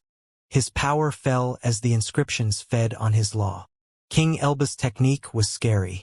It resembled a parasite that existed only to suppress and devour Divine Demon's existence. "You are one scary fella," Wilfred commented while patting King Elba's shoulder. "These are simple restraining measures created specifically for him," King Elba's explained. "It would normally take me far longer to make this technique, but Divine Demon has inspired this new power, so I could build something quickly." "Yes, yes," Wilfred nodded and continued to pat King Elba's shoulder, but he didn't even bother to hear the explanation. "That's obvious," the foolery said while imitating Wilfred. The magical beast nodded and tried to put its short leg on King Elba's other shoulder, but the latter shot a chilling glance toward the creature to stop it. Noah ignored that idiotic scene and inspected Divine Demon. The expert slowly regained his clarity as the energy of the world left his existence. It seemed that his mental instability depended on that power. Muffled noises came out of Divine Demon's mouth while the expert continued to struggle. Still, his efforts to break free of those restraints lost intensity as his mental instability vanished. The experts watched as Divine Demon's craziness left his eyes. The cultivator began to inspect his surroundings while wearing a confused expression. He appeared unable to remember how he had ended up there. King Elbaz and Noah exchanged a glance before the cultivator waved his hand. The dark blue lines that covered Divine Demon's mouth dispersed, so the expert could finally talk again. "Did I win?" Divine Demon asked in a plain tone. Wilfred felt the urge to punch him, but he restrained himself since Divine Demon was too weak to endure his attacks now. "You lost control and tried to kill everyone," Noah explained. "I do that at times," Divine Demon laughed. "I'm still trying to find a way to control that power." "Did you live for millennia with that instability in your power?" King Elbaz asked. King Elbaz felt shocked. He didn't expect Divine Demon to be aware of that power. It was even more surprising that the expert did nothing about it during his cultivation journey. "What can I even do?" Divine Demon snorted. "Power is power. It doesn't matter if I can't control it. I might forget a lot of things, but my creations mark my existence. They become part of me, and they come out during these outbursts." "I see," Noah thought after the explanation. "He can't possibly control something like that. That's the necessary flaw of the technique." Divine Demon could theoretically gain access to all the techniques created throughout his life. That alone was enough to explain how powerful the ability could be. "Can you remove these things now?" Divine Demon asked. "Unless you want to challenge me to do it." King Elbaz quickly removed the inscriptions. He didn't want to hear the word challenge anymore. "We have the final team then," Noah explained after everyone gathered around him. "I guess you really want to come along." Noah turned toward the foolery, and the latter nodded without showing any hesitation. The middle-tier pig had already made his mind. "I can feel that something great will happen," the foolery shouted. "I want to evolve." Noah studied the creature with his mental waves. The foolery had been under the influence of his ambition for millennia already. It wouldn't be a surprise if its existence evolved into something more than a magical beast. That might be interesting to watch, Noah thought before inspecting the experts that had to join the mission. Luke, Fergie, the foolery, Divine Demon, Wilfred, and King Elbaz were waiting for his directives. They had yet to decide when to depart. They even had to warn the forces of the human domain about their mindset. "The human organizations won't leave right away," Noah explained. "We can ask for a few decades to prepare. We might even stretch that period to a century since they want our power." Noah could always recognize when he had the upper hand in a situation.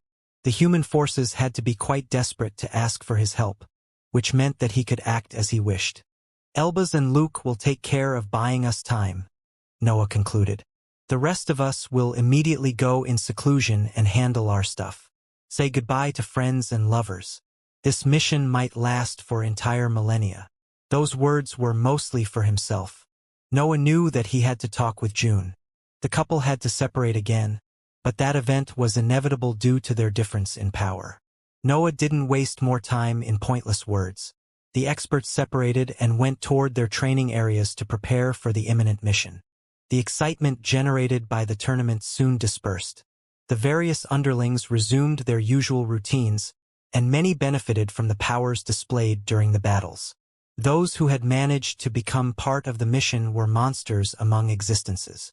They were far stronger than normal experts, and their battle prowess also made no sense at times.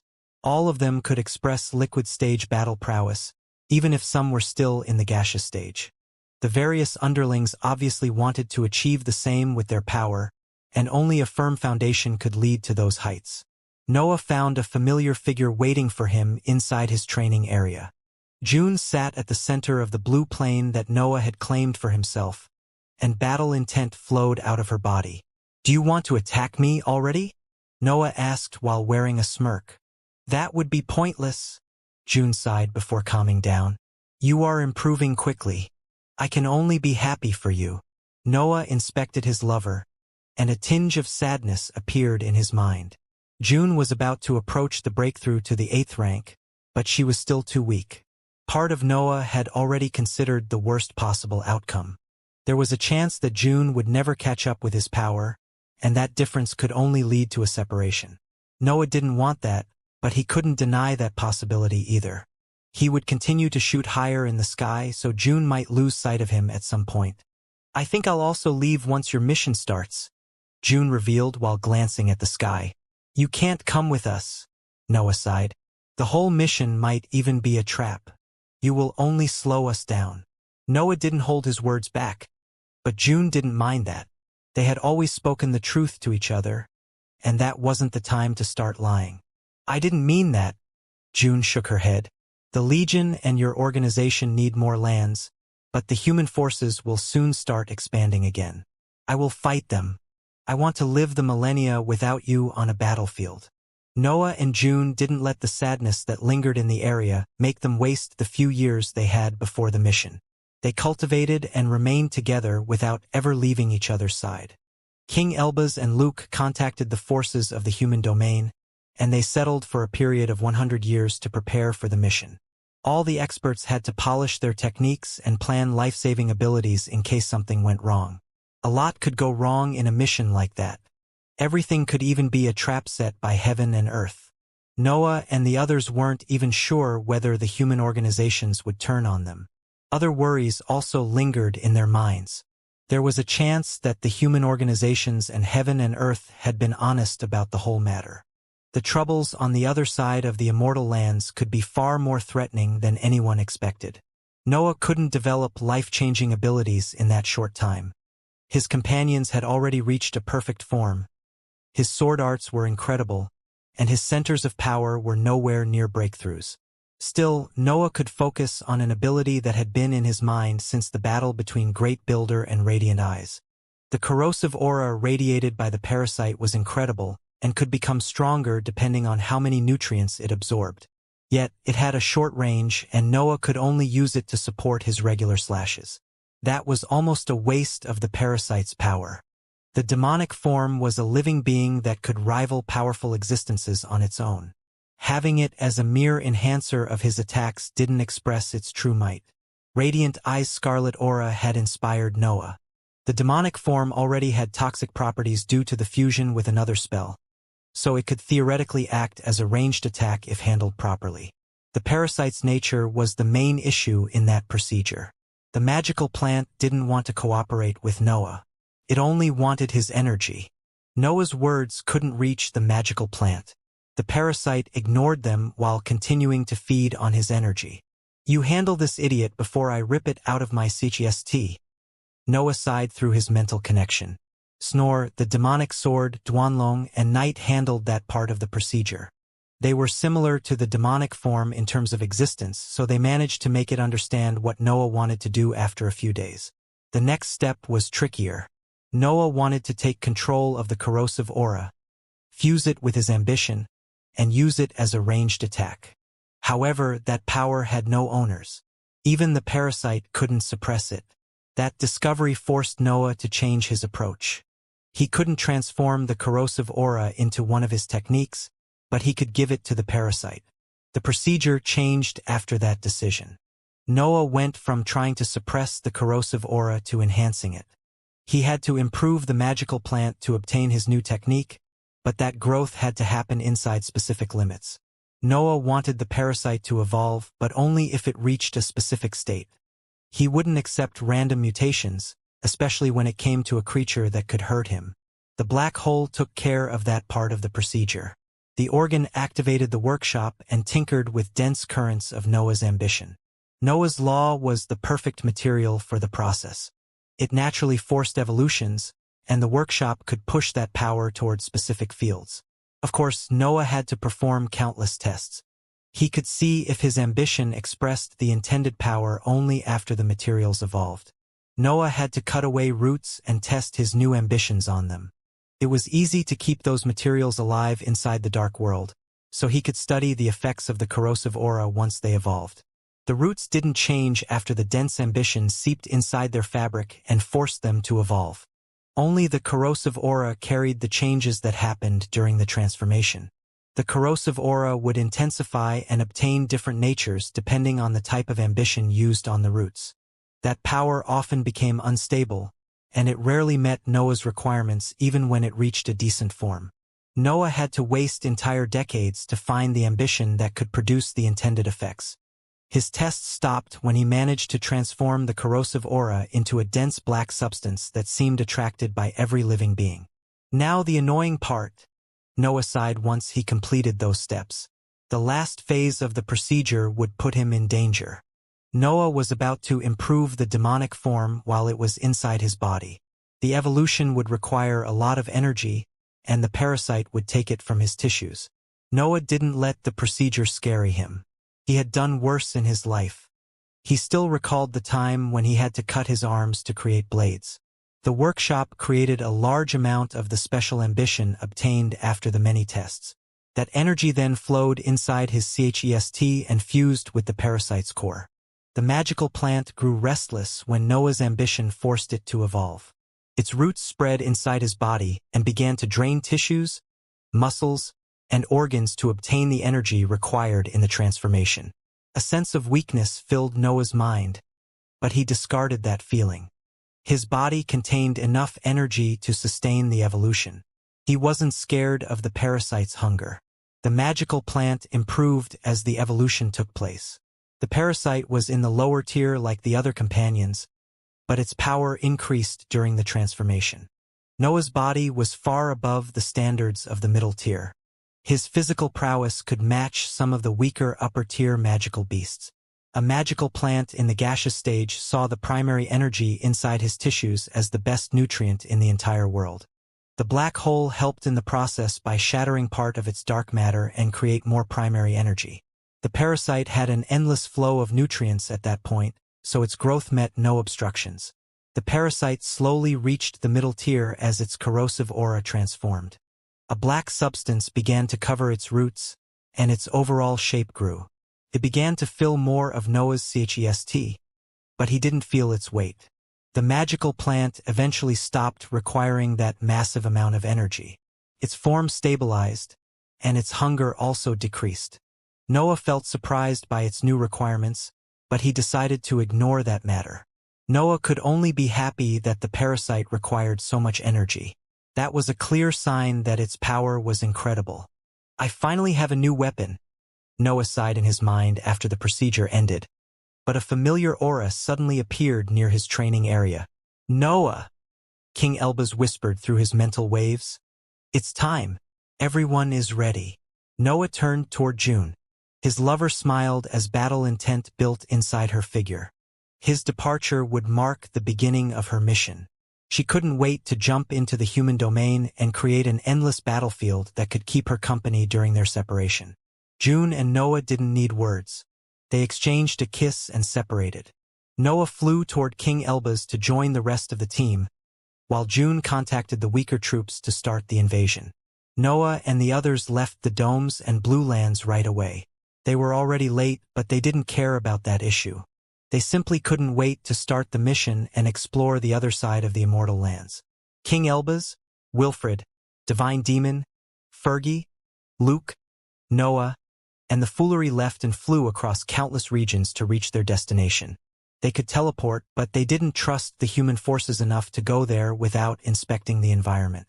Noah also wanted to fly across the sky to let heaven and earth's pressure improve his mind. Devouring Alexander's ethereal creatures had made his mental sphere quite frail, and Noah wanted to get rid of that flaw right away. The human forces waited patiently for the experts' arrival. Noah's evaluation had been on point. Those organizations were quite desperate for the Legion's help in the mission.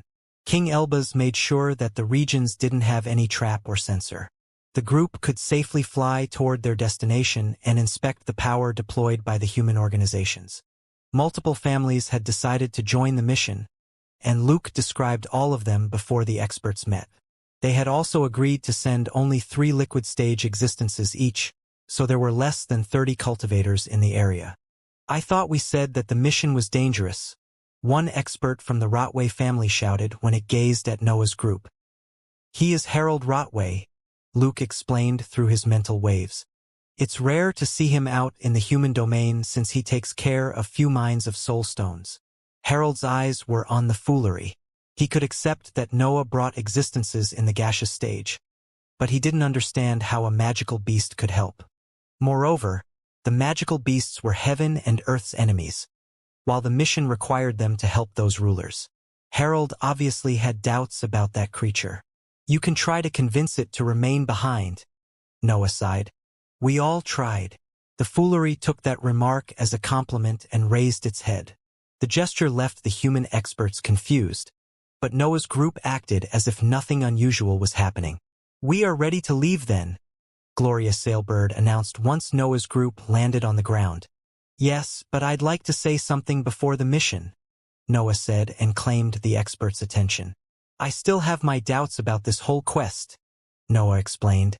"I don't trust you, and I have every reason to treat you as enemies. I wouldn't even decide to cooperate with you if the mission weren't so interesting." Coldness seeped into his aura, and the same happened to his companions. King Elbaz and the others wore stern expressions as they eyed the human experts. "We have already proved our worth," Noah continued. "The human domain couldn't stop us. The Crystal City has also failed to win after resorting to petty schemes." The human experts began to understand where Noah was going. He was giving voice to a threat meant to remind them about his power. "We will kill all of you if this is a trap," Noah concluded. "We will remove your name from the historical records and destroy every trace of your existence. You will fail if you dare to test us." The atmosphere turned tense. The human experts could immediately understand that Noah was serious, and a chill ran down their spine when they sensed his cold aura. Noah was still a gaseous stage expert, but it was clear that his battle prowess went far beyond that. Those cultivators were theoretically stronger than him, but they felt weaker in front of his might. A few snorts and a couple of laughs eventually resounded among the human experts. They decided to remain silent in front of that threat. Accepting Noah's words was the only way to make him cooperate. "The passage to the other side is nearby," Gloria explained. "We don't know when it opened, but we are certain that heaven and earth are behind that." "How can you even decide to side with heaven and earth after living for so long?" Wilfred complained. "We didn't," Gloria replied. "Our organizations have experts connected to that power, but we merely exploit it. We aren't so crazy to curse our lives before hitting the 9th rank." "What about them?" Noah asked while glancing at the trio without emblems. Those 3 experts came from the secret organization, and Luke recognized only one of them. "The red-haired woman is Althea," Luke explained through his mental waves. "She is strong even among the liquid stage. Heaven and earth are the very world," Althea replied while wearing a peaceful smile. "The cultivation journey forces us to fight them, but it doesn't prevent us from seeking their help. They are power, and power is innocent." Noah and the others couldn't see heaven and earth in the same way, and even some experts among the cultivators didn't agree with Althea's words. They had experienced those rulers' suppression throughout their life, so they couldn't consider them innocent. Silence fell among the group after those short exchanges. The experts flew through the regions and eventually reached a deep ravine filled with white light. The ground of the immortal lands usually had azure shades, but that whiteness matched the sky's color. It was almost obvious that heaven and earth had something to do with that structure. "Did you explore something already?" King Elbaz asked as a series of inscribed items came out of his space ring. Sensors and items meant to study the ravine spread through the structure and sent data back to his mind. King Elbaz could instantly learn some important information, and he even confirmed the presence of heaven and earth's aura. Yet, King Elbaz couldn't sense anything past the edges of that massive hole. Something was blocking his items. It was as if the insides of the ravine led to a different dimension. "We didn't dare to go past its edges," Gloria explained. "I believe you can sense it too. Heaven and earth want us to reach the other side quickly." Noah glanced toward King Elbaz, but the expert could only shrug his shoulders. Gloria had spoken the truth, but the problem remained. He couldn't understand what was waiting for them. "It's similar to a dimensional passage," King Elbaz said. "It won't lead us directly on the other side, but it will shorten our journey consistently. I can't speak about eventual threats, sadly. A dimensional tunnel shouldn't have a fauna." Noah thought before landing on the edges of the ravine. His consciousness spread, and his instincts took over his senses. Noah tried to understand whether the dimensional tunnel leaked something that could clear his doubts, but nothing came out of it. "We tried everything already," Harold snorted. "How could you discover something that we couldn't find?" A laugh followed his comment, and a tense aura began to build between the experts from the Rotway family and Noah's group. "Divine demon," Noah suddenly said without moving his eyes from the white depths of the ravine. "I bet you can't tell me whether magical beasts live inside this tunnel. Everyone knows that my divinatory techniques stand at the peak of the higher plane." Divine Demon shouted before closing his eyes. The world began to send energy toward his mind, and an ethereal cloud soon appeared around his head. An azure light also seeped out of Divine Demon's closed eyes and illuminated the area.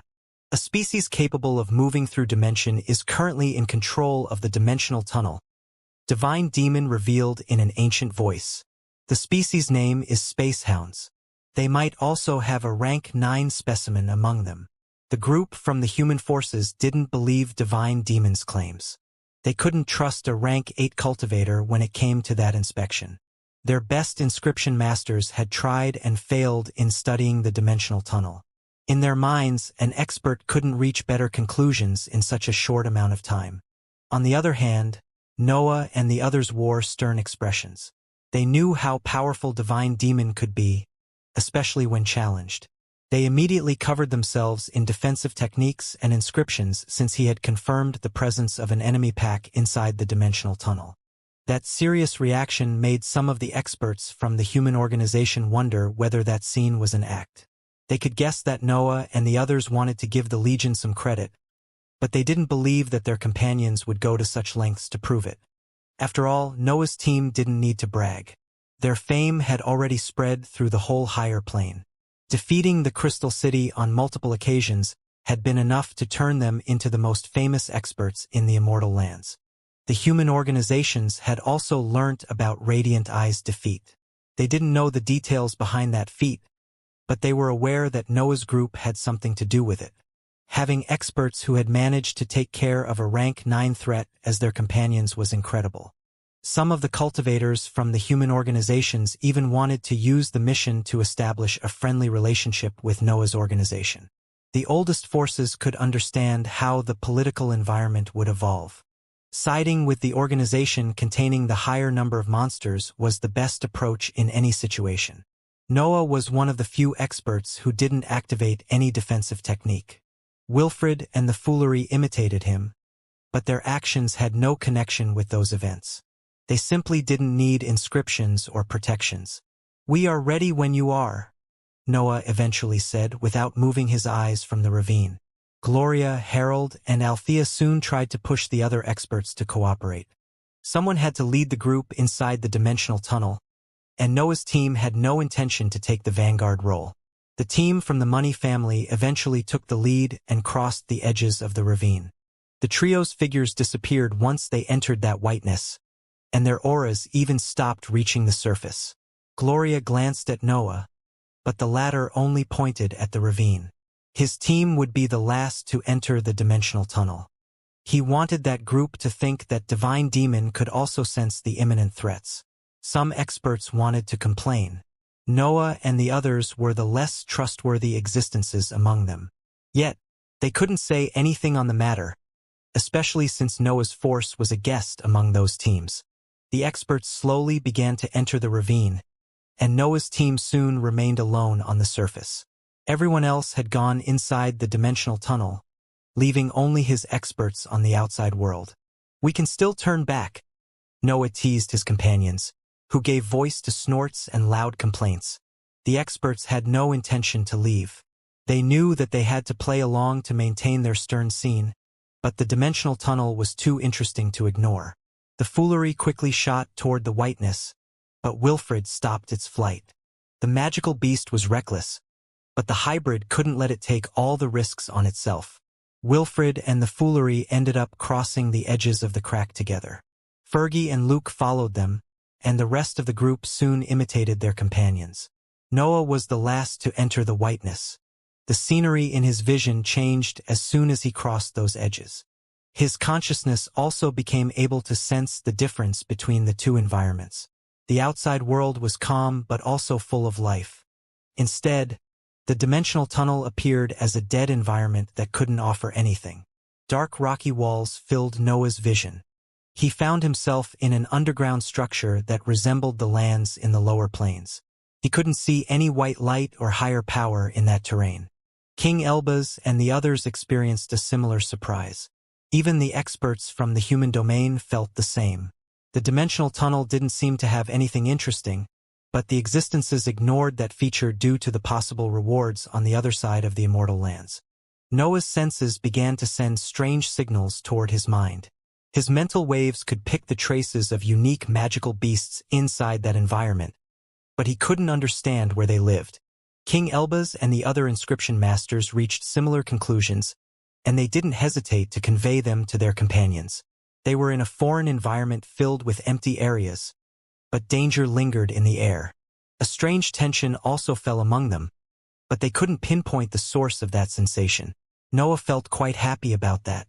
He wanted the mission to be hard since he needed to improve faster, and only troubles could give him that. Divine Demon was right. One of the experts in Harold's team announced, "We are entering a Pax domain. Some of these areas might hide spies in special spots that we have yet to recognize. We need to spread to cover more ground." "No spreading," Noah firmly replied. "Your organizations didn't even bother to send a decent number of troops. I won't listen to your orders." His remark made a series of angry glances turn toward him. Noah ignored the stares and abided by his role. He wanted to make it clear that his group was more important than the other experts. It wasn't hard to find the right direction in that place. The experts only had to go down to dive deeper into the immortal lands. The group began to descend, and the first part of their journey went smoothly. The experts even decided to take a few breaks and focus on their cultivation during that exploration. Noah didn't mind using those extra days to cultivate. His centers of power always needed improvements, and his friends had the same idea about the matter. Cultivating in that area slowed down the mission, but a careful approach was the best path in a foreign environment. The tunnel also came from heaven and earth, so Noah had no reason to hurry. The team eventually found actual traces of the fauna. The exploration of the underground structure had continued smoothly, but chunks of fur and distorted space soon appeared in their vision. Noah immediately put his expertise into use. The fur couldn't tell him much about those magical beasts, but the areas of distorted space spoke for their innate ability. They were clear clues about the magical beasts sensed by Divine Demon. The dimensional tunnel barely had any flaw. The terrain inside it wasn't the product of inscriptions or similar techniques. It was actual ground that didn't contain much power.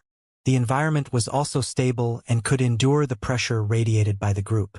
However, those few spots could tell Noah about the passage of creatures that could ignore the boundaries among dimensions. Only that conclusion could explain why the tunnel featured those clear marks in such a stable environment. Having distorted space inside a dimensional tunnel wouldn't typically force the experts to worry about their surroundings. However, Divine Demon had already confirmed the species of the pack in charge of that environment, and Noah knew something about those magical beasts. The space hounds were unusual creatures. Very few records kept track of their existence. Noah had learnt about them inside the libraries of the sailbird family. Still, he had guessed the rest of their features through his expertise. The areas of distorted space completed the puzzle about his idea of those magical beasts.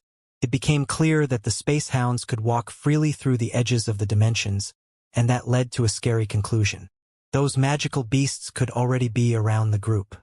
Noah had no way of confirming the presence of that threat from inside the dimensional tunnel, but he could guess that some scout had already noticed their arrival. The space hounds weren't famous for their intelligence, but Noah's worry came from the usual behavior of the magical beasts.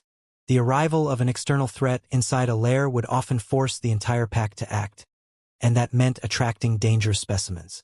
"Prepare for battle," Noah whispered, but all the experts in the area heard him.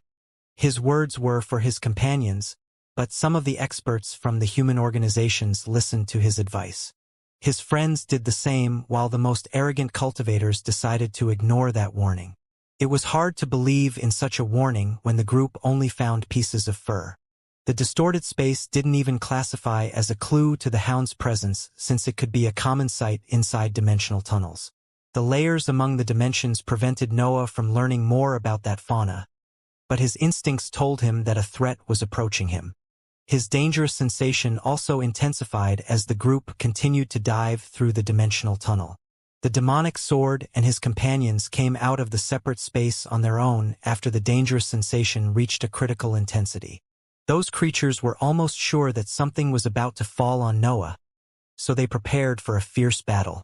Mocks resounded through the dimensional tunnel when the arrogant experts saw that scene.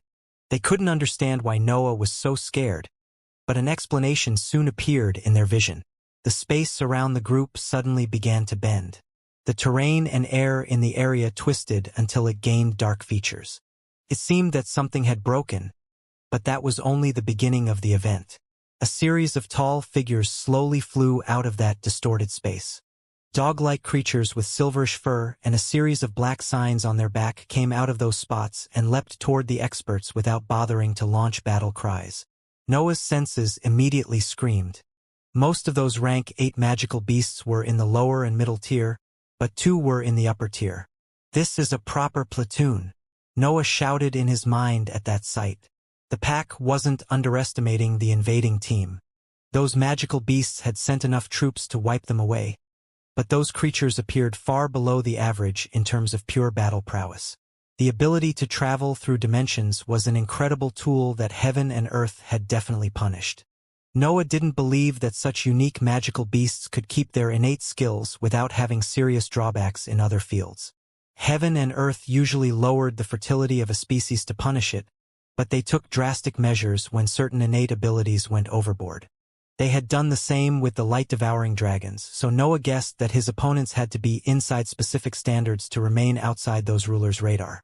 The tall hounds shot forward, and their figures turned ethereal while flying across the dimensional tunnel. The experts quickly launched attacks, but their spells crossed those magical beasts and landed on the dark walls behind the distorted space. The 2 upper-tier specimens immediately went after the experts from the money family. The 3 cultivators were in the group's lead, so they became the target of those magical beasts. The rest of the pack assaulted the group. Small teams of lower and middle-tier space hounds charged at the other experts while showing their fangs to the world.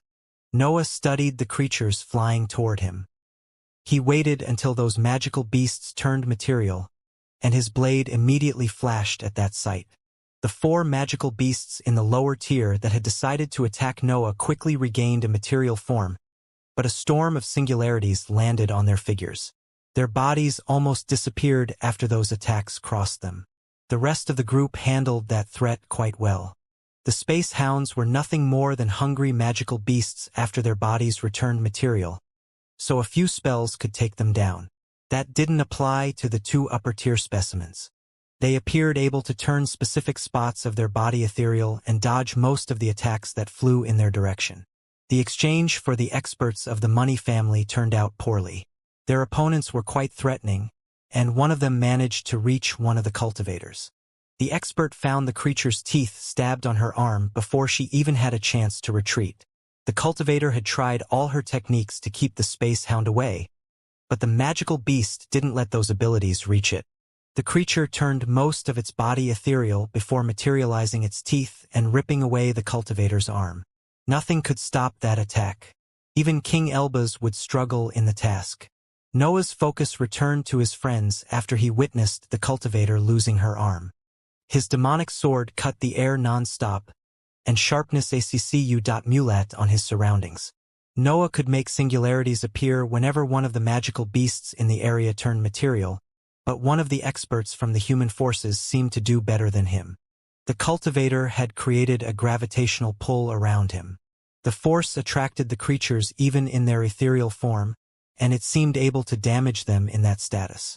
The technique ended up backfiring on the expert since a horde of magical beasts gathered around him and tried to jump on his figure at the same time. Noah had to handle that issue, and his companions soon supported him. A series of singularities that carried a dark aura opened around the expert and allowed him to ignore the imminent threats. The cultivator couldn't sense much among that destruction, but he quickly turned toward Noah to nod. The expert was expressing his gratitude, and Luke didn't hesitate to describe him. The cultivator knew him as Isaac from the Putgon family. He wasn't famous, but he wasn't unknown either. Harold, Althea, and other experts who had benefited from Noah's calculated destruction tried to exploit that event and seize a few intact corpses. The space hounds could lead to the next discoveries regarding teleports and separate dimensions, so all the group members wanted those creatures. Still, when the experts were about to contend the few intact corpses, King Elbaz appeared among them and stored those bodies before returning near Noah. "I need them for my research," King Elbaz commented before focusing on the battle again. Harold and Althea could only ignore that event and resume their relentless discharge of abilities. There were too many magical beasts in the area, and they had yet to decide how to handle the two upper-tier creatures. That wasn't the time to overthink petty thefts. The battle grew harsher even if the number of specimens diminished. The Space Hounds had a limited fighting style, but they could adapt to the experts' abilities and become material only after making sure they were safe. The unusual battle style of that species made most experts struggle to keep up. Even Noah's team didn't expect something like that. Wilfred and the Foolery didn't manage to do much since their abilities were predictable. Noah limited himself to spread his sharpness throughout the battlefield. He let the others fight and waited for the perfect moment when to unleash his singularities. His attacks could kill many magical beasts at the same time, so he didn't waste his efforts chasing single specimens. His slashes were even quite effective against middle-tier specimens. Noah's physical prowess surpassed those creatures by leaps and bounds, so his attacks were deadly abilities capable of severing their bodies in half. The trio from the secret organization ended up joining the experts from the money family against the upper-tier space hounds. Instead, the others took care of the rest of the horde and made sure not to suffer any significant injury during the battle. Noah eventually found a good chance when to unleash his sharpness. Many space hounds had decided to attack the trio from the Putgon family, but a series of singularities opened around them and killed multiple creatures. Harold tried to seize a few corpses again, but Noah unfolded the dark world and took those corpses for himself. He wouldn't let others grab such peculiar magical beasts without storing many of them inside his separate space first. "I need them for my hunger," Noah explained before resuming his role in the battle. Harold couldn't say much, but it was clear that his mood had darkened. He was fighting like everyone else, but Noah's team had already stolen his loot twice. Still, complaining during the battle was pointless. Noah and King Elbaz were even quite helpful against those creatures due to their experience and ability with formations. arguing now would only put the whole group in danger. The trio from the Sabered family eventually joined the cultivators fighting the upper-tier specimens. Those 9 experts were doing their best to defend themselves while waiting for openings, and their cultivation level barely allowed them to match those powerful opponents. Noah felt relieved when he noticed that his companions weren't leaving everything on his team. The experts from the other families had started to understand those magical beasts, and their battle style adapted to their abilities. A large group of space hounds soon tried to help their leaders. They didn't want to fight Gloria and the others. Their purpose was to distract the cultivators enough to let the 2 upper-tier creatures escape the relentless assault. Noah took that chance to unleash his sharpness again. Waves of singularities and dark matter filled the area and saved the 9 cultivators from that new threat. Strange expressions appeared on those experts after they realized what Noah had done. They didn't like to feel indebted to an enemy of the human domain, but they couldn't deny that his role was crucial in the battle. Harold tried to seize some corpses again. He didn't even try to take all of them at that time, but a figure still appeared on his path and made him curse loudly. "I don't need them," Wilfred said while waving his hand and storing those corpses. "I just want to piss you off." That statement left Harold speechless, but Wilfred retreated before the cultivator could find a proper answer. The hybrid's role was also quite crucial in the battle. He had to make sure that no space hound had the chance to attack Noah and the others. The battlefield had quickly divided the experts into 2 sides. Part of them could invent or modify techniques to counter the space hound's innate ability. Others had to limit their efforts on defending their companions since they couldn't touch those creatures. Wilfred, the Foolery, and Fergie belonged to the second side. Their techniques weren't flexible, so they could only focus on defending their companions. Instead, Divine Demon, King Elbaz, and Luke could adapt to that threat. Their abilities also allowed them to affect the space hounds in their ethereal form. They were the core part of that battle. Noah was between the 2 sides. He could try to affect the space hounds in their ethereal form, but he preferred to hold back and attack the magical beasts only when they turned material. He didn't want to launch attacks that had no chance to kill those creatures to disrupt their innate ability. He preferred to unleash deadly slashes and take out of the battle as many specimens as possible. The pack quickly shrunk as the battle continued. The cultivators didn't suffer many injuries, and they could mostly ignore the few wounds that appeared on their bodies. Only those fighting against the upper-tier specimens had a harsher time remaining safe, but their condition had improved by a lot after the reinforcements arrived. The experts could soon turn their attention on the 2 leaders after they took care of the pack.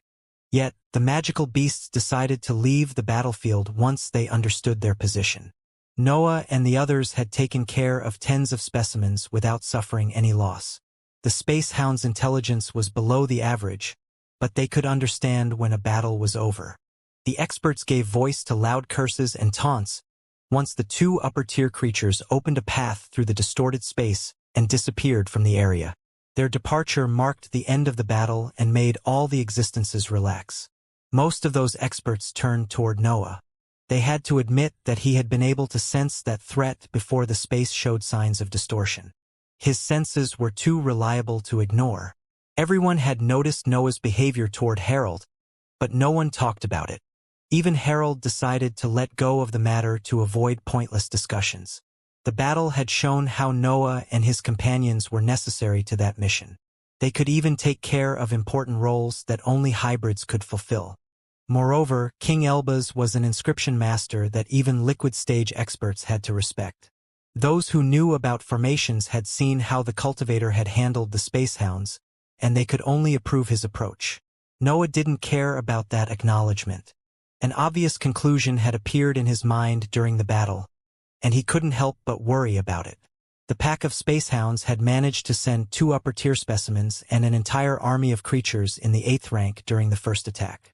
Only a powerful pack could deploy so many specimens at the same time, and that high number of rank 8 creatures hinted at the presence of an even stronger magical beast.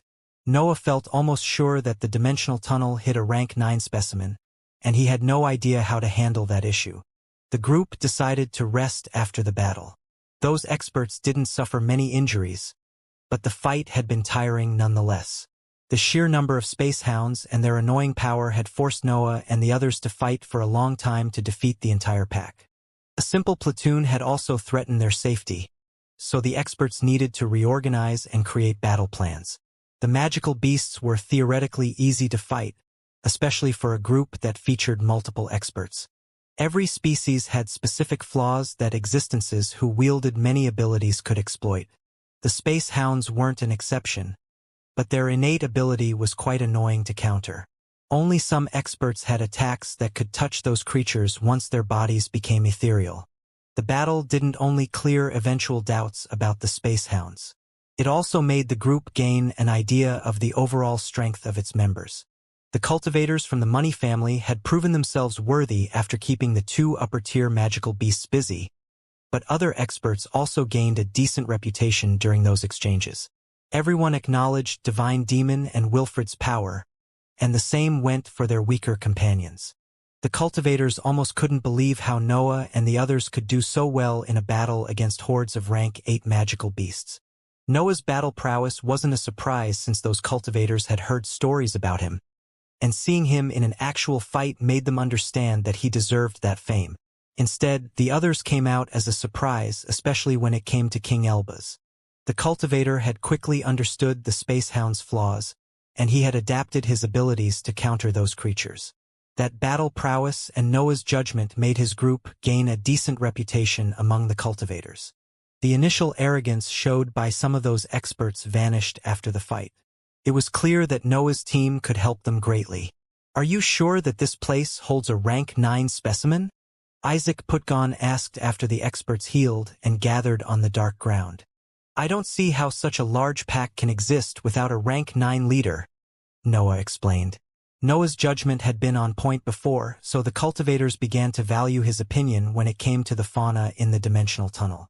Accepting the presence of a rank 9 magical beast wasn't easy, but the situation wasn't completely hopeless. "We might be lucky enough to avoid it," Harold said to disrupt the tension that had fallen among the group. "Weaker species usually have a tight control over their lair," Noah explained while shaking his head. "We even have to make this path twice. Missing the leader is impossible." "What do you suggest?" Althea asked while turning toward the experts of the Legion. "Can you repeat what you did with Radiant Eyes? My team will give you full support in that matter." "The Putgon family will do the same," Isaac announced. "The Sailbird family won't retreat if you have an actual plan," Gloria continued. "Same goes for my group," Harold added. "I only wish that your plan is solid. I like to be alive." The other teams followed that trend and expressed their willingness to follow the Legion against the rank 9 leader. But Noah and his friends could only exchange awkward smiles at that scene. The human organizations had already left the human domain when Noah and the others teleported on the pyramid. Their sensors didn't even work with rank 9 existences since their power disrupted the correct functioning of those inscribed items. Most forces ignored how the Legion had escaped from Radiant Eyes. They knew that heaven and earth had intervened at some point, but they could understand that they didn't manage to take care of that threat. Noah and the others wouldn't be alive otherwise. "We can't use the same method," Noah explained shortly. "We might need to face the rank 9 leader with our own forces." "Which is impossible," Gloria commented. Noah glanced at King Elbaz, but the expert appeared distracted. His mind was elsewhere as he pondered about that issue and tried to find a solution. "I can't create something to stop the leader," King Elbaz eventually sighed. "We don't have the power to face a magical beast at that level. The task would be hard even if we were in the solid stage." "Is that it?" Faye Sinnell asked. "Do we retreat before the situation becomes too dangerous?" "I don't want to give up on the mission so easily," Althea complained. "Heaven and Earth have issued this mission. There has to be a way to get past this problem. We might need to get creative to reach the other side." Noah sighed, and the other experts soon turned toward him. Even his friends felt surprised about those words. They studied Noah while wearing questioning gazes. Wilfred and the others knew how amazing Noah was, but the matter involved a rank 9 magical beast. He couldn't have weapons against a creature at that level. Noah took one of the dead space hounds from his separate space. Harold snorted at the sight of that almost intact corpse, but he didn't give voice to complaints. These marks should work like the runes of the Xianxia species, Noah explained while pointing at the hound's back. A higher number of marks describes a better proficiency in the dimensional travel. Many of us have noticed that feature, Daisy Newhall complained. You aren't the only expert in the magical beasts field here. The power of the Xianxia species comes from similar marks, Noah continued, ignoring Daisy's words. It's safe to assume that the same goes from the space hounds. These spots might be the key behind their dimensional travel, so they can also be the core to a weapon that counters that ability. His words immediately made King Elbaz widen his eyes, and the same went for the other inscription masters in the area. They had understood something that Noah had yet to explain, so they quickly took out their sensors to study the marks. The fabric of space is quite firm here, Noah continued.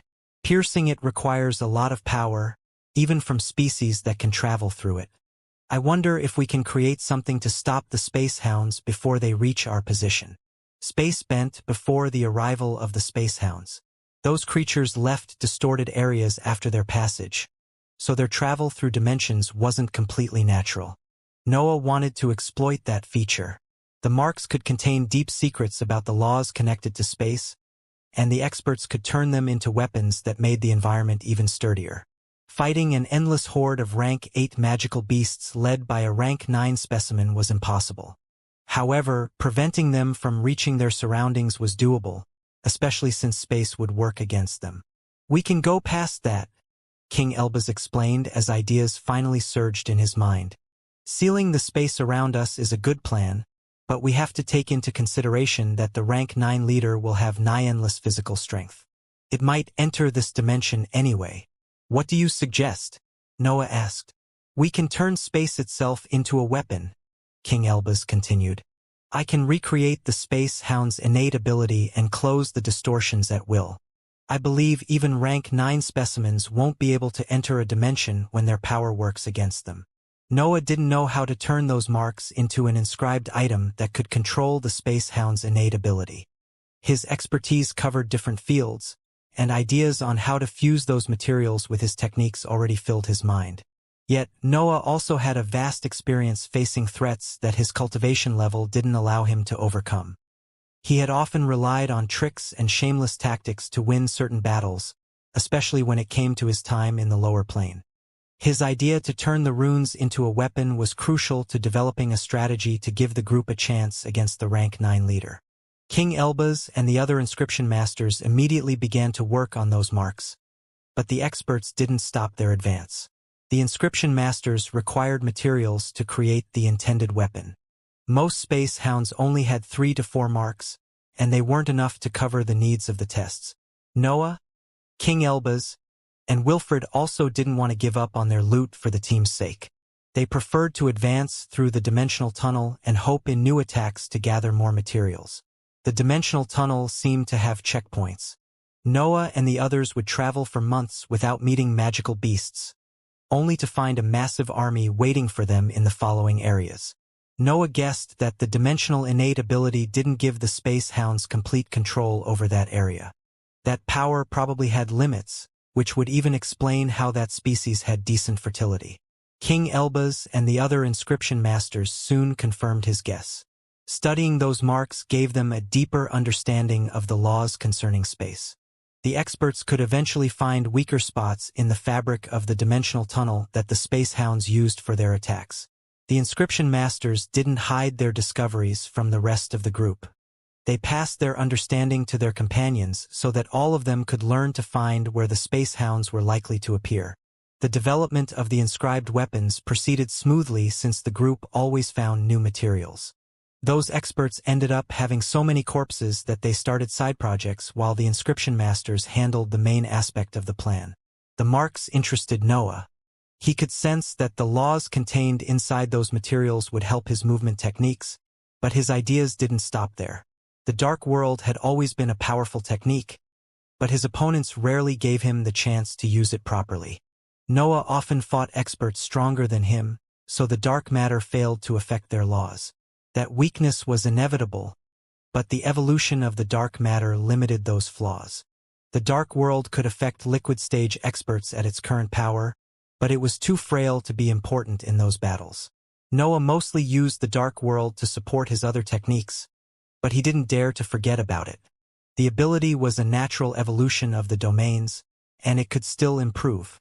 The 6 elements can't be the limits of the dark world, Noah thought during one of the usual breaks. It can't have light due to my nature, but I should be able to add something else. I wonder if I can create a dark space after studying these marks. Noah would never waste time learning how to wield heaven and earth's laws. He preferred to copy and transform them into personal versions of the same true meanings and add them to his existence. Maybe I can even add time to the dark world, Noah wondered.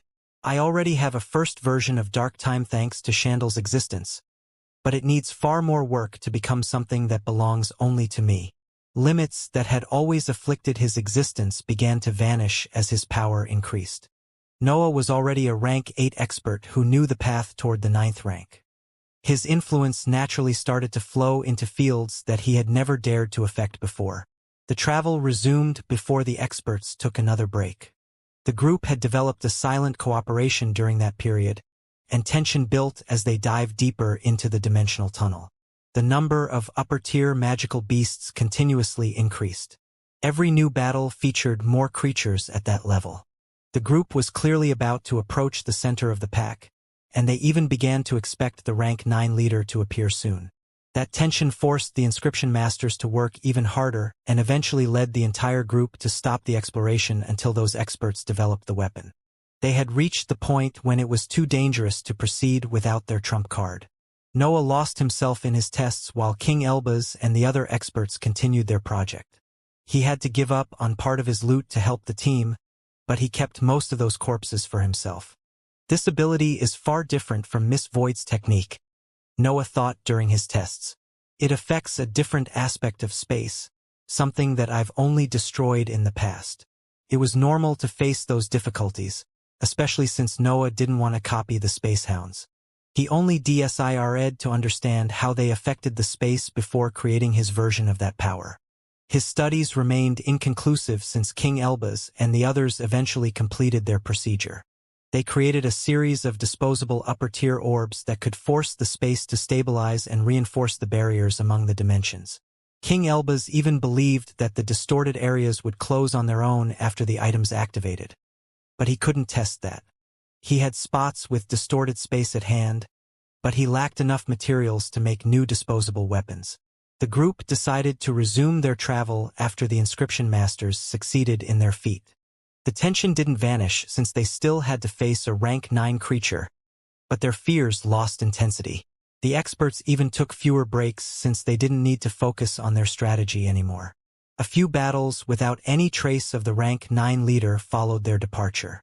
The experts took that chance to gather as many corpses as possible, but they didn't have much success in that field. The platoons of Space Hounds now featured almost 10 upper-tier specimens, and they required most of the experts to suppress them.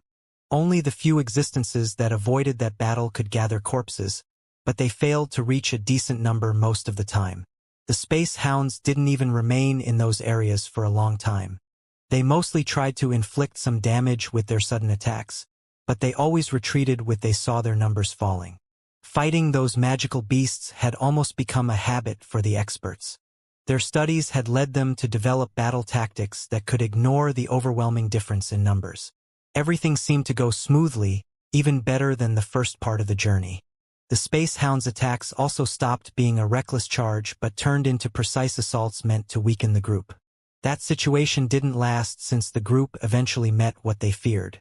The dimensional tunnel shook as areas of distorted space appeared around the group. The experts had reached another checkpoint, and they had predicted that outcome. Yet something different happened during that event. The distorted space in one area expanded until it covered half of the tunnel. A silverish halo also seeped out of that twisted air and announced the arrival of something powerful.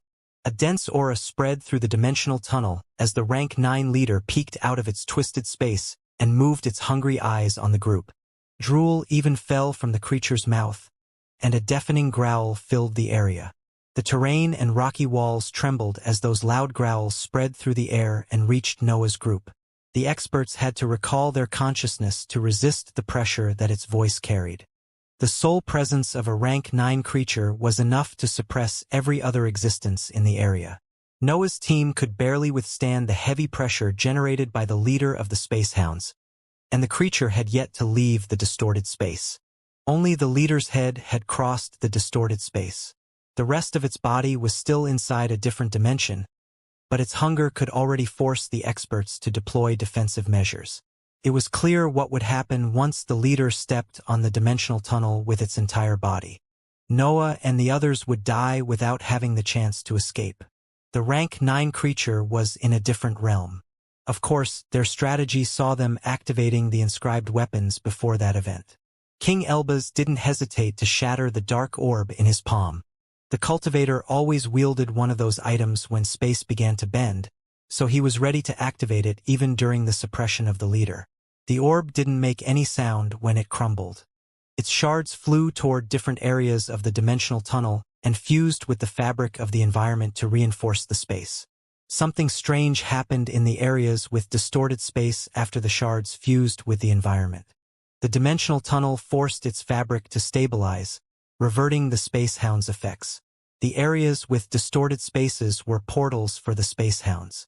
Those creatures could use them to fly through different dimensions, so they didn't expect them to close on their bodies before they could step on the tunnel. The Space Hounds experienced the collapse of their passages.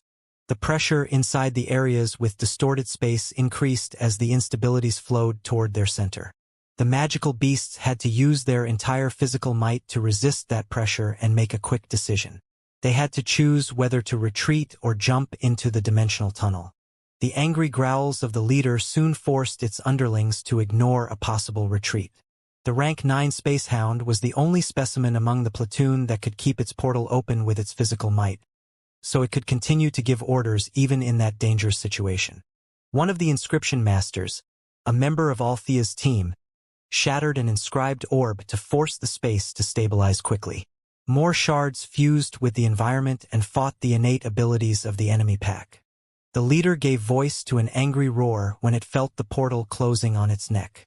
The inscribed orbs didn't carry much power, but they could borrow the space's weight to fend off those creatures. Noah and the others almost fainted when the roar reached their ears. The pressure carried by that cry even forced them to disregard the defenses on their limbs to focus everything on their core organs. The rank 9 specimen didn't need to do much to kill them. Roars were enough to put an end to their life. Noah felt incredibly weak in front of such a creature. He had already experienced a similar feeling, but it always managed to surprise him. The innate inferiority felt in front of a rank 9 magical beast wasn't something that Noah could ignore. His instincts were weak against creatures at that level. The dark world had to help to stabilize his mind to allow him to remain calm. Wilfred also managed to keep his cool in that situation. The hybrid already had a leader, so it was easier for him not to fall for the Space Hound's orders. The foolery didn't have it as easy as its companions. The pig was nothing more than a magical beast, so the rank 9 Space Hound had a lot of influence on its instincts. Still, an inscription master from the Rotway family suddenly shattered a third disposable orb and accelerated the stabilization of the area. The rank 9 hound soon had to ignore Noah's group to focus on its passage. Its physical strength had begun to fall short against that power. Couldn't fight space when the world itself wanted it to stabilize. Heads fell on the ground as the weaker space hounds failed to defend against the closing tunnels. Some of them found their bodies divided in half after they crossed their distorted space. Those underlings couldn't retreat due to their leader's orders, but the results of that decision were catastrophic. Even some of the upper-tier creatures died once space fell on them. Noah and the others couldn't rejoice at that scene since their senses had to remain shut to stabilize their mind. The leader had stopped focusing its cries on them, but it still filled the environment with its dangerous aura. An inscription master from the Sinnel family activated a fourth orb. The experts wouldn't hold back their inscribed weapons since that dangerous situation had yet to end. A deafening roar filled the dimensional tunnel. The might carried by that cry made some of the experts faint and crash on the ground. Even the foolery, Fergie, and Luke couldn't endure that pressure anymore and fell. The innate defenses of those existences activated. Their centers of power wouldn't let an external aura prey on their moment of weakness. They even deployed spells that those experts had previously prepared. Only the foolery found it difficult to remain asleep. The creature didn't have any special technique, so it had to endure the full power of the Space Hound's aura.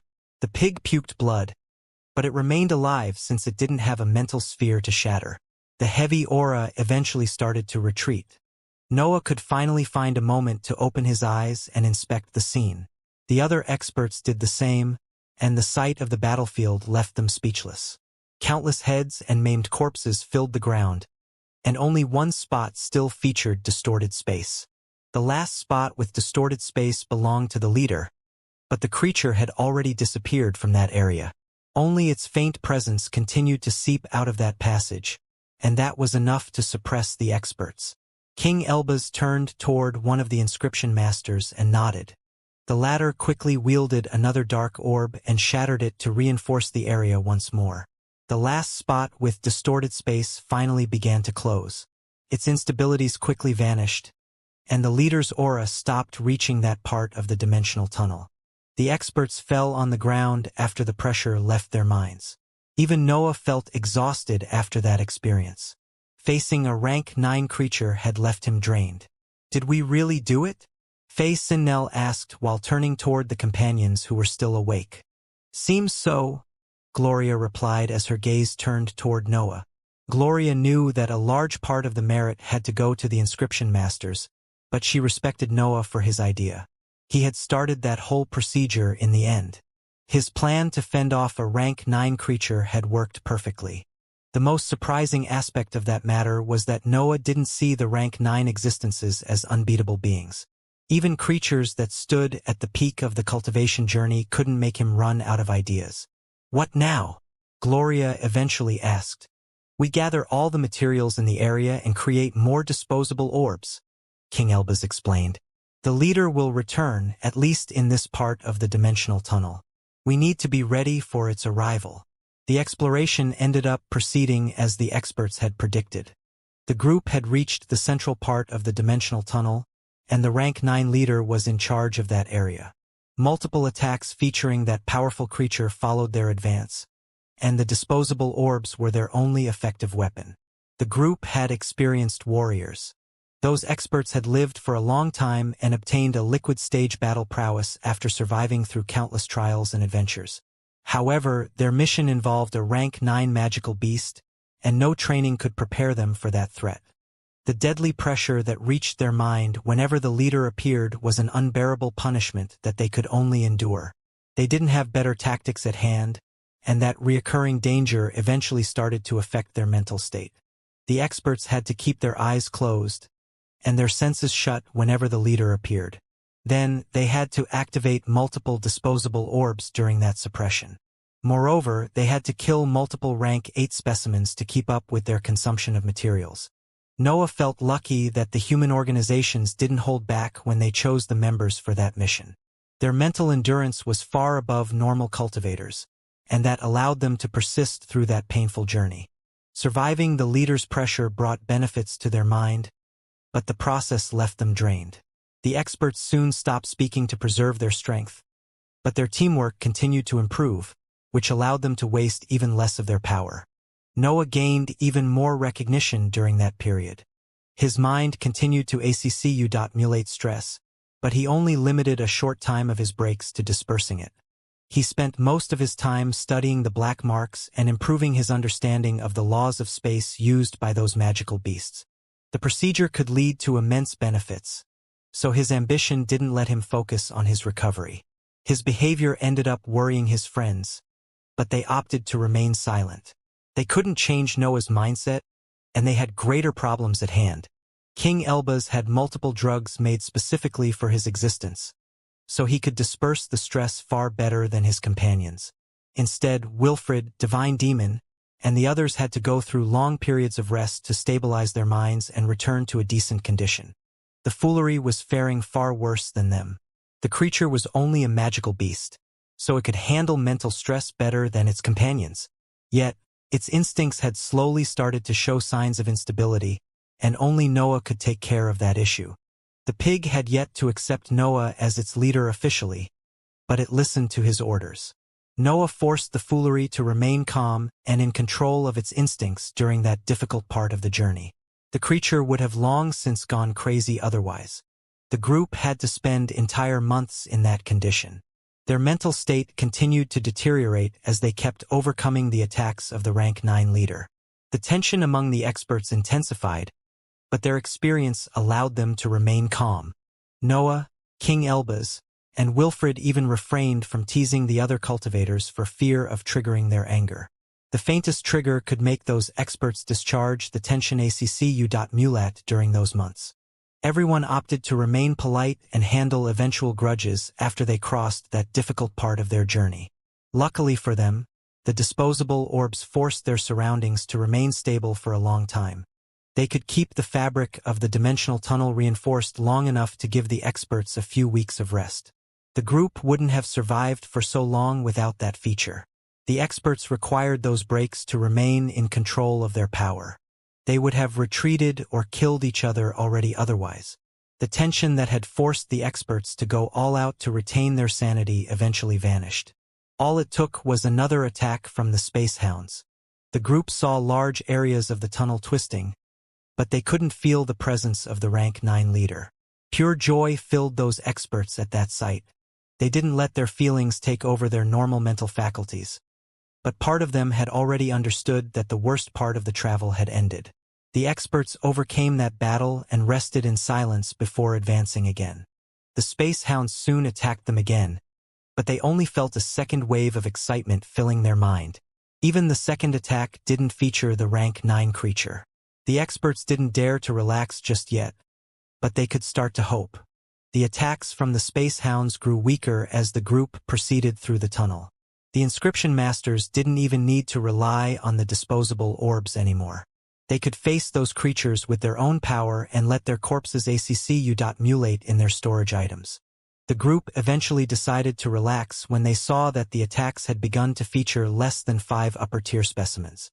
It seemed that only weaker platoons occupied those areas of the dimensional tunnel. They had successfully crossed the domain of the rank 9 leader. "It's finally over," Harold shouted once the group took their usual break. "We should spend more time resting now that we are out of the leader's reach. I know that you like to act tough, but it's clear that most of us are about to collapse. No resting until we are out of this damned place," Noah coldly replied. "We are inside enemy territory. It's better to take a long break once we approach the exit." Harold wanted to complain, but he couldn't find words to do it. Inspecting Noah made him lose any desire to argue. Noah had never stopped studying the black marks. He was doing the same even during that break. He was sitting cross-legged on the ground while his mental waves inspected a few pieces of silver fur featuring black marks. "You shouldn't push yourself so much," Althea complained. "The real mission is on the other side of the Immortal lands. Preserving our strength before reaching our destination should be mandatory. I didn't survive heaven and earth's tricks by playing it safe." Noah gave another cold reply, and growls fused with his human voice. "You might trust those existences, but they are nothing more than enemies in my eyes. As such, I'll keep training." Wilfred and the others in his team shared Althea's worries. Noah had grown jumpier during that part of the travel. It was clear that his mind still held on to a lot of stress. Yet they couldn't say anything to stop Noah. His stubbornness even surpassed his greatest qualities. They could only hope that the dimensional tunnel came to an end before his mind shattered. The dimensional tunnel ended up satisfying their hopes. The group only had to face a few more battles before a white light began to shine from the distance. The experts had done nothing more than diving through that structure, so they had never been completely certain about their direction. Still, finding the white light stated that their travel had been a success. They had finally reached the other side of the dimensional tunnel. "The other side of the Immortal lands is right ahead," Noah thought while punching one of the rocky walls to create a cave. "I wonder what can even worry heaven and earth so much." A trap would explain a lot, but the dimensional tunnel would lose its purpose at that point. Doubts filled Noah's mind, but he let them be for now. The answers were finally close, but he had to recover properly before approaching them. The experts saw Noah's actions and decided to imitate him. It was finally time to take a long break.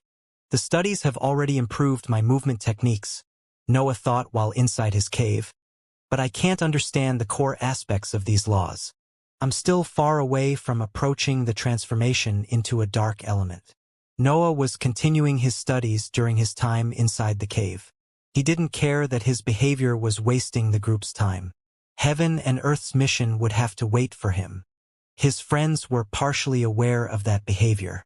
They knew Noah enough to guess how long it would take him to recover, so they understood that he was up to something once that period expired. Still, they didn't even bother to contact him and waited patiently in the last area of the dimensional tunnel.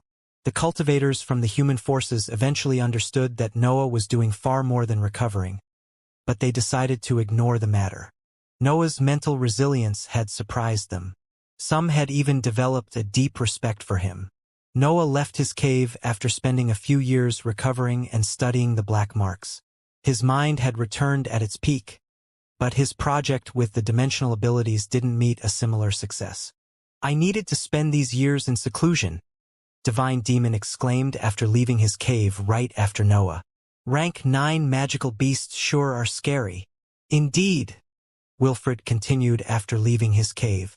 "It has been hard to disperse this stress. Our companions must be better than us to be already here." "I'm the best there is," the foolery shouted after imitating the experts. "Shut up," Divine Demon whispered, but everyone in the area could hear his words. "We are trying to cover for my heir. Don't ruin our act." "Oh, sorry," the foolery replied before turning toward the cultivators from the human forces. "I am the best, but I also needed to recover. I didn't require much, but it's better to be safe when dealing with heaven and earth. I can be as reckless as I want, but I need to be at my peak to help you all. I've delayed my time in seclusion due to my crucial role in this mission." The foolery's words made no sense, but those who knew the creature could understand what had happened. The pig had tried to blame that delay on itself, but its pride had eventually taken over its pretense. "Do you always behave like this?" Isaac Putgon asked. "All the time," King Elba sighed while joining the rest of the team. "You should ignore most of what they say." "My latest disciple is too shy," Divine Demon sighed. "He will never achieve greatness if he doesn't accept the true source of his power." "And what would that even be?" King Elbaz asked. Divine Demon waved a hand, snorted, and announced the answer to the group. "I'm your greatest inspiration, the true source of your power. Come and kowtow to me. Pay respect to this benevolent master."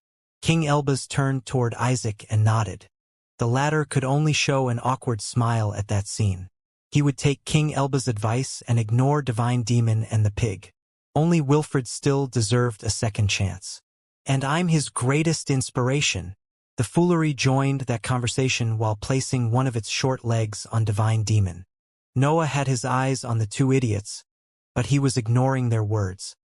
His mental waves were inspecting the foolery since something had changed inside the magical beasts after the travel. Faint red strands had begun to gather inside its head. They were nothing more than soft lumps of energy, but Noah's eyes widened at that sight. That power resembled the mental waves. Is it developing a sea of consciousness? Noah wondered, but his thoughts soon went in another direction. Noah had seen seas of consciousness inside magical beasts during the events in the other mortal lands. Those creatures were transforming into hybrids, but they still had developed human centers of power during the process. Yet, that new center of power seemed different when it came to the foolery. It resembled a complex bloodline inheritance that could work as a proper mind. The pig has gone through enough suffering to develop a bloodline inheritance, Noah thought. I can address the other unusual features to its divine state and my ambition. I wonder what will come out of this process. The foolery's new center of power was far from complete. The creature was only mulating strands of energy that resembled mental waves into the inferior sea of consciousness of the magical beasts. It would take time to complete the process, but Noah would be there to study it. He even guessed that he had to blame his ambition for that sudden evolution. "Can we go now?" Althea asked in a pissed tone. The cultivator didn't mind that delay, but she felt bothered by the attempt to conceal it. There was nothing wrong in asking for more time to recover, especially when they were about to approach the actual mission. Her companions limited themselves to nod before their expressions turned stern. The time for jokes was over. They were about to discover why heaven and earth had decided to summon them there. The experts didn't bother dividing themselves into smaller teams to approach the exit. They had built some trust during the travel through the dimensional tunnel. Surviving the attack of a rank 9 creature had made them believe in their good intentions. The teams obviously had different purposes, but none of them seemed inclined to betray their new companions. Some of them even sided with heaven and earth, but they wouldn't endanger the mission to fight over their belief. The experts wielded their weapons and activated their defenses before jumping into the white light at the end of the dimensional tunnel. A familiar pressure soon landed on them, and their senses quickly allowed them to inspect their surroundings. The group could immediately understand that they had left the dimensional tunnel. They were in the outside world, and the familiar pressure of the sky landed on their figures. Still, the scene that had unfolded in their eyes was far different from the immortal lands that they recalled. "What happened here?" Noah shouted in his mind as his eyes became able to inspect his surroundings. Large chunks of the azure ground floated in the sky and reflected its white radiance. A dense layer of air filled the almost empty surface, and sparse lightning bolts flew in every direction. The lightning bolts shot from dark clouds that had gathered in the layer of air over the surface. They flew toward the floating azure chunks above them and tried to remove their laws from the world. Fissures that led to the void opened on their own. The azure ground where Noah and the others were standing seemed to be the most stable aspect of that place, but chunks still rose in the air from time to time. Are these the effects of a worldwide heaven tribulation in the immortal lands? Noah wondered, but his instincts told him that he was wrong. His consciousness quickly spread and began to study the laws that filled the matter. His mind quickly noticed that something was off. The true meanings in the area seemed to have different natures, even if they belonged to the same field. The chunks of ground didn't separate due to external effects. The laws inside them were the reason behind that unusual behavior. They fought each other until that material changed nature and escaped heaven and earth's system. The air and the other materials in the area were going through the same process. The laws inside them fought against heaven and earth's true meaning until they managed to transform their nature. It was as if an entire world had started a rebellion against heaven and earth. The laws were rebelling against heaven and earth's system. Natural mutations happened in their true meaning before they started fighting those that didn't change. The world transformed under that process. The ground shattered, and large chunks rose into the sky. The air gained unnatural density and accu.mulat under the crumbled terrain. Multiple heaven tribulations also appeared, but the direction of their lightning bolts was all over the place. "What can even cause this mess?" King Elbaz asked as his curiosity seeped out of his figure. King Elbaz wasn't in control of that event. His law had acted on its own in front of that spectacular scene. The other experts had similar reactions. Their mental waves spread through the environment and tried to understand what had happened to the other side of the immortal lands. "This shouldn't be possible," Althea eventually exclaimed while the experts were busy conducting their inspections. "It's too soon. Our calculations had placed this event a few millennia from now. You might want to explain everything quickly?" Noah threatened as growls fused with his human voice. Althea seemed to struggle with that decision. She didn't want to reveal things that she had learnt through heaven and earth, but the situation didn't allow her to hold anything back. The other teams had all turned toward her. Even her two companions appeared unaware of that issue and were shooting curious glances at her. Althea bit her lower lip, but she eventually gave in to that pressure. The immortal lands are annexing new materials from outside the sky. The lower world involved in the process is forcing the laws to rebel. Is that even a thing? How can a lower plane affect the immortal lands? Are we in danger? The experts stormed Althea with questions, but the members of Noah's team remained silent. They had recently learnt about the layout of heaven and earth's domain, so they could develop some hypotheses on their own. King Elbaz also appeared to be close to a conclusion. Countless inscribed items had appeared around his figure and were aiding his mental waves in their inspection. The expert wanted to find the source of those mutations. "I didn't think that could happen," King Elbaz eventually exclaimed in an excited tone. "But there isn't any other explanation. Simple materials shouldn't be able to transform the higher plane so thoroughly, especially when they come from weaker worlds." "Elbaz," Noah pressed the expert to explain himself. "Materials without wills can't affect laws," King Elbaz explained. "They can trigger a few reactions in specific cases, but this event is affecting even the distant regions. I guess that the new world annexed by heaven and earth has developed a will in a desperate attempt to survive." That revelation was incredible, but Noah didn't let it take control of his emotions. The event was breathtaking, but learning about it did little to improve his condition.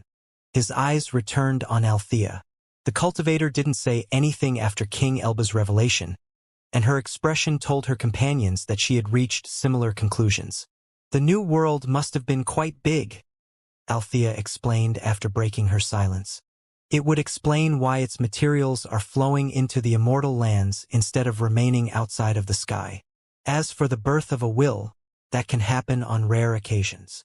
"Give me something that I can work with," Harold snorted. "I don't care about cosmology.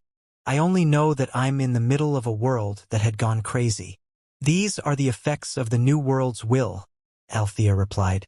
"Its influence is strong enough to affect this side of the immortal lands, but it lacks order and purpose. It's only a chaotic mass of power that forces laws to mutate and escape heaven and earth's system." Althea suddenly went silent after that revelation. Something had popped into her mind, and traces of fear had appeared on her expression. That rare event could lead to something else, but she didn't dare to consider that outcome. Noah landed next to the cultivator, and his demonic sword pressed on her neck. Snore, Duanlong, and Night had also appeared around Althea and prepared for Noah's orders. The two cultivators from Althea's group remained shocked about that sudden development. They didn't sense Noah approaching. He had simply appeared among them. "How dare you betray us now?" Lisa from Althea's team shouted. "The stories about you were on point," Fred from the same group added. "You are an untrustworthy demon. You have waited for the chance to turn on us since the beginning of the mission."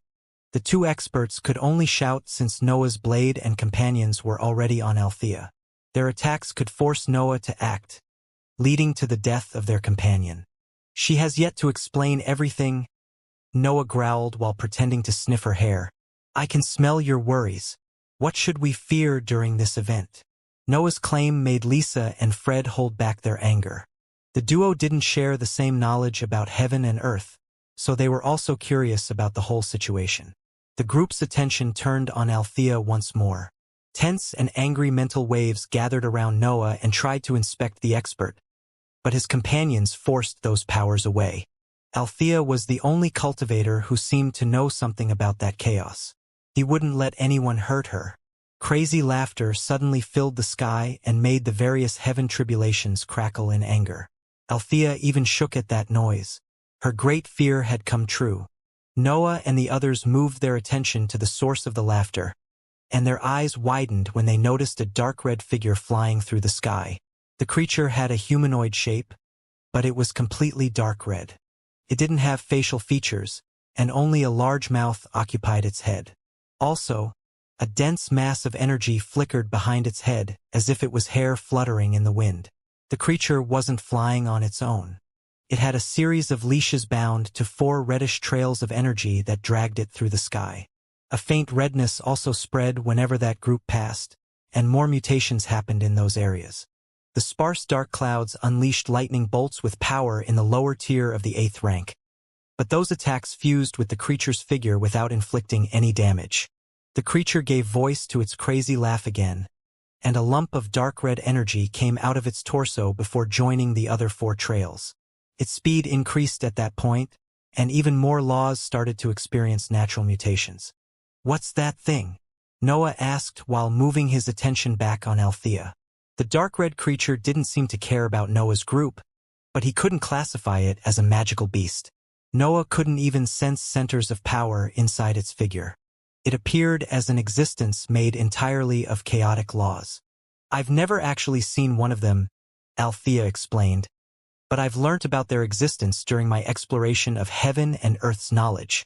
King Elbaz and the others continued their inspections without failing to listen to Althea. Their ears were on her, but their mental waves were on the environment. Heaven and earth call them devils, Althea concluded. They are existences born from chaotic laws that won't merge with the immortal lands. They are poison to this plane, and heaven and earth can't do much about them.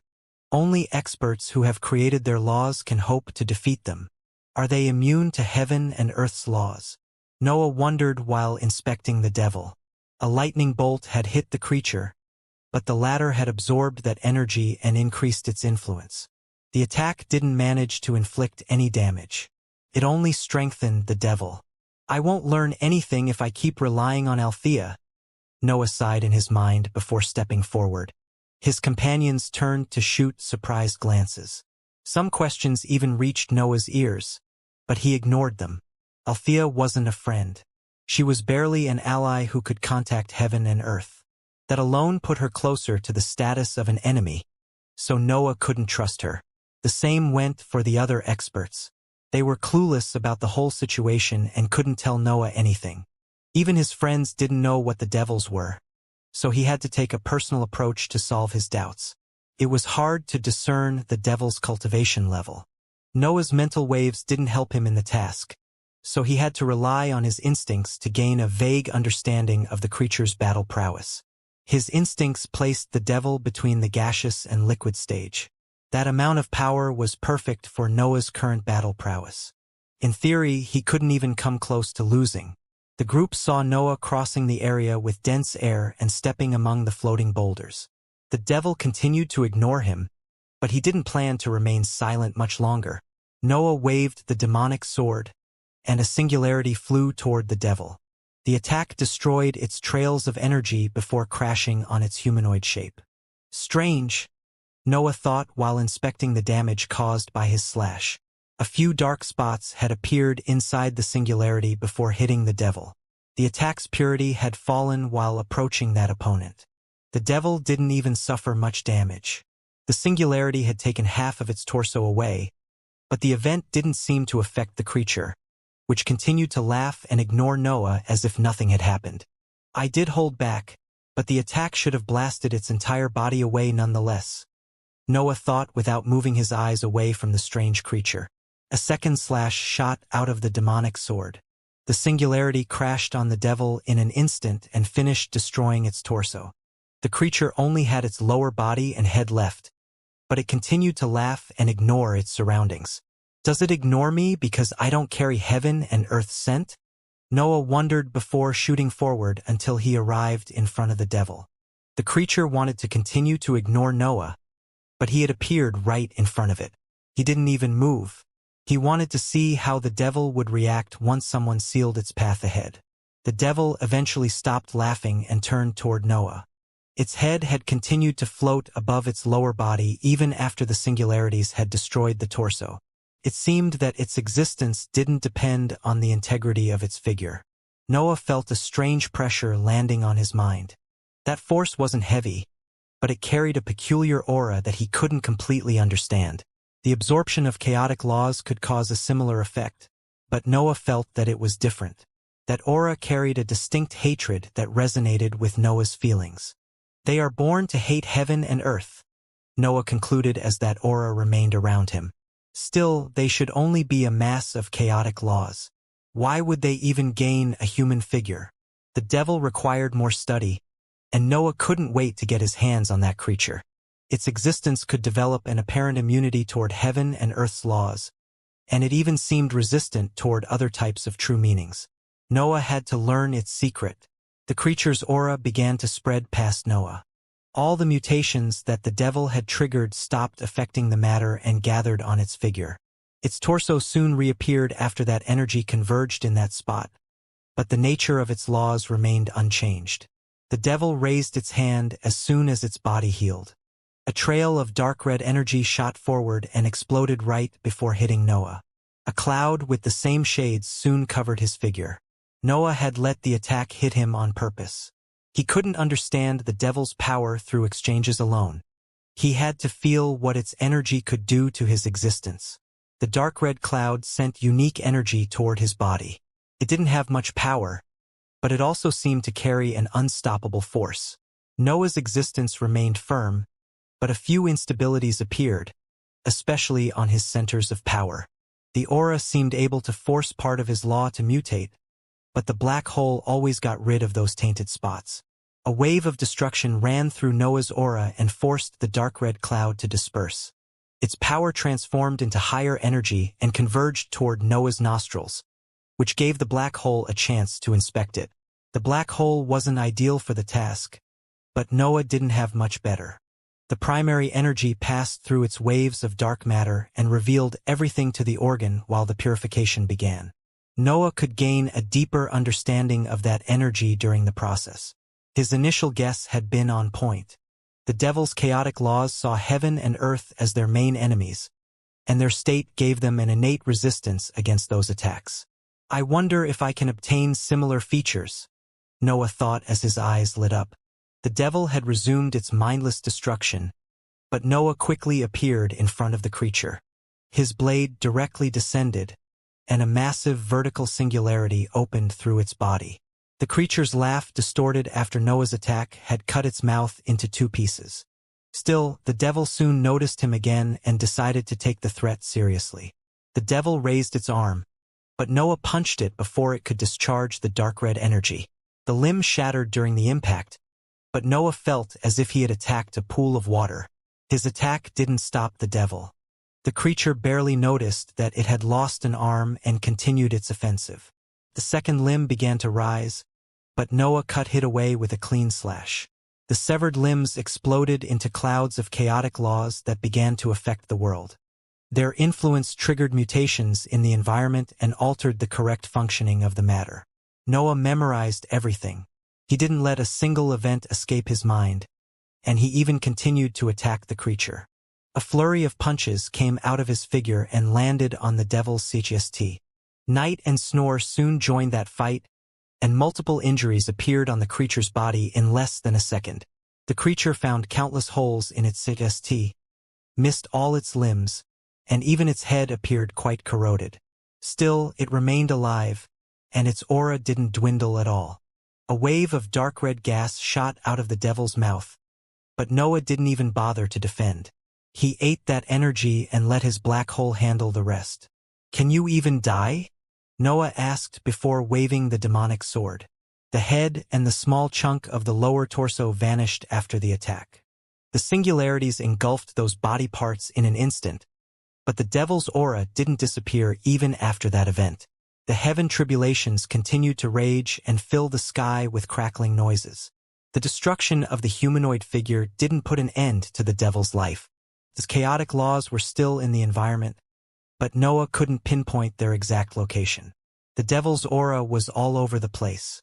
It was everywhere, and Noah couldn't find a core to destroy. He had never met such a unique opponent, but his excitement grew as he discovered more about that strange species. The mutations intensified. More laws fell prey to that strange aura and escaped the nature imposed by heaven and earth. The whole sky seemed about to transform into a sea or rocks. However, the mutations stopped affecting the world before radical transformations could happen. The tainted laws that had escaped heaven and earth's system began to converge near Noah and gave birth to the dark red figure he had destroyed a few moments ago. The devil took form, but it seemed far stronger than before.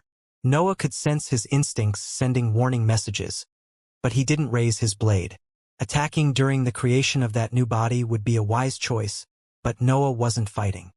He was studying that unknown species since he had already set his mind to develop that innate resistance.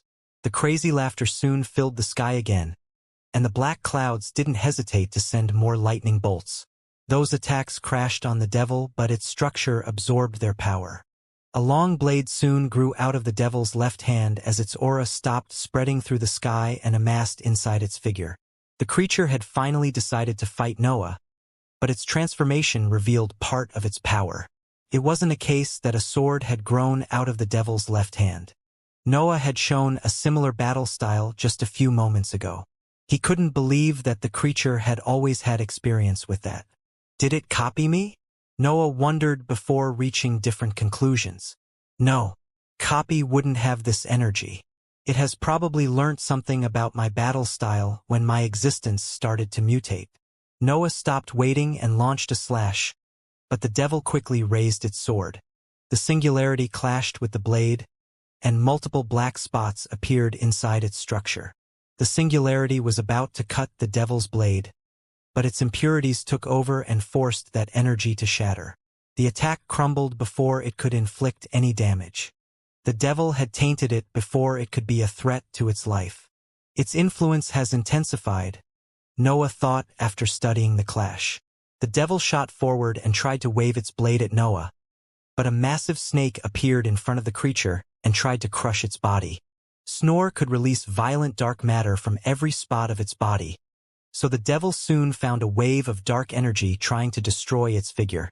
The snake didn't only manage to restrain it, it had even started to suppress its power. Still, the devil's influence eventually managed to affect Snore. The laws inside its structure began to mutate, and its body started to change under that power. A few chunks of that massive body transformed. They became water, rocks, air, and light that couldn't remain attached to Snore. Its existence couldn't keep those different materials inside its fabric. Night, Noah thought, and the pterodactyl promptly shot toward Snore. Night cut away the tainted pieces of Snore's body and let the creature recover. The snake had to let the devil go, but its figure quickly healed. The devil transformed again. Part of its damaged skin turned into a gaseous layer that hovered around its figure. A destructive force even filled that aura and increased the danger felt by Noah. Is it learning? Noah wondered when he saw those changes. The new features that had appeared on the devil resembled his dark matter. The devil had learnt from Noah's techniques and was evolving again. A roar suddenly escaped Noah's mouth. The unstable substance ran through his black vessels as his companions returned inside the separate space. Noah left only the demonic sword outside since its black hole could protect the weapon from that threatening influence. Snore, Night, and Duanlong didn't have Noah's miraculous organs. The devil could get a chance to take over his companions, and Noah couldn't allow that. Noah pressed his blade on his forehead. His consciousness expanded and locked on the devil before a wave of sharpness filled the area. A massive singularity suddenly opened on the devil's spot. The creature disappeared as soon as Noah's attack landed on its figure, but its aura didn't vanish. The singularity dispersed quickly and revealed that the devil was still on the same spot, even if multiple injuries had appeared on its body. Yet, the creature raised its sword without caring about its wounds and slashed it toward Noah. A massive dark red slash shot out of the devil's sword. The attack had fuming trails coming out of it and contained a dense mass of chaotic laws that transformed the air they crossed. It can't completely copy my attacks then, Noah concluded. It still retains its nature even if it imitates my battle style. The demonic sword clashed with the dark red slash and cut it in half. The chaotic laws that landed on the weapon modified its structure, but dark matter quickly came out of it and fixed those flaws. Noah glanced at the demonic sword. The process had not been harmless for the weapon. The blade had suffered some slight structural damage that would require a few hours to fix. I might be unable to use my full power here, Noah thought before storing the demonic sword and shooting toward his enemy. The devil launched another slash, but Noah punched right through it. The chaotic laws that dispersed around him tried to modify his existence, but a layer of dark matter covered his skin and stopped that process. Noah's fingers took the shape of a blade before he waved his arm. His hand fell on the creature's shoulder and opened a deep diagonal cut. A punch quickly followed that attack, and Noah soon found his limb stabbed inside the devil's sagacity. The mutations intensified at that distance. The devil didn't care about injuries. It was an entity meant to bring change into everything in its range, and Noah was deep inside that power. A scarlet light filled Noah's eyes. The demonic deduction technique produced violent thoughts that enhanced his destructive capabilities. A viable approach eventually appeared in his mind, and he didn't hesitate to deploy it. An azure light shone from behind Noah's eyes. His greed seeped out of his figure and filled the sky. His aura was so intense that the noises generated by the heaven tribulations became unable to leave the dark clouds. Noah desired the power held by the devils. He wanted to know how they could oppose heaven and earth so effortlessly, and Supreme Thief's ability was giving him a chance to avoid countless tests. A suction force spread from the arm inside the devil's chest. Noah began to absorb the dark red fabric of its body and turn that material into knowledge. A series of information filled his mind, but a dense will also tried to fuse with his existence. Noah found himself forced to interrupt Supreme Thief's technique midway and summon the parasite. Roots came out and spread across his arm before expanding toward the rest of the dark red figure. The parasite's corrosive aura destroyed those chaotic laws without bothering to absorb them. The black hole was making sure that the magical plant didn't let that energy affect its structure. The devil quickly vanished. A dark halo covered the area before its figure completely disappeared. Even its unique aura died out at that point, and the sky finally found some peace. "What a strange creature!" Noah exclaimed in his mind. The chaos that had filled that area died out. The mutated laws continued to fight the true meanings inside heaven and earth's system, but they began to lose ground without the devil spreading chaotic laws. Those battles usually resulted in mutual destruction. Entire chunks of the floating boulders fell apart, and pieces of the layer made of dense air dispersed. The dark cloud vanished now that the devil was no more. Heaven and earth wouldn't bother to punish the laws that had turned rogue. They saved their energy and let the world pay the price for that battle. The area slowly reached a new harmony. Heaven and earth's laws couldn't destroy all the mutated true meanings, but they managed to remove the rebelling will. Part of the mutated laws didn't go back to their previous nature but only stopped fighting heaven and earth. Some boulders continued to float through the sky, air covered the ground, and small pools filled the sky. "It seems that I can't take the easy path to obtain this power," Noah sighed in his mind after reviewing what had happened when he had activated Supreme Thief's technique. In theory, Supreme Thief's technique could steal any ability as long as its owner wasn't worthy of that power. Noah even firmly believed that he would eventually learn to wield those chaotic laws.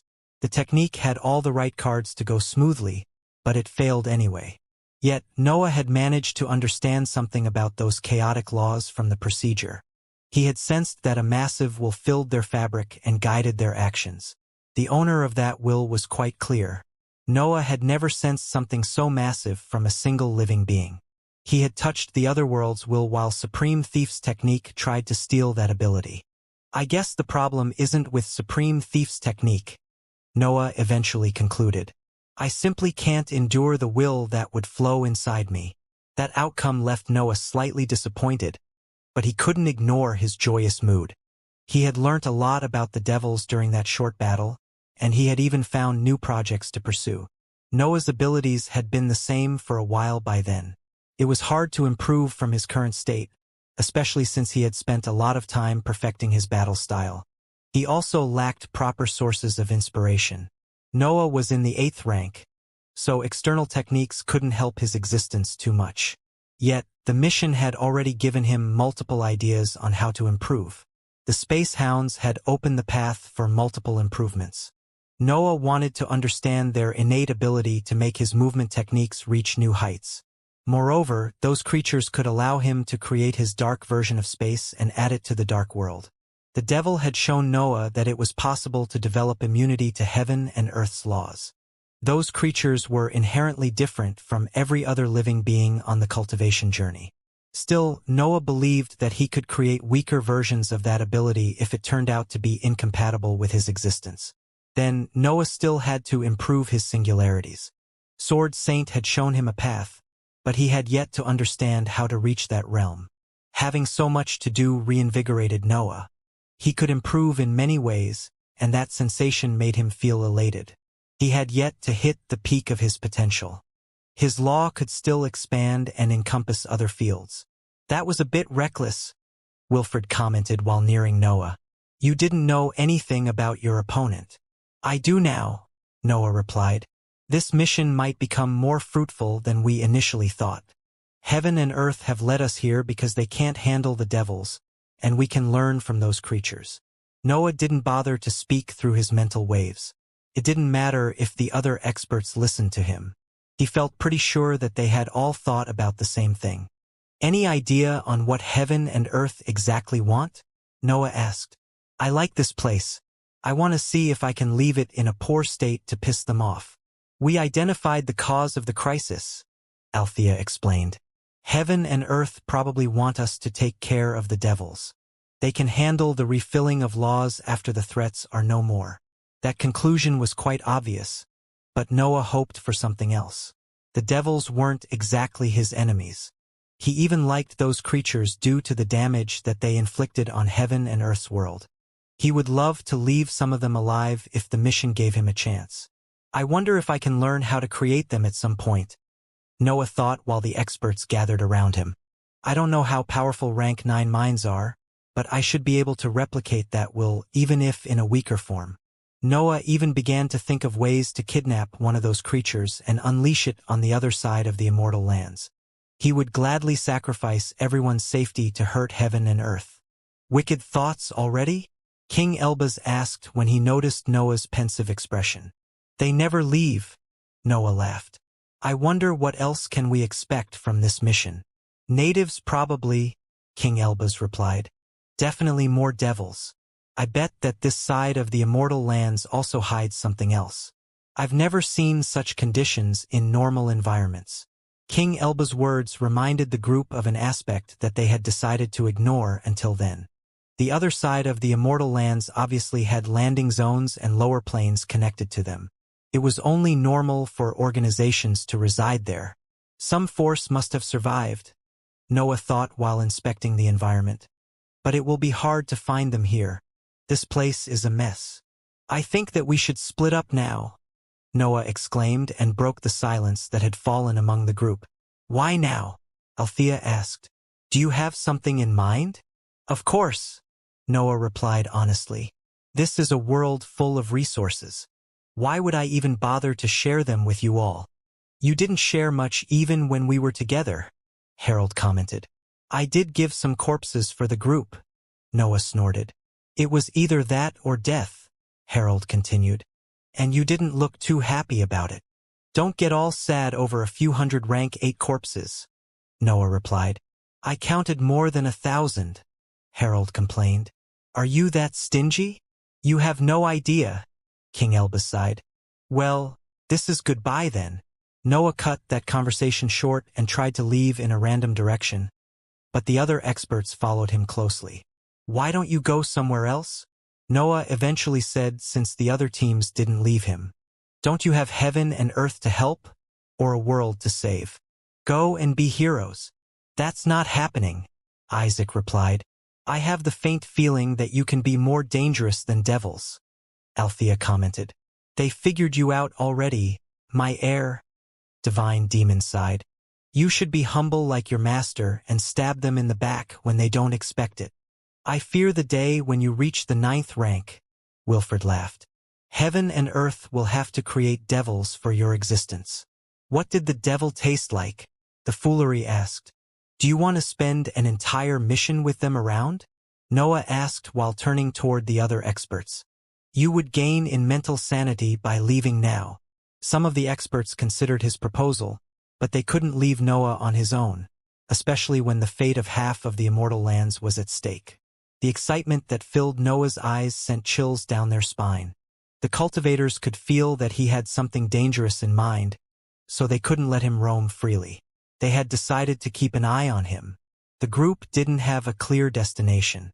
Heaven and earth didn't bother to inform them about the contents of the mission, so they had to understand everything on their own. The devils were a problem that heaven and earth couldn't defeat with their laws. Noah's battle had cleared some doubts about their power, but the experts still felt that they lacked a complete view of the situation. The chaotic laws carried by the devils caused mutations in every material and living being. Their influence didn't have specific purposes, but it could still generate trouble. Noah's ambition and Radiant Eye's aura could trigger similar effects, but they forced the laws to evolve on a specific path. Instead, the Devil's mutations were completely random, so it was unlikely for them to lead to stable forms. The living beings affected by those mutations would probably die due to the many instabilities in their structure. Yet, the Immortal lands had countless magical beasts. Noah wouldn't be surprised if he found a few species that had benefited from the Devils. That led to a silent issue that Noah didn't want to bring up until he gained a clear view of the other side of the Immortal lands. A good mutation could generate new overlords that could live in a world infested by devils. Broken environments crossed the group's vision. That side of the Immortal lands had gone through a deep transformation that hindered the experts' exploration. It was hard to move when the ground and the sky had switched places. Keeping track of their exploration in such a different environment was troublesome, and the experts often had to rely on inscribed items to help them with the issue. The experts didn't lack inscription masters. That team had even developed a decent relationship after the issues in the dimensional tunnel, so the cooperation went smoothly. The group could explore every crack of the floating ground and lake suspended in the sky. They could explore the vast sky illuminated by the regions hanging above it, and something off eventually popped out. Did the devil kill everyone? Harold shouted. The group had explored the other side of the Immortal lands for months, but they couldn't find a single magical beast. The environment also lacked magical plants and other living beings. The mutations might have left very few living beings alive, Noah explained. I'm more surprised about the lack of cultivators. Did they all die? Heaven and Earth may have purposely sent us in a safe area. That would explain a lot, Althea exclaimed. The expert didn't worship heaven and earth, but she felt deep respect toward those mighty existences. She could accept that they had placed the dimensional tunnel in an empty area on purpose. A loud noise suddenly filled the area and interrupted that conversation. A few regions went dark and forced the experts to look above their heads. A massive landmass had appeared among the whiteness. Scorching and fuming patches of ground covered its edges, and cracks opened through its structure as the vast region fell. The landmass slowly shattered during the descent. It transformed into large chunks that continued to fall apart until they became nothing more than dust. The dust didn't manage to reach Noah's position. It fused with the world during its journey through the sky, and an angry aura spread after the event. Screeching noises filled the sky as the laws carried by the landmass began to fight heaven and earth's matter. Their influence forced other true meanings to escape that system and transform into something chaotic. The group could finally observe part of the absorption, and curious expressions appeared on their faces. Their mental waves studied how the laws transformed under the otherworld's influence and gave birth to spectacular events. The matter of the Immortal lands transformed right in front of their eyes. Yet, part of the tainted laws didn't fuse with the world. They remained a chaotic mass of power that slowly spread their influence through the regions and continued to generate mutations. Those masses of power gained a dark red shade as the mutations continued to spread. The laws that didn't fuse with the world joined their structure and increased their size until they gained a humanoid shape. Crazy laughs eventually resounded in the area. Noah and the others didn't hesitate to wield their weapons at that sound. They were witnessing the birth of a large group of devils, and they didn't know how they would behave in their presence. Multiple devils appeared in the sky. Their auras fused and intensified their influence. Some of the chaotic laws even tried to reach Noah's group, but the experts quickly sent their mental waves to stop that energy. We don't need to fight them now, Daisy Newhall reminded.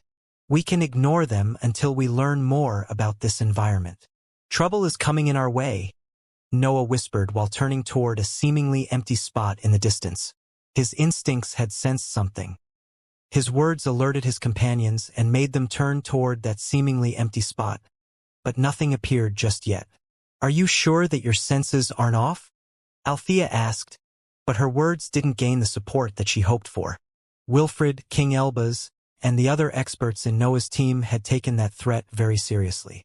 Noah's senses had never been wrong, and they could often perceive things before his companions. Noah couldn't understand what was happening. He could sense the danger drawing close, but his eyes and mental waves couldn't identify the source of that sensation. The dark world quickly expanded and covered the entire region. Noah deployed all his investigative methods to identify that danger, and something eventually appeared when the currents of dark matter ran through the sky.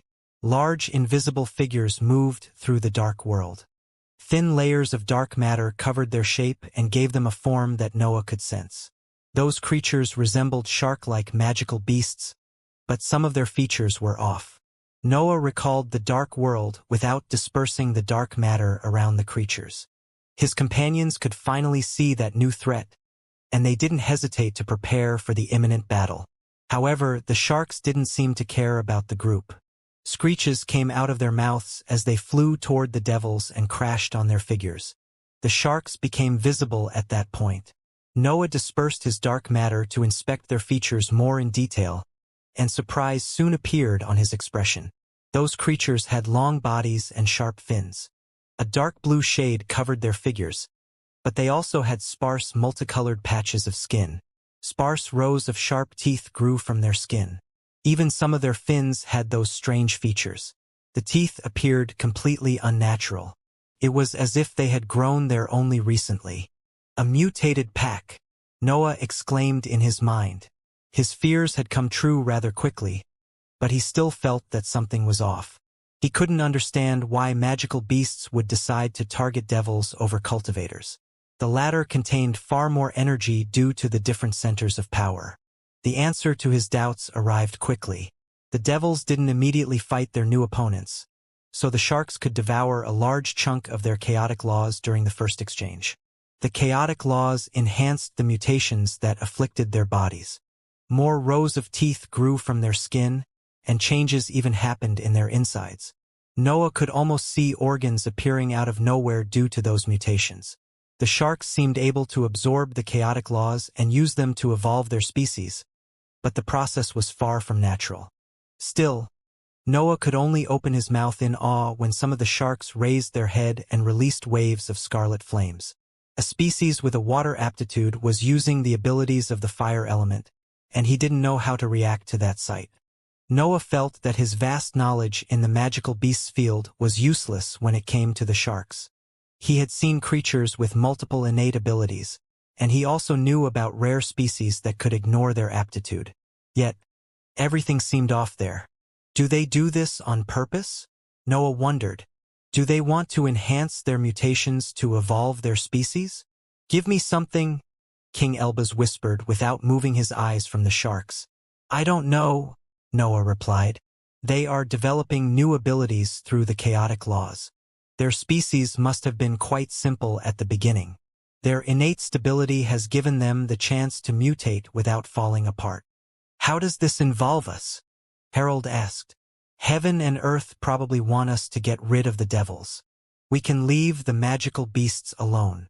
These sharks can benefit from mutations, Noah explained. Obtaining a couple of new abilities should have been enough to trigger a tribulation. The fact that they are still here might be a problem. That's heaven and earth's problem, Harold snorted. They should have sent a stronger tribulation.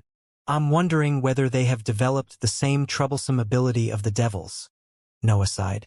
It would explain why they don't have negative effects from the mutations. The group finally understood his point. The sharks might have developed a resistance to heaven and earth's laws, and that would put them among the experts' targets. A species with limitless potential can also end up hurting our organizations, Althea added. They can become strong enough to take over the entire higher plane. Wouldn't that be quite a sight? Wilfred laughed. Noah ignored part of that conversation. Strange thoughts had appeared in his mind after his explanation. In theory, the chaotic laws were nothing more than power. They could force the matter to transform and give up on its original nature, but that was only a side effect of the will that they carried. Still, that side effect had allowed the sharks to break free from their innate restraints and evolve their species. Those creatures could benefit from that power and strive to reach the peak of the immortal lands. Can I do the same? Noah wondered as the fight broke out. The devils finally decided to fight, but they couldn't manage to do much against the sharks. Their power relied on the mutations to inflict damage, but those creatures seemed able to avoid any harmful effect. Can I even evolve past this form? Noah continued to think about the issue. Noah had fought the chaotic laws during his previous battle with the devil. He had cut away any mutation that tried to spread through his existence.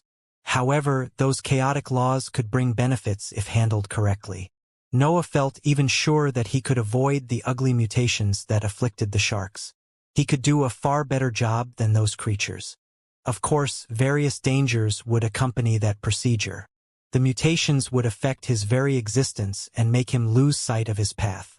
Is my ambition trying to trick me again? Noah wondered. Is this heaven and earth's doing? Do they want me to approach this procedure to ruin my law? Noah couldn't feel sure about anything. He only knew his D point, E point, S point, I point, R point, ES, and his expertise told him that they were achievable. The procedure might take time, but he believed that the chaotic law's influence could enhance his existence. My greed is so troublesome, Noah sighed in his mind before turning toward King Elbaz. Do you have something to contain the devils? Noah asked. Do you want to capture one of them? King Elbaz replied. Don't you? Noah asked, and a smile appeared on his expression. King Elbaz looked Noah in the eyes, and the same smile eventually appeared on his face. The expert shared his same desire, even if his reasons were different. Can you not put all of us in danger? Harold exclaimed. It's too late for that. Wilfred laughed while patting Harold's shoulder. Are we about to fight? The foolery asked. I wasn't paying attention. The sharks looked too tasty. Can we make a plan at least? Althea asked. Only a few devils left, Noah whispered before shooting forward. King Elbaz promptly followed him. The two experts had ignored the rest of their group. They had their eyes on the devils, but the sharks had almost eaten all of them. The pack of sharks featured a few hundred specimens. Only a third of them were in the 8th rank, and their leader was an upper-tier creature. Only the leader could be a threat to the group. The other specimens could be dangerous, but that depended on their innate abilities. Noah had yet to understand their full power, but he believed that no middle-tier creature could defeat him. Let's use the higher energy to contain one of the devils, King Elbaz ordered through his mental waves. Focus on the weakest, the one that barely reaches the 8th rank. The devil's level was hard to discern, but Noah and King Elbaz could vaguely understand where they stood in terms of power. One of the devils seemed to struggle to reach the 8th rank, so it became their target. The sharks didn't bother to turn toward Noah and King Elbaz. They only cared about the chaotic laws. They almost appeared addicted to that energy. Even the spreading of the dark world didn't make those creatures turn. They continued to feed on the devils even if Noah's technique was trying to suppress their senses. WH.I.S made of golden fire came out of King Elbaz's hands and shot toward the sharks assaulting the weak devil. Only the rank 7 specimens were attacking their target, so the expert got rid of them in a single blow. The devil laughed and tried to spread its influence through the dark world. But Noah's technique was too powerful for that creature. The dark matter forced the devil to shrink. It suppressed its chaotic laws until the creature turned into a dark red sphere. That new shape gave the devil a chance to intensify its influence. The condensed chaotic laws slowly began to affect the dark world. But King Elbaz arrived before they could do any damage. King Elbaz deployed countless items, but he didn't activate all of them. His hands moved quickly as he tested how his creations reacted to the chaotic laws. Some of the inscribed items remained unchanged, while others experienced deep mutations. Some even shattered after the chaotic laws altered their structure. This should work, King Elbaz said through his mental waves. A series of golden threads began to envelop the mass of chaotic laws. King Elbaz even stamped his hand on the item to create runes that sealed certain spots. The devil didn't care about that event. Its chaotic laws didn't mind ending up in a cage as long as they could continue to affect its surroundings. King Elbaz quickly completed the prison and stored it inside his space ring. Noah and the expert exchanged a nod and prepared to leave, but a large figure soon appeared between them and shattered a large chunk of the dark world. A screeching noise filled the area and forced the two experts to cover their ears. A red light shone from behind the leader's eyes while it expressed its anger toward the duo. The upper-tier shark had noticed that King Elbaz and Noah had stolen its prey, and it wouldn't forgive them for that. It could see through the dark world, Noah exclaimed in his mind as lumps of dark matter covered his figure. The shark's screeching cry was a sound attack capable of hurting both Noah and King Elbaz, but the experts quickly deployed countermeasures. The dark matter stopped that painful noise and gave Noah the chance to counterattack. His companions quickly came out of his figure, and black roots also spread over the black defensive layer. Golden light came out of King Elbaz's ears to block the sound attack. A series of runes also appeared on his body to create a series of shields that matched his shape perfectly. A fiery spear even flew out of his space ring and landed on his hands. Those were inscribed items in the middle tier, but their power seemed unstable. It went up and down depending on how many flames King Elbaz generated. Noah shot a curious glance at King Elbaz's inscribed items, but the upper-tier shark quickly claimed his attention. The creature swung its tail and generated a gale that crashed on him. Innate ability of the wind element, Noah shouted in his mind before charging ahead. The raging winds that flew toward his figure shattered when they entered in the range of the parasite. Its corrosive aura could disperse the attack before it could reach the layer of dark matter. King Elbaz waved his spear, and a trail of golden flames shot forward. The fire took the shape of a giant arrow that exploded as soon as it touched the shark. The creature turned toward King Elbaz, but a cut suddenly appeared on one of its fins. Snore then bit the beast and covered it with its violent dark matter. Snore entangled its body around the shark before Noah landed on the creature's head. The roots that covered his feet dug deep injuries into its body, and the demonic sword soon touched its skin. A wave of sharpness filled the area when Noah thrust the blade downward. The demonic sword dug the shark's skin, but it didn't manage to reach decent departments. An azure glow filled the shark before an explosion rang in the area. Noah found himself in the distance. His protections had shattered, and a few injuries had appeared on his legs.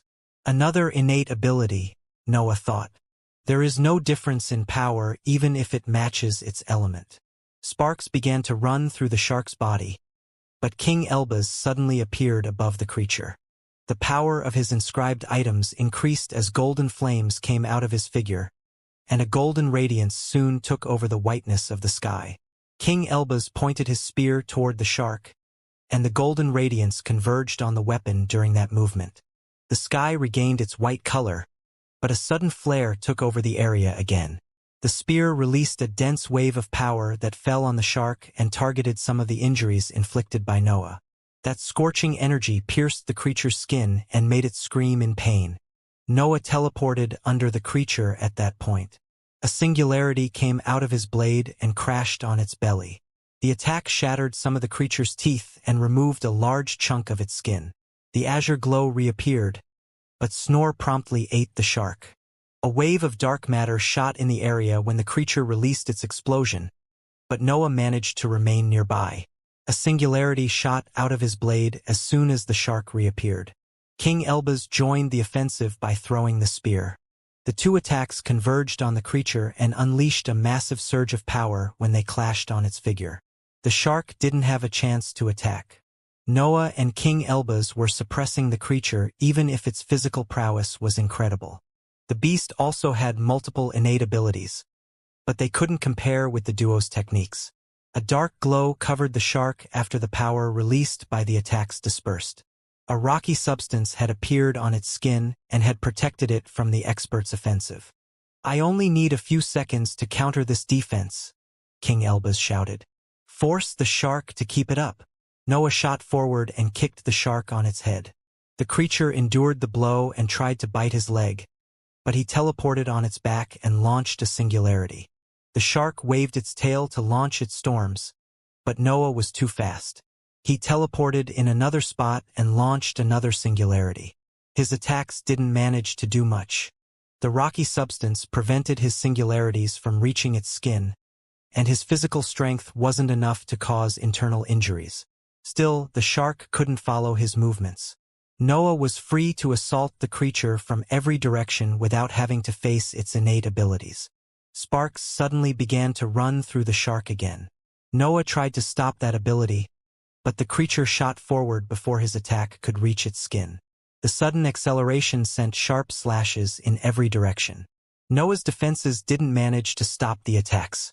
The roots and dark matter that covered his CHST disappeared, and a series of long cuts opened on that spot. "I'm ready," King Elbaz shouted while the shark turned to charge at the experts. The sparks were running through its body again. The creature wanted to launch its slashes, and Noah silently prepared for the attack. "Try to endure it," Noah said through the mental connection as he wielded the demonic sword with both his hands.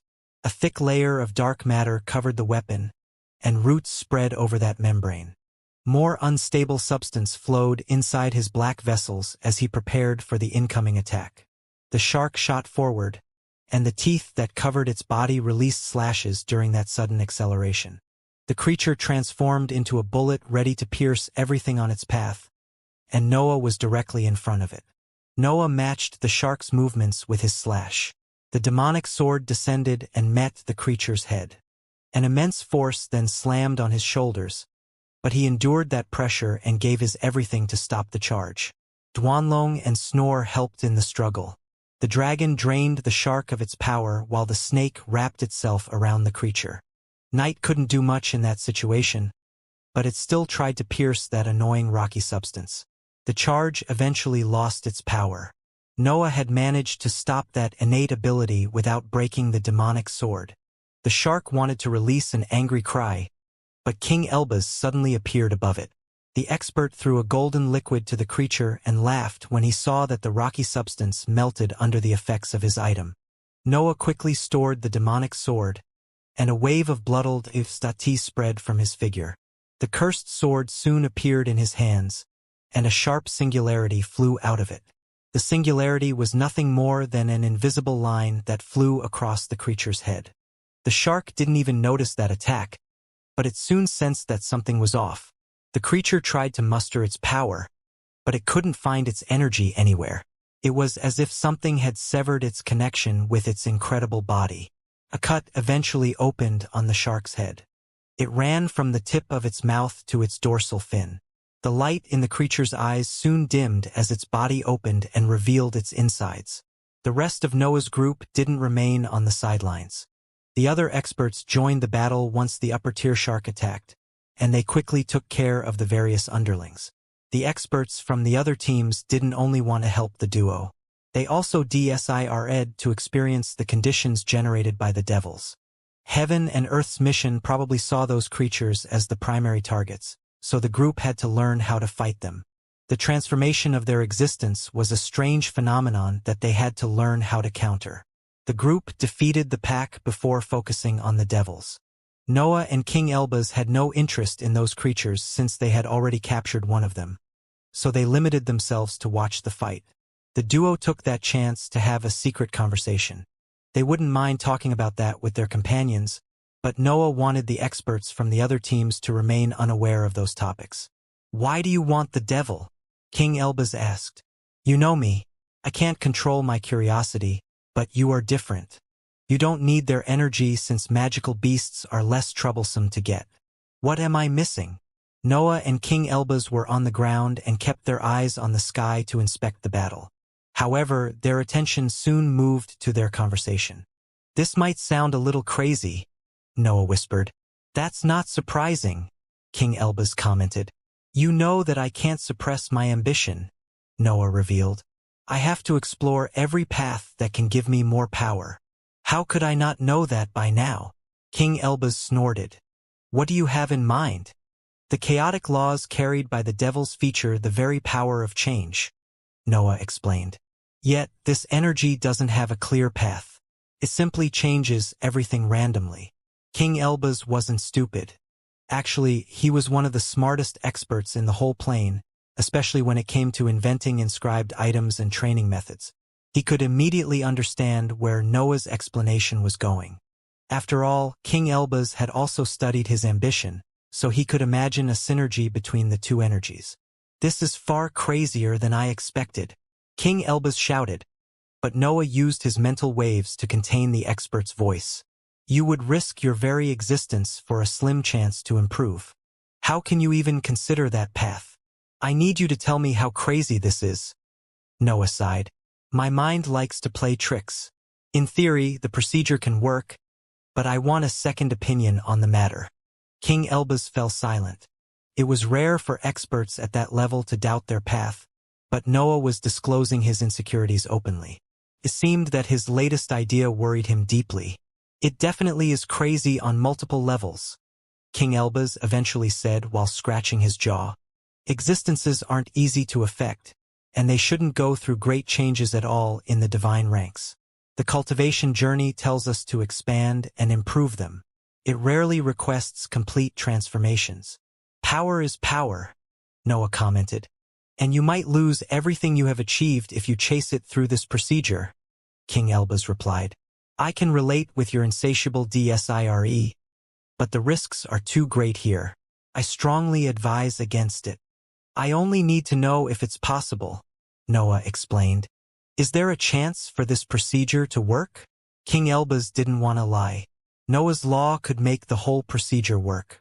It was one of the few energies in the world that could give a purpose to the devils and force an actual evolution. Still, he wanted to choose his words very carefully. Noah's decision would depend on his evaluation, and many adverse events could follow that. It is possible, King Elbaz sighed. Your ambition could force the power of change inside the chaotic laws toward a stable path. It might even produce something far better than the sharks. I just don't know if you can improve anymore. I guess I can only perform tests in a safe environment, Noah concluded. I can lend you some of my stuff, King Elbaz added. I have items that can copy laws to some degree. I would use them before approaching the experiments on yourself. Of course, Noah commented. I'm crazy, not idiotic. Do you want my opinion on that too? King Elbaz mocked Noah, and the latter limited himself to give voice to a short laugh. The battle in the sky eventually ended. The experts took a while to learn how to defeat the devils without endangering their laws. That experience would improve their future fights and give them more chances to complete the mission. A series of complaints flew toward Noah, but the latter ignored them. He didn't care about the safety of the group when those risky procedures filled his mind. The group divided the loot and proceeded with the journey. Noah kept most of the shark's body, but King Elbaz gained the chance to study it. The expert didn't care about that flesh. He only wanted to see how the mutations had affected its body. The event that they had just witnessed turned out to be quite rare. The group guessed that something similar happened in other areas of the higher plane, but they didn't have to face it again even after months of exploration. Yet, the experts encountered the sharks on multiple occasions in that period. Their initial guess had been on point.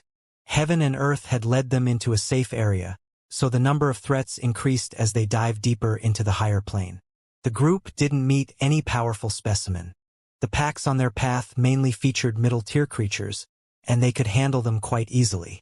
The experts also had to face sparse devils from time to time, but their power was relatively low. It seemed that they had yet to reach the areas where those threats touched a dangerous level, but they didn't lower their guard nonetheless. The exploration eventually became quite dull. Noah and the others were in a spectacular environment that carried unusual features, but they couldn't do much with it. The devils offered some excitement, but their behavior was erratic. Those creatures always tried to ignore the experts and only started to fight after suffering some damage. Moreover, their attacks were nothing more than mutated copies of the group's laws, which worsened the overall situation. The sharks couldn't provide much either. Those creatures had evolved in different ways, but they remained magical beasts. They were powerful, but they could only give flesh and peculiar materials to the group. Noah didn't see any difference from regular hunts. Do we have to spend millennia like this? Harold complained after the group defeated another pack of sharks. I understand the need for our help, but I expected more. Maybe the stronger devils can give you the excitement that you seek, Althea replied. Why would you even complain about easy battles? We are gathering materials while studying how our existences can mutate. These are free benefits. Althea was right, but that didn't lift the group's mood. They preferred to face dangers and improve quickly rather than repeat the same tedious battles over and over again. Still, a change in their routine eventually happened. A series of white lines manifested in front of the experts while exploring a lake suspended in the sky. King Elbaz made his companions stop, and his curiosity soon burst out of his figure. The experts had found traces of inscriptions, but King Elbaz didn't manage to sense them before they revealed themselves. The change in the scenery helped the group break out of the monotonous exploration, but the inscriptions also lead to problematic conclusions. The inscriptions hinted at the presence of cultivators. There was a high chance that the lake hid the natives who had survived the absorption of the New World. "Let's unravel these inscriptions," King Elbaz ordered, and the other inscription masters gathered around him. King Elbaz's curiosity had gone out of control. It rarely happened that his sensors failed to find inscriptions laying around, so he had set his mind to study them. Noah and the others didn't get in the inscription master's way, but they still studied the white lines from afar. They also struggled to sense them. It was as if those formations were part of the world. Did they also mutate? Noah wondered while the inscription masters tinkered with the white lines. The inscriptions almost had no aura at all. Noah couldn't even sense the amount of power that they contained. They barely existed in the world, but he couldn't deny what he was seeing. The inscription masters had to deal with those problems. Trying to break something that barely existed without triggering its effects was a tough challenge that they had to approach slowly. The rest of the group began to cultivate after the inscription masters remained immersed in the study of those white lines for an entire week without making any progress. They would rather spend their time training than observing those experts at work. The travel didn't give Noah much time to focus on his many projects. Althea and the others were keeping an eye on him, and he didn't want to slow down the exploration by secluding himself for years. That approach had been acceptable inside the dimensional tunnel since Noah didn't know what to expect from the other side of the immortal lands. Yet, doing it again during the actual mission seemed a waste, especially since he couldn't gain immediate benefits. All his projects would require decades or centuries to provide benefits. Noah preferred to wait until he accumulated enough knowledge about the chaotic laws to seclude himself for a long time. His situation didn't completely stop him from testing a few things. The black marks from the space hounds were still with him, so he could study them from time to time. His movement techniques improved whenever he gained a better understanding of the laws of space contained in those materials. Noah didn't even feel completely lost about the creation of the dark version either. He was making progress even if at a slow pace. The white lines eventually crumbled. The event marked the inscription master's success in overcoming those formations, and the environment changed after that event. Faint dark figures appeared inside the lake suspended in the sky. The inscriptions stopped covering those structures so the experts could finally learn more about that environment. The lake contained large buildings that the group couldn't properly make out from their position. The azure water surrounding them seemed to be part of a large defensive mechanism that hid most of the insides and blocked external mental waves. "We have another riddle to solve," King Elbaz sighed while studying those defenses. The water itself was part of a large formation. The insides of the lake also hid multiple defenses that the inscription masters could only sense through their instincts. The group had met a complex array that only true experts could build. Noah began to consider the possibility of starting one of his long projects when he understood that the inscription masters would take a while to clear the path. Still, something changed before he could build a cave. The water suddenly churned. Dense currents ran through the lake and created an empty path that connected the outside world to the faint buildings. Noah and the other experts on the ground quickly flew toward the inscription masters. Those events usually led to a meeting, and their experience ended up being on point. A powerful aura flew out of the tunnel and covered the experts. The group could immediately sense multiple solid-stage cultivators walking through that watery passage and leaving the lake to begin the meeting. 3 solid-stage cultivators soon appeared in front of the group. The trio studied the experts while wearing stern expressions, but they seemed to lack ill intentions for the time being. "I don't recognize you," the only man in the trio announced. "Where did you hide until now?" Noah and the others exchanged awkward glances. It was hard to explain their presence there, especially to a group that had to survive an entire plane turning upside down. "Heaven and Earth have created a tunnel leading to this side of the immortal lands," Althea eventually tried to explain their situation. We believe they wanted us to help with this crisis. Maybe they even predicted that we would join you in the task. The trio didn't reveal any emotion at those words, but their silence hinted at something. The lack of a proper answer told Noah's group that the three experts were aware of part of that mission. Is this all of you? One of the women asked while revealing a displeased expression. Didn't you have stronger experts at hand? We have also gone through a few crises in the last period, Althea continued. Our organizations need to recover from their losses. Still, I can assure you that we are quite powerful. You even brought a magical beast, the second woman sighed. How can this creature even help? Did you come here to mock heaven and earth? Noah's eyes sharpened. The woman had stated her position toward heaven and earth. She sounded like a follower of those distant rulers. I can eat yours dash. The foolery tried to shout, but Noah promptly closed its mouth. Noah didn't like that arrogance either, but he wanted to play along until he learnt more about those natives. The power showed by the white inscriptions was quite fearsome, so those survivors had to feature some mighty experts. I don't think I can handle solid-stage cultivators, Noah thought while eyeing the foolery. I'm able to fight liquid-stage experts now, but these three seem a bit too strong. Knowing about his limits didn't make him abandon the idea of fighting those experts.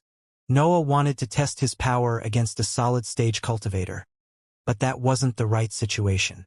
We have asked heaven and earth for help, the man said while changing the topic. The devils are troublesome to fight for those belonging to the great system. Most of our experts are like that. We need external forces, but I hope that your loyalty is in the right place. The man was clearly asking whether Noah and the others worshipped heaven and earth, but the group could only exchange another series of awkward glances. Even Althea's team could barely claim to be on heaven and earth's side.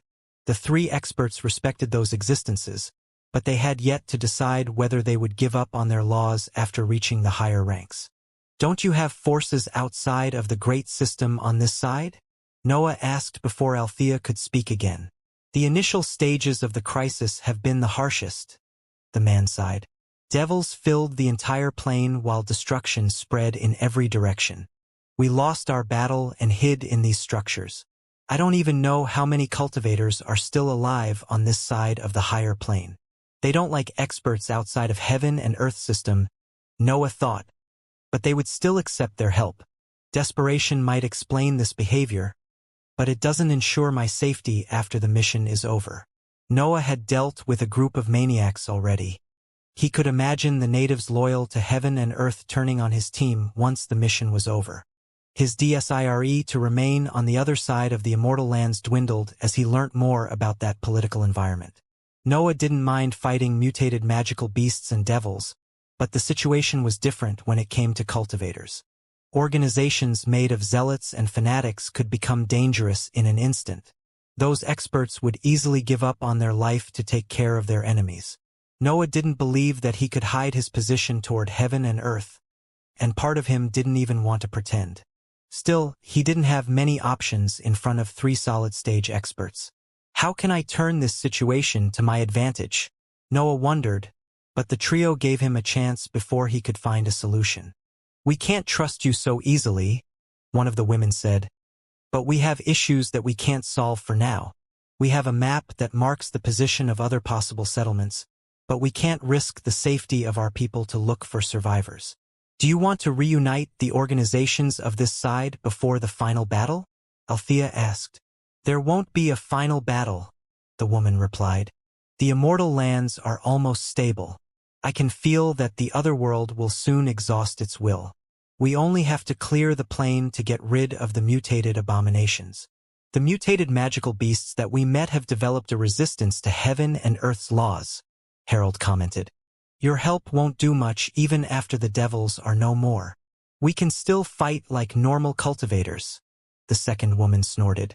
We avoid doing that out of respect for heaven and earth, but survival comes first in this situation. How does it even work? Noah wondered. Do they have multiple laws at hand? His doubts didn't make him ignore that conversation. Noah had already formulated a basic plan, but he needed to know more to deploy it. What do we gain from helping you gathering your companions? Wilfred asked. Do you think that you can clear the whole plane with this small group?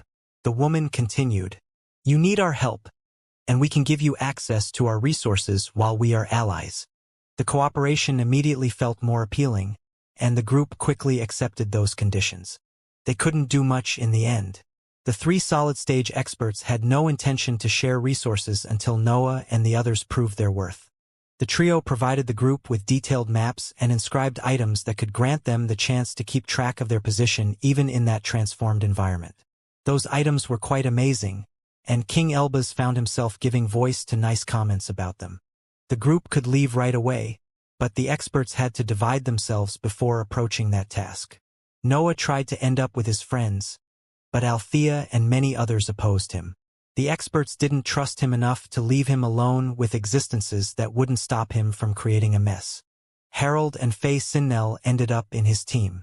His friends received a similar treatment, and the foolery wasn't an exception.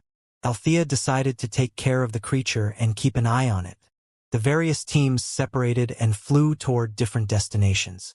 The maps covered most of the old human domain on that side of the Immortal lands, so their journey would take a while.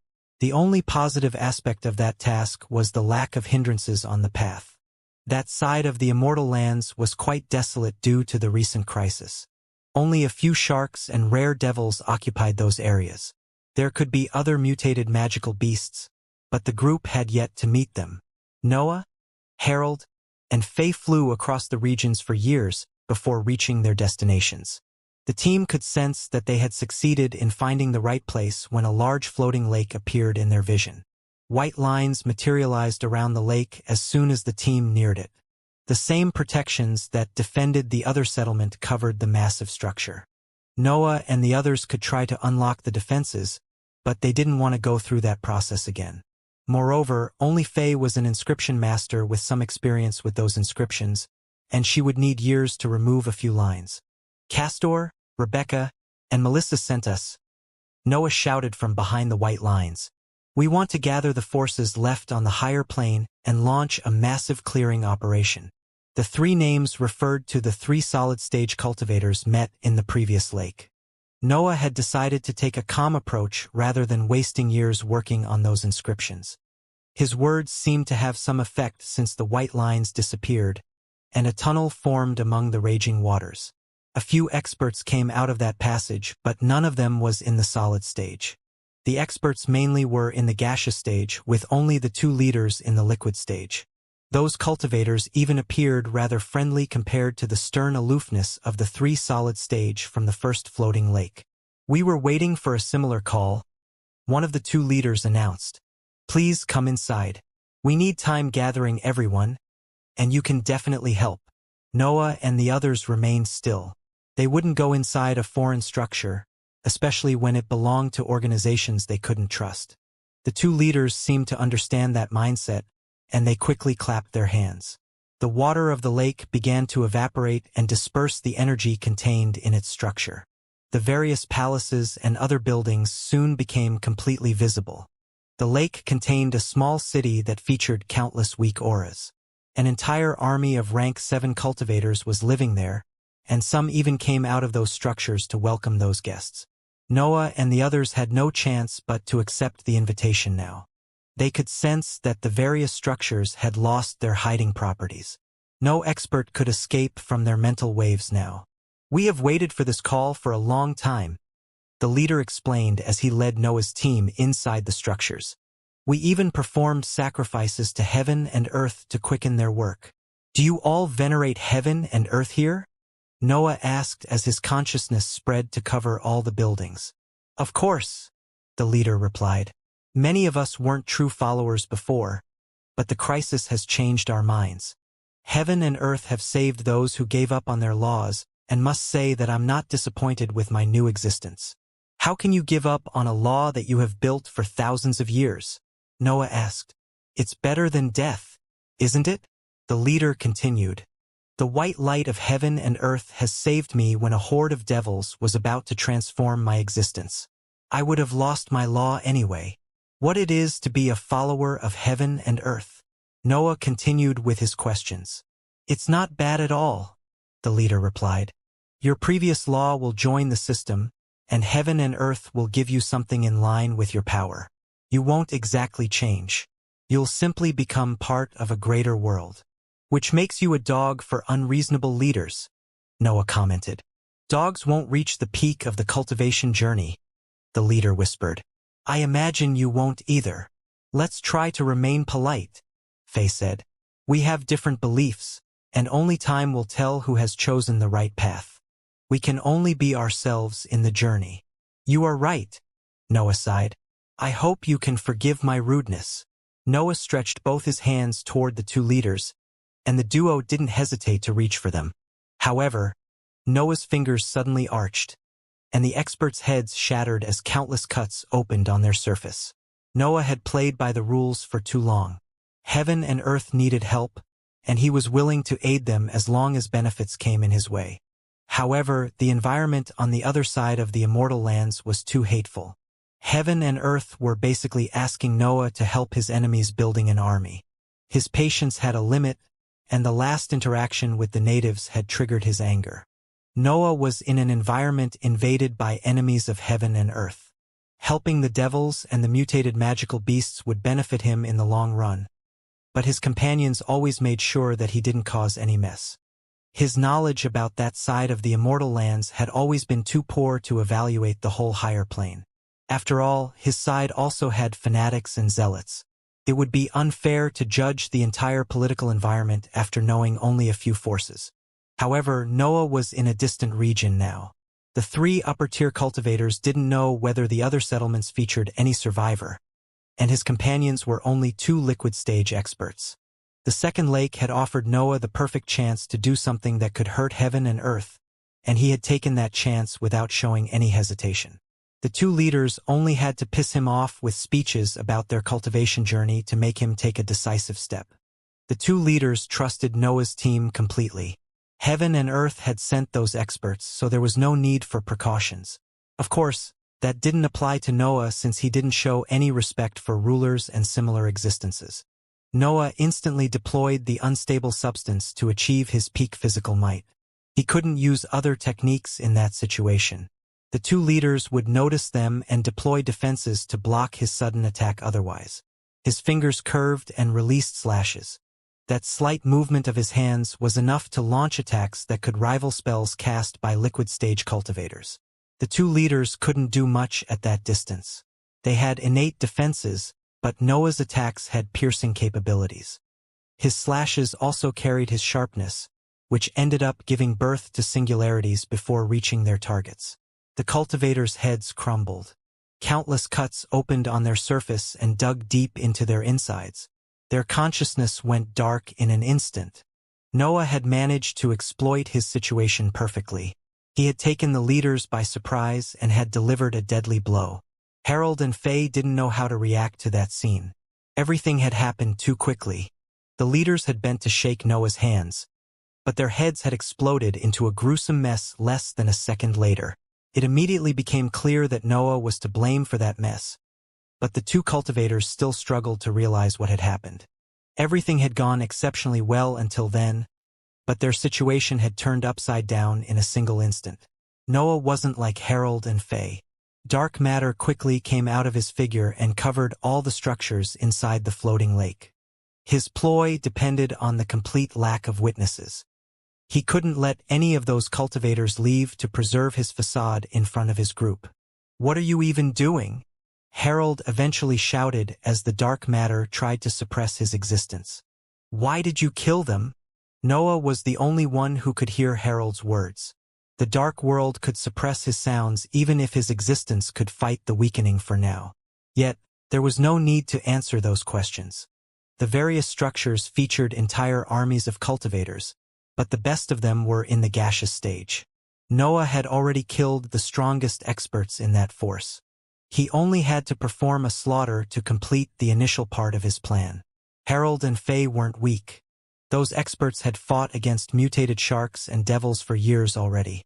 Those creatures had removed any flaw that still afflicted their battle style.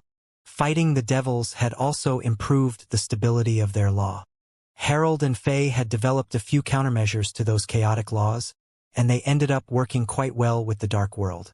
Noah's technique changed the environment to suppress the experts' laws, but the latter quickly deployed defenses to keep their existence safe.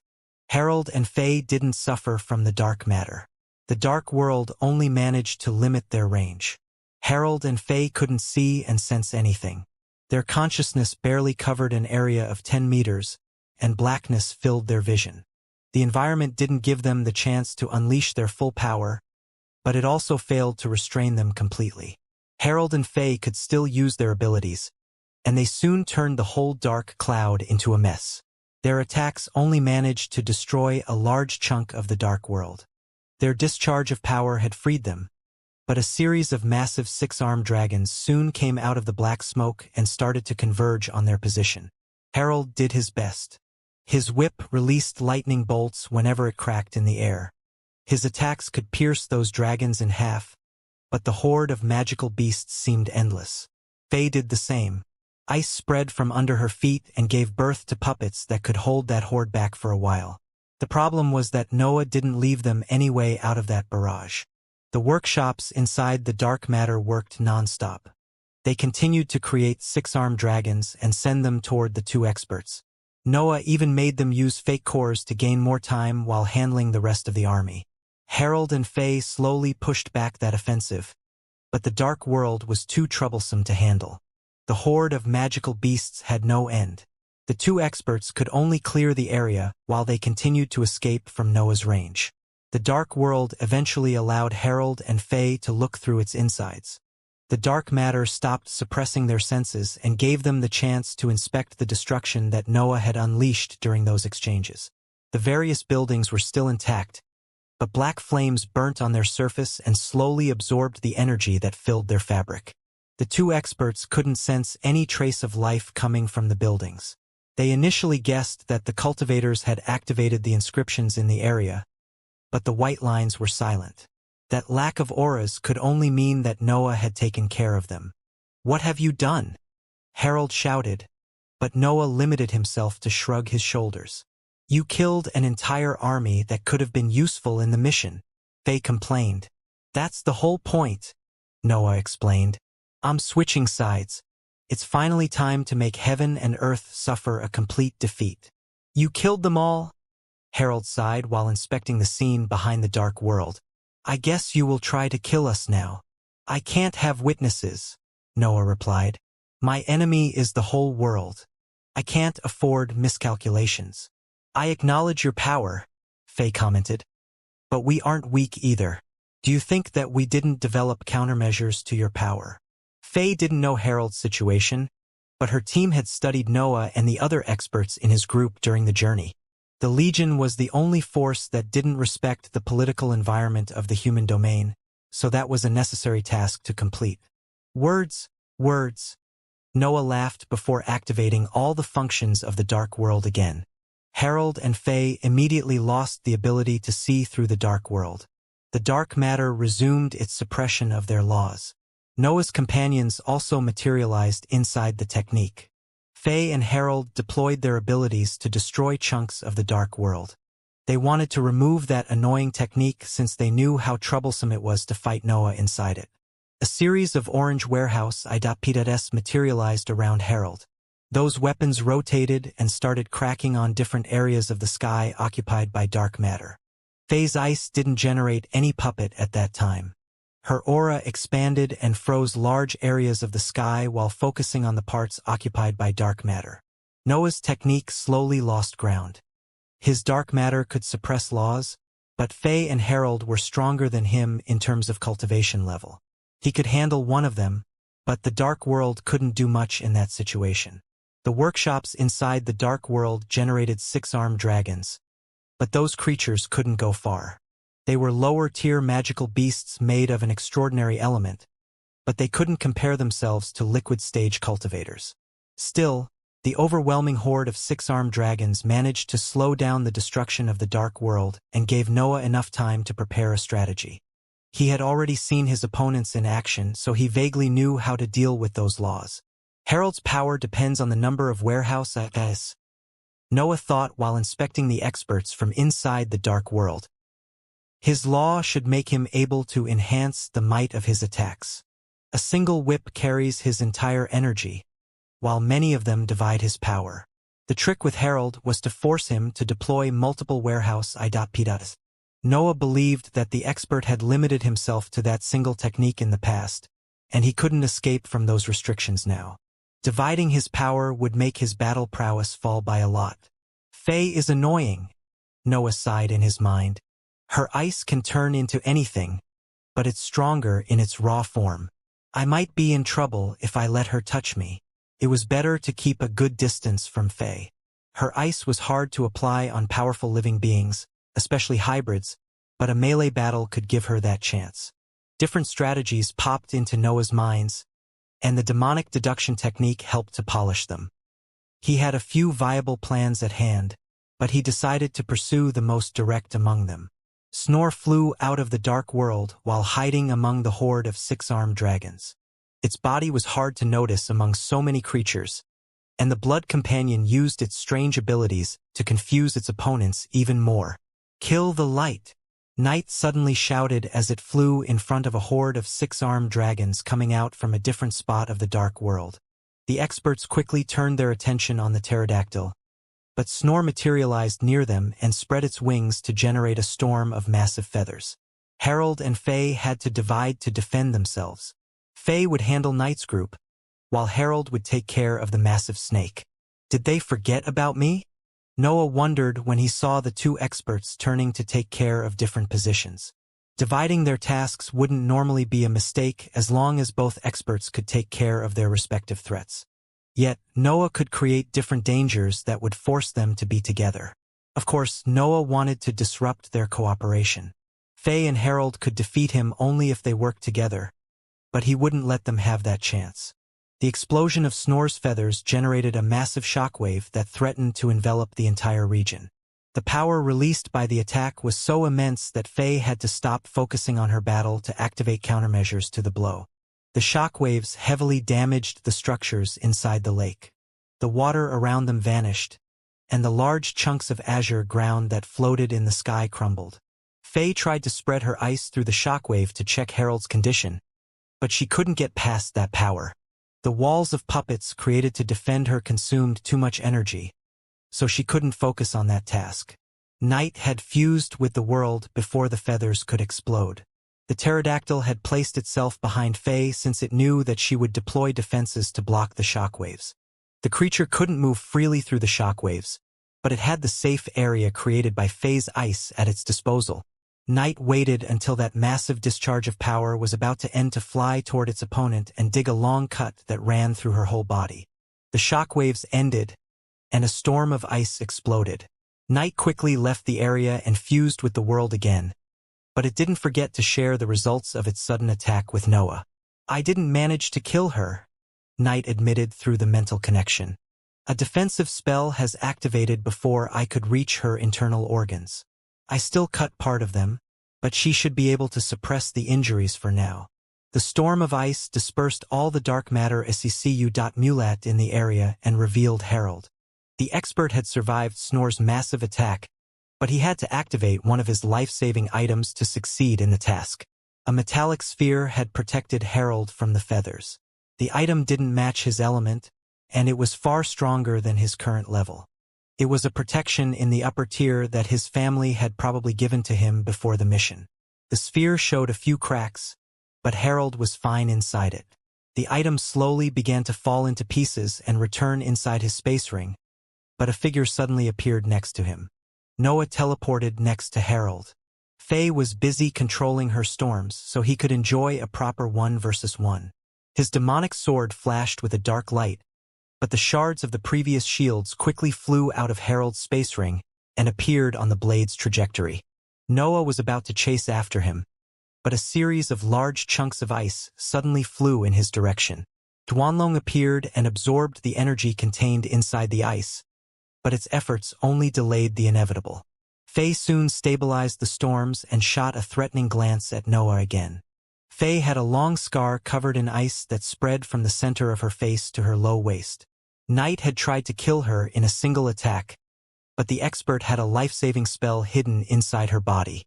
"How can you be a gaseous stage expert?" Faye asked as her suffocating aura spread through the sky. Her aura managed to suppress Noah's law, but tongues of dark matter soon flowed out of his body and fended off that influence. He also remained still since his physical strength made him immune to that weight. "Did you ever stop to think about it?" Noah laughed. "My battle prowess might be off compared to my cultivation level, but my friends wield similar power. Maybe they are the average, and you are all too weak for your actual status." "Your taunts won't make me lose focus," Faye replied. "You managed to surprise me once. It won't happen again." "I know." Noah sighed before storing the demonic sword and summoning the parasite. A layer of dark matter covered his body before a series of roots spread above his figure. Bloodle.u.s.t also flowed out of his mind and began to fight against Faye's aura. Faye's eyes sharpened when she saw a black handle coming out of Noah's CGST. The expert was aware of the power contained in that weapon, so she didn't hesitate to deploy her best spell. Her ice spread through the sky and began to affect the world. The air crumbled and gave its energy to her spell. A frozen landmass soon formed, and Faye seemed about to fuse with it. Ice spread over Faye's body and transformed her into a statue. Her aura intensified, and the landmass enhanced its effects. A long trail of ice suddenly appeared near the edges of the landmass. Night became visible for a fraction of a second before fusing with the world again. The pterodactyl had tried to launch an attack, but Faye had managed to sense it. "I don't know how she did that," Night transmitted through the mental connection. "I didn't mess up." "It's not your fault," Noah replied. "Her influence reaches depths that we have yet to study. We are strong, but she is technically better than us at the cultivation journey." "Can I help?" Night asked after a brief silent moment. "I don't think so," Noah admitted. "She can see your attacks, and you can't cut through her ice. I'll have to handle the spell physically. Make sure to turn her azure halo off." Night snorted. "I don't understand why everyone is so shining these days. I hope this situation will change in the 9th rank." Noah didn't dare to contradict the pterodactyl. Night had seen Great Builder and Radiant Eyes in action, so it knew that its hope was faint. Snore and Night retreated inside the separate space, and only Duanlong remained in the outside world. Its innate ability struggled against that thick ice, but the creature could still help. "This is my frozen world," Faye explained, but her voice came out from the entire landmass. "Everything will turn into ice once it enters my range. My law isn't ideal for offensive purposes, but it excels in defense." Faye wanted to say something else, but Noah suddenly raised the cursed sword. Dark matter and roots covered its structure, and the bloodle.ufst radiated by his figure intensified as violent thoughts filled his mind. The landmass expanded as Faye's influence spread, but Noah didn't fear that power. His physical strength didn't respect the limits of the middle tier. His instincts told him that he could survive in that environment. Noah shot forward and slashed at the landmass edges. Ice tried to form around him to stop his movements, but he destroyed it through sheer physical power. The cursed sword released its attack when its tip touched the ice. A massive singularity shot forward and devoured a large chunk of the frozen landmass, but it didn't manage to reach Faye's statue. Instead, a long cut appeared on Noah's CGST. The drawbacks were far easier to handle with the unstable substance and a hybrid body in the middle tier. Faye's influence tried to freeze him again, but Noah promptly moved. The ice that had begun to accumulate around him shattered as he stepped on the landmass and launched an upward slash that aimed to reach the statue. The landmass opened at the passage of the singularity, but Faye's influence tried to freeze the attack until the latter finished its energy. More cuts then opened on Noah's CHEST, but he completely ignored them. Noah moved to destroy the ice around him. The cursed sword flashed again, but it failed to reach the statue. The cold intensified toward the central parts of the landmass. Faye's influence was at its best there, and Noah's attacks struggled to reach those areas. Injuries continued to accumulate on his body as Noah sprinted forward. His body could give him the chance to get closer to the spell's core, and Noah wouldn't throw that chance away. Hindrances soon appeared on his path. Walls and puppets of various sizes grew from the landmass to slow down Noah's advance. Faye wanted to keep him among her influence until he transformed into a statue, but her methods only managed to buy her seconds. Noah soon was close enough to reach Faye's statue with his slashes. His cursed sword immediately flashed and released a straight singularity that flew toward his opponent. The landmass didn't have enough time to freeze the attack. Faye had to show one of the abilities of her spell. Her statue slid across the ice and almost teleported on the other side of the area. Noah's slash missed the target but continued to dig large cuts on the landmass. Faye didn't seem to care about that, but Noah wouldn't mind destroying the entire structure before reaching his opponent. Those exchanges continued for a while. Noah chased after Faye's statue while filling the landmass with deep cuts. His body was still managing to endure the drawbacks of the cursed sword, but his consciousness was slowly slipping into a dangerous mindset. "I can't solve this issue," Noah cursed in his mind. "No matter how strong I am, even a larger mind can't do much against these thoughts." Noah was waving the cursed sword like a madman. He had never used it so often in the same battle, but he needed it to obtain a clean victory. "This is pointless." Faye's laughing voice came out of the landmass. "I can always rebuild the destroyed parts. Who will give you spare energy?" The expert moved her attention downward, and a gasp escaped from the landmass. The white ground had a thick layer of dark gas that had moved in specific points. The gasp was the trigger. The corrosive aura's power surged and created a series of long swords that disrupted the natural stability of the landmass and made it fall apart. Faye's statue began to crumble during the fall. The shards that separated from her figure revealed her real body and confirmed that she had always been there. Faye's eyes widened when she saw a black figure appearing near her. Night was on its way out of her body. The creature had already completed its job. A large cut suddenly opened on Faye's low waist, but she couldn't do anything about it since a second dark figure appeared next to her. She tried to summon her power to create more defenses, but her consciousness went dark when she saw the cursed sword. Noah watched Faye falling toward the ground. A large chunk of her body had disappeared, and her two halves descended through the sky. The dark world quickly expanded to capture her corpse and the energy she had released after her death. Noah wouldn't let anything go. She was a liquid stage cultivator in the end. His consciousness spread as waves of energy flowed inside his body. Noah had another opponent, but his aura was faint. Harold had tried to hide after crashing on the ground. Noah's instincts were among the best senses in the entire world. His body could find traces where inscribed items failed. He only needed to sniff the air to catch Harold's scent and understand where he had gone. Noah dived through the sky and punched the tough ground that covered the base of the Immortal lands. An uneven tunnel soon appeared in his vision, and he didn't hesitate to activate his movement technique to explore it.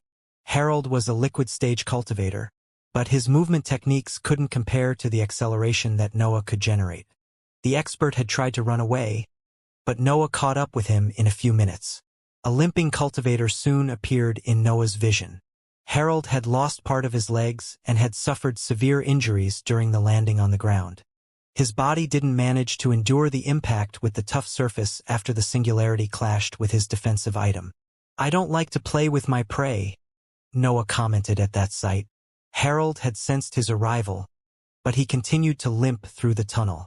The expert was desperate to remain alive, but Noah didn't like that game. "The others will definitely kill you," Harold announced after stopping. "You won't be able to justify my absence to our teams. They will all gang up on you after the end of this mission." "That's why I'm trying to obtain more power," Noah replied. "Organizations are troublesome entities. I can't let myself be weak in front of them." "You managed to suppress 2 liquid stage cultivators," Harold snorted while turning to face Noah. "What else do you want?" "Congratulations. You are the best gaseous stage existence in the entire higher plane. Here's my reward." Harold showed his middle finger to Noah, but the latter didn't mind that gesture. A dead man did not weigh on his mind. Noah had stored the cursed sword by then, but his bloodled stati continued to flow out of his mind. His dense mental waves covered Harold and made him experience the many violent thoughts that afflicted Noah.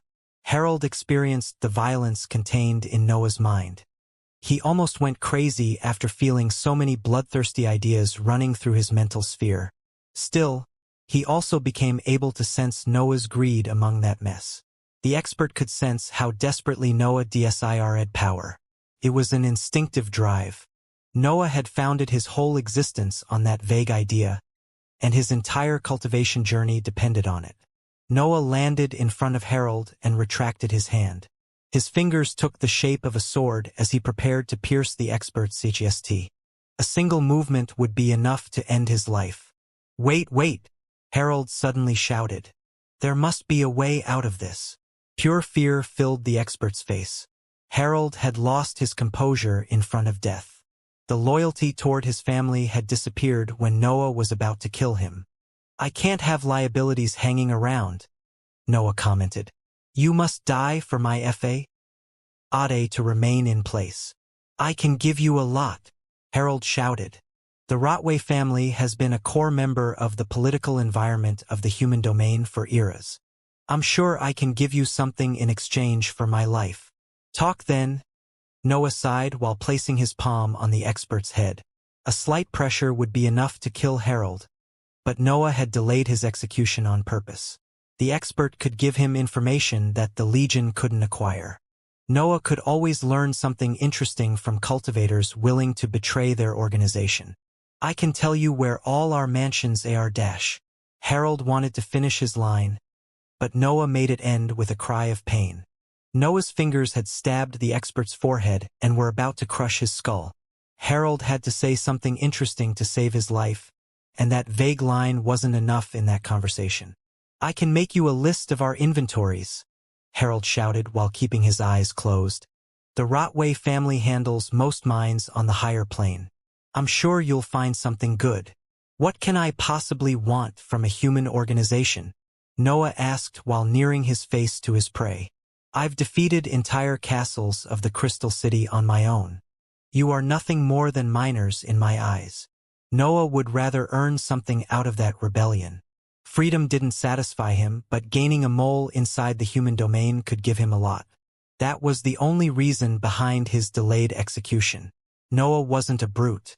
He knew that he needed to learn about his enemies before declaring war on an entire plane. "I know my ways into heaven and earth's will," Harold pleaded. "I can tell you what they have in mind. I'm sure you'll value this. I already have members of the secret organization inside my force," Noah replied while tightening his grasp. "I guess you are useless."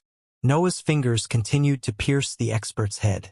Harold tried to expand his aura to fight his opponent, but dark matter covered his figure before he could launch any spell. Harold soon understood that he had to give up on everything to save his life. His last brim of hesitation quickly vanished, and secrets about his organizations came out of his mouth. "I know the location of every mine belonging to the Rotway family," Harold explained. "I also know how to contact the Crystal City since all the major organizations are aware of the other castles. I can even lead you to the place where the various organizations contact heaven and earth." A tremor ran through Noah, but he made sure that Harold didn't sense that. Those words actually carried interesting information that Noah wanted to obtain, but Harold had been smart enough not to go into details. "How can you know about all of this?" Noah asked. "I am related to one of the strongest cultivators inside the Rotway family," Harold explained. "I know many secrets, especially those that might concern you." Noah placed his forehead on Harold's face before fixing his reptilian eyes on his scared gaze. Noah needed to whisper a last threat before he could begin to trust the expert. "Lower your defenses," Noah said. "You will live, but your existence will belong to me. Welcome to my nameless organization, coward." "I'm not a coward," Harold snorted. "I bow in front of monsters while I acc you. Mulate power. I bet you did the same in your early days." Noah felt a tinge of respect surging inside him. Harold had spoken true words. The life of weaker experts often relied on large organizations. Still, Harold had decided to become a spy, and that could only benefit Noah. Noah had owned a spy before. Fergie had turned out to be the first member of his nameless force, but he had to go through centuries as a mole inside the secret organization before that. Noah's methods had improved since then. He had obtained the entirety of Great Builder's inheritance, and the level of his dark matter had also bordered the liquid stage in terms of power. Subduing Harold turned out to be easy. Noah filled his body with swords ready to destroy his centers of power and forced him to eat a fake core meant to keep the technique active for millennia. Harold couldn't refuse those terms. He had already forced Noah to spare his life in exchange for information. Noah complied with that request, but he had done that on his conditions. "What's the plan now, Master?" Harold asked in a mocking tone after Noah completed the procedures. "You will tell me everything you know," Noah explained. "I'll think about the rest after gaining a complete understanding of what's waiting for me on the other side of the immortal lands." Harold didn't hold anything back. He told Noah about the periodic meetings among the various leaders of many human organizations, and he even disclosed the location of the minds in control of his family. Then, he told Noah where the various experts belonging to Heaven and Earth system went to talk with their masters. It seemed that the Rotway family had deep roots inside the human political environment, so he was aware of secrets that other experts ignored. The conversation left Noah pleasantly surprised. He now had new targets on the other side of the immortal lands. The various mines could provide him with a lot of wealth, and the location featuring Heaven and Earth's will could become one of his first destinations. "I never went there," Harold explained, "but I know where it is. I've accompanied the leaders of my family multiple times. It is an initiation for those who reach the 8th rank in my organization." "What a stupid tradition," Noah commented before going silent. Harold's revelations gave Noah plans that he could deploy only after returning to the other side of the immortal lands. His problems lay elsewhere for now. He didn't know if the dimensional tunnel was still open, but he guessed that the mission had to end before he could go back to his domain. "What should I do now?" Noah wondered while Harold studied him. The other experts from his organization were still trying to complete Heaven and Earth's mission. Convincing them to abandon the task wasn't a problem, but they would have to deal with the other cultivators in that case. Noah didn't mind an open battle against those experts, but he feared what Heaven and Earth could do about the matter. At the very least, he expected them to close the dimensional tunnel as soon as their betrayal became clear. The environment of the dimensional tunnel was dangerous already, Noah thought. "I don't even want to consider how it would be to dig through the whole plane on our own. We aren't strong enough to survive the journey." That conclusion was quite obvious, but Noah still felt disappointed about it. His lack of power affected his freedom, and that led to another obvious conclusion. "I have many projects at hand," Noah thought. "Completing them will take years, and the other side of the immortal lands can only slow down my improvements. This is the perfect place where to improve." Noah didn't know if he could return to the dimensional tunnel, but the other side of the immortal lands held the chaotic laws. Living there would quicken one of his projects. It was even possible that only an environment filled with devils could help him in the matter. "Should I just stay here and cultivate?" Noah eventually asked himself. "This isn't bad. I have many resources at hand and an endless source of chaotic laws. This is the only place where I can think about evolving my existence." Leaving would do Noah no good. He would simply return to his safe domain and live happily ever after. That wouldn't do for him. He needed constant growth to soothe the drives that filled his mind. "Guard my training area," Noah ordered while turning toward one of the rocky walls. "What training area?" Harold asked, but Noah promptly punched the law and dug a deep hole inside it. His dark matter then filled the entire hole. Snore and the other companions came out of the higher energy and expanded the cave until it became a large underground structure. Harold could only shut up at that sight.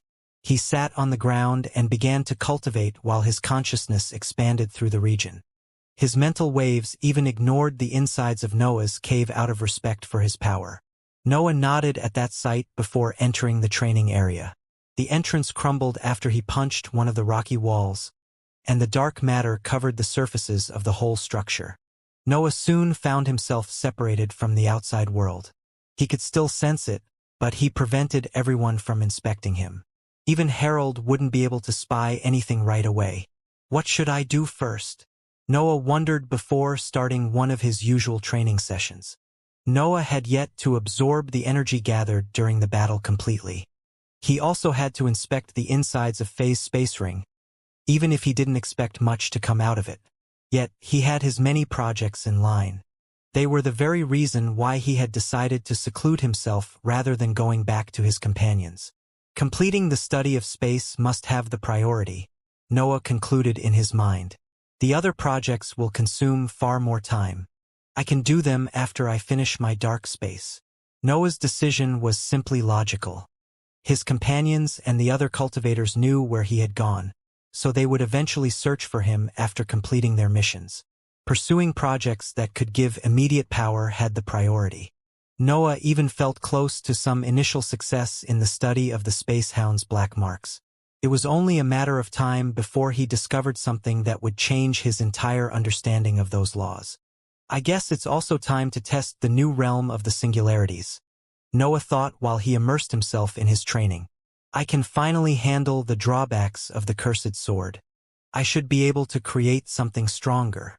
His meeting with Sword Saint had enhanced his DSIRE to surpass the expert's arts. His offensive was becoming predictable since he continued to rely on the same slashes. Noah had to develop something stronger to keep his battle style fresh and his greed satisfied. It's time to hide for a few centuries then, Noah sighed in his mind. I didn't expect this moment to arrive so soon.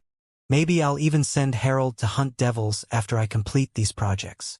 A faint laugh escaped from his mouth while Noah closed his eyes to focus on his training.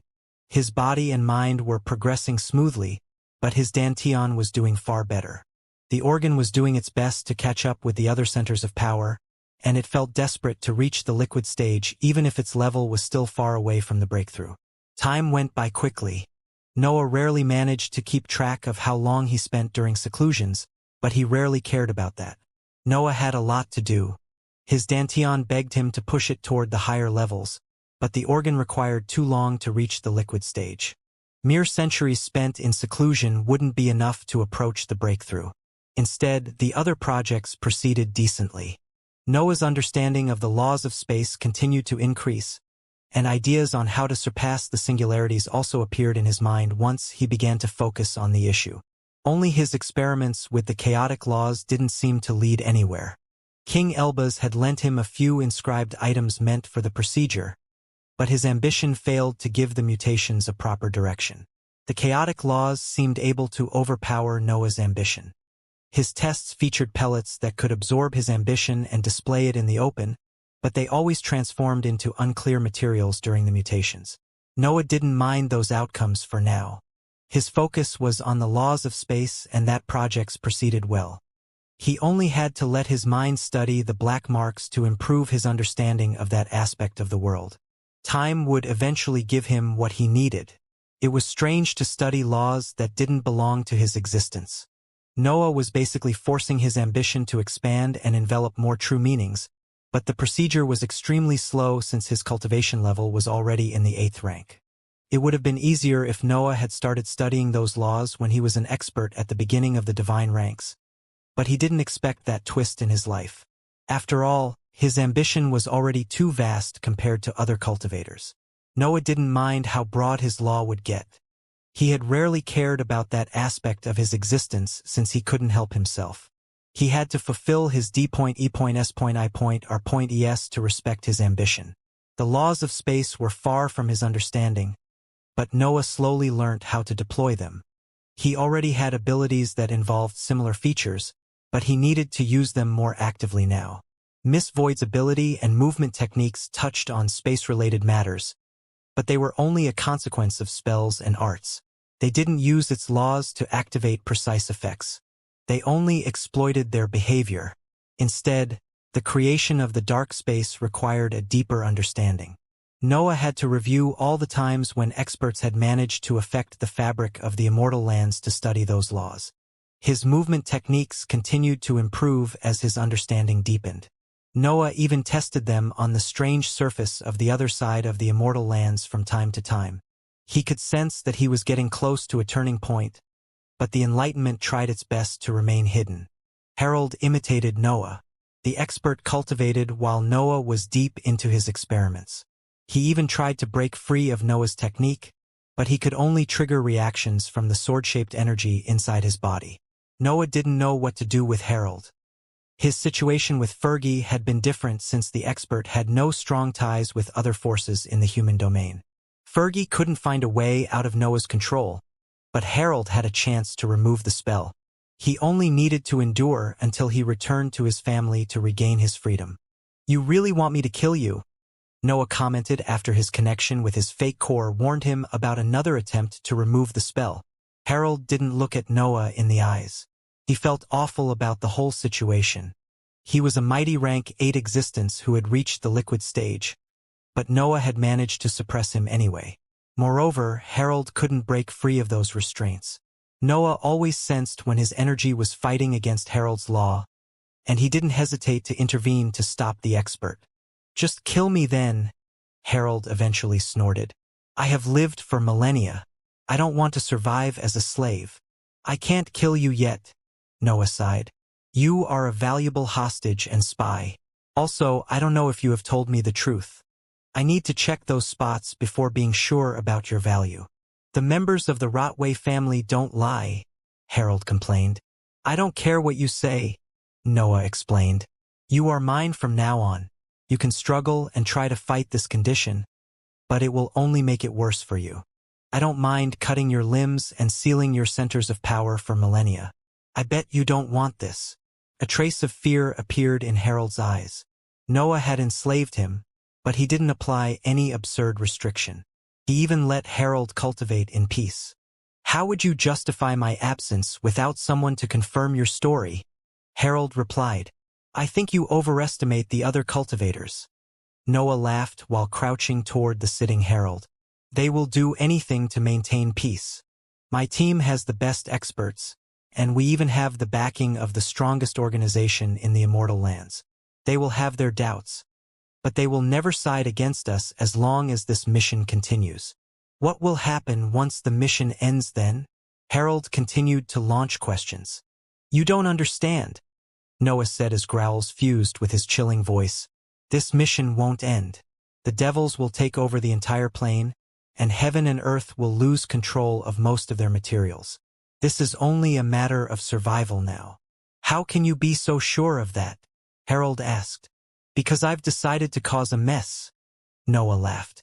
"Chaos usually spreads once I make my mind about it. I only have to find the right calamity to unleash here."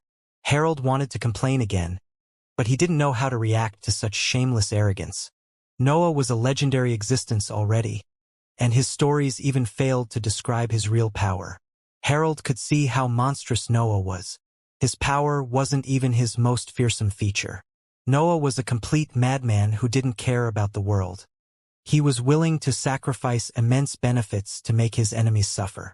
"How do you plan to defeat the 3 upper-tier leaders?" Harold asked. "Don't tell me that you have been hiding your power." "I always hide something," Noah continued to laugh. "Don't worry about them. Focus on accepting your condition. I still need you, but I won't hesitate to keep you inside my storage item for millennia if you keep trying to break free." "I only need to succeed once," Harold said as a cold smile appeared on his face. "You also have only one life." Noah laughed before returning to his training area. Noah didn't mind those vague threats. It was normal for Harold to show more pride than Fergie, but he believed he could suppress the expert in time. Still, his priority remained his power. No one would dare to oppose him as long as he became the strongest existence in the entire plane. His studies of the laws of space eventually led to a proper outcome. Noah was inspecting the black marks carried by the space hound's fur when a lump of dark matter came out of his figure. Noah wasn't controlling that energy. The black hole had sent dark matter out of his body on its own. The dark matter condensed. It became a rotating sphere that resembled the black hole, but its fabric soon fused with the world. Finally, Noah sighed in his mind once the passage to the void disappeared. "My black hole has grasped the laws of space. I only need to turn them into thoughts now." The black hole had a deeper connection with space. Noah's existence spread into many fields, but his fourth center of power could find a link to that new aspect. Understanding slowly flowed inside Noah's mind. The black hole didn't hide anything from him, but his consciousness had to translate those faint instincts into proper thoughts. This is so complex, Noah sighed while reviewing the immense mass of information that reached his mind. Space was a complex field. It was the foundation of the very world, but it could also be as simple as the void. It didn't have a proper form, but it existed everywhere. Noah felt able to see the threads that kept the immortal lands together as his understanding increased. The world wasn't just sky and ground anymore. It had layers of various densities that divided different dimensions. That area of the immortal lands only had two big dimensions. A firm layer divided the actual world with the void. It seemed that those environments existed in the same place, but they were also far away. Noah raised his arm, and dark matter covered the tip of his fingers. He waved his hand multiple times, and he soon touched a lump of solid air. The air wasn't actually solid, but his fingers could touch the layer that divided the dimensions. That was the same effect generated by Miss Void spell, but Noah could activate it on his own now. I might not need the special darkness anymore, Noah thought while arching his fingers and forcing them to pierce that firm layer. Cracks spread around his fingers. Noah was stabbing his hand into the void, but he stopped before entering that realm. His aura then spread into the layer to create a third dimension. Noah was building his version of the shadow domain without requiring the special darkness discovered by Miss Void. It's harder than I thought, Noah noted in his mind. My darkness doesn't suit this procedure, but I have far more of it. This higher consumption is worth it. Noah's existence was still in the process of absorbing those new laws, so his darkness had yet to become ideal for dealing with space. It would eventually match the qualities of the special darkness, but he already saw benefits in using his own energy. The shadow domain had always featured annoying limits due to the scarcity of the special darkness. Noah had improved the production of that energy after clearing Great Builder's Pyramid, but he still couldn't rely on that ability too often. The issue became even greater when it came to entering the shadow domain. It took a lot of special darkness to transfer his body into that dimension, and he could barely keep up with that consumption. Ideas on how to improve his movement techniques surged in his mind. Noah's new understanding made him label his sprint obsolete since a simple acceleration didn't reflect what he had learnt about space. Only his teleport touched that understanding, but its power still belonged to a weaker realm. Noah had just obtained a complete view of the laws of space, but he could already imagine a fusion between that movement technique and the shadow domain. To think that this understanding could even improve my second project. Noah laughed in his mind as the memories obtained from Sword Saint reappeared in his mind. The singularities didn't exactly deal with space, but they appeared after a clash between dense powers. His destruction and creation generated forms of energy that could destroy everything, even the fabric of the world, if an area was too frail. The singularities had the same structure as the black hole, but they contained far less energy. That feature allowed Noah to change their shape and turn them into slashes or piercing attacks. Yet, they had to transform to evolve, and that required more power. Noah had only been able to rely on sword arts and spells to contain and discharge that power since his understandings didn't cover space. Still, he could now rely on those laws to improve his attacks in ways that he didn't consider before. I need to accu.mulate energy until it transforms into a singularity, Noah thought while reviewing Sword Saint's memories. The energy then has to condense until it reaches a critical state. Discharging it on a precise path is the hard part, but I might be able to do it with my new understanding. Noah's fingers itched to test his new power, but he forced himself to remain inside his training area. He wanted his existence to adapt to the recent enlightenment, and only cultivation sessions could lead to that change. Using the chaotic laws of the devils makes even more sense now, Noah exclaimed while his centers of power expanded. My existence usually needs breakthroughs to adapt to eventual changes, but that energy can instantly empower it. I can actually evolve now. Noah didn't know if his existence could evolve anymore. Even King Elbaz had mentioned that issue when the duo had their conversation. However, his new understanding had broadened his ambition and opened the path for a possible evolution. The others have yet to contact me, Noah thought as he began to plan his next move. They probably are busy with their missions, which means that I can continue to focus on my power. The 3 upper-tier cultivators had given to the group multiple possible destinations. Noah could even continue to search for other floating lakes if he DSIR'd. The other teams would probably return as soon as they managed to rescue some natives since they wanted to obtain rewards from the main lake. But Noah didn't care about that. Actually, he would rather avoid the 3 upper-tier cultivators until he became able to defeat them. I should reach the liquid stage before meeting the 3 leaders again, Noah planned. I also need time to submit Herald and become used to my new power. Returning right now is off the table. Noah immediately stood up once he made up his mind. His consciousness expanded to reach Herald's mind and send orders that he couldn't ignore. We are going to search for the other natives, Noah shouted through his mind. Meet me on the surface. It's time to move. Are you going to slaughter anyone who follows heaven and earth again? Herald asked in a teasing tone. Of course. Noah laughed while piercing the ceiling and landing on the uneven surface. The war has already begun, and my anonymity is my only advantage. I must tilt the scales of the battle in my favor before the fight begins. And you want me to help you, I bet, Herald sighed while landing in front of Noah. I'd rather leave you behind, Noah said with his voice. I need to try some stuff, but I won't stop you if you want to fight. His words left Herald speechless. Forcing the experts to fight would put him on Noah's side in the eyes of the other experts. It was the perfect ploy to rope him in Noah's plan, but the latter didn't seem to care about that. Herald had yet to make up his mind about Noah, but the recent interactions had slowly begun to affect his ideas. A tinge of envy toward Noah's underlings even appeared inside him. Herald had started to consider how it would be to have Noah as a leader, and he cursed in his mind when he couldn't find many flaws. It was a strange feeling, but the expert preferred to suppress it for now.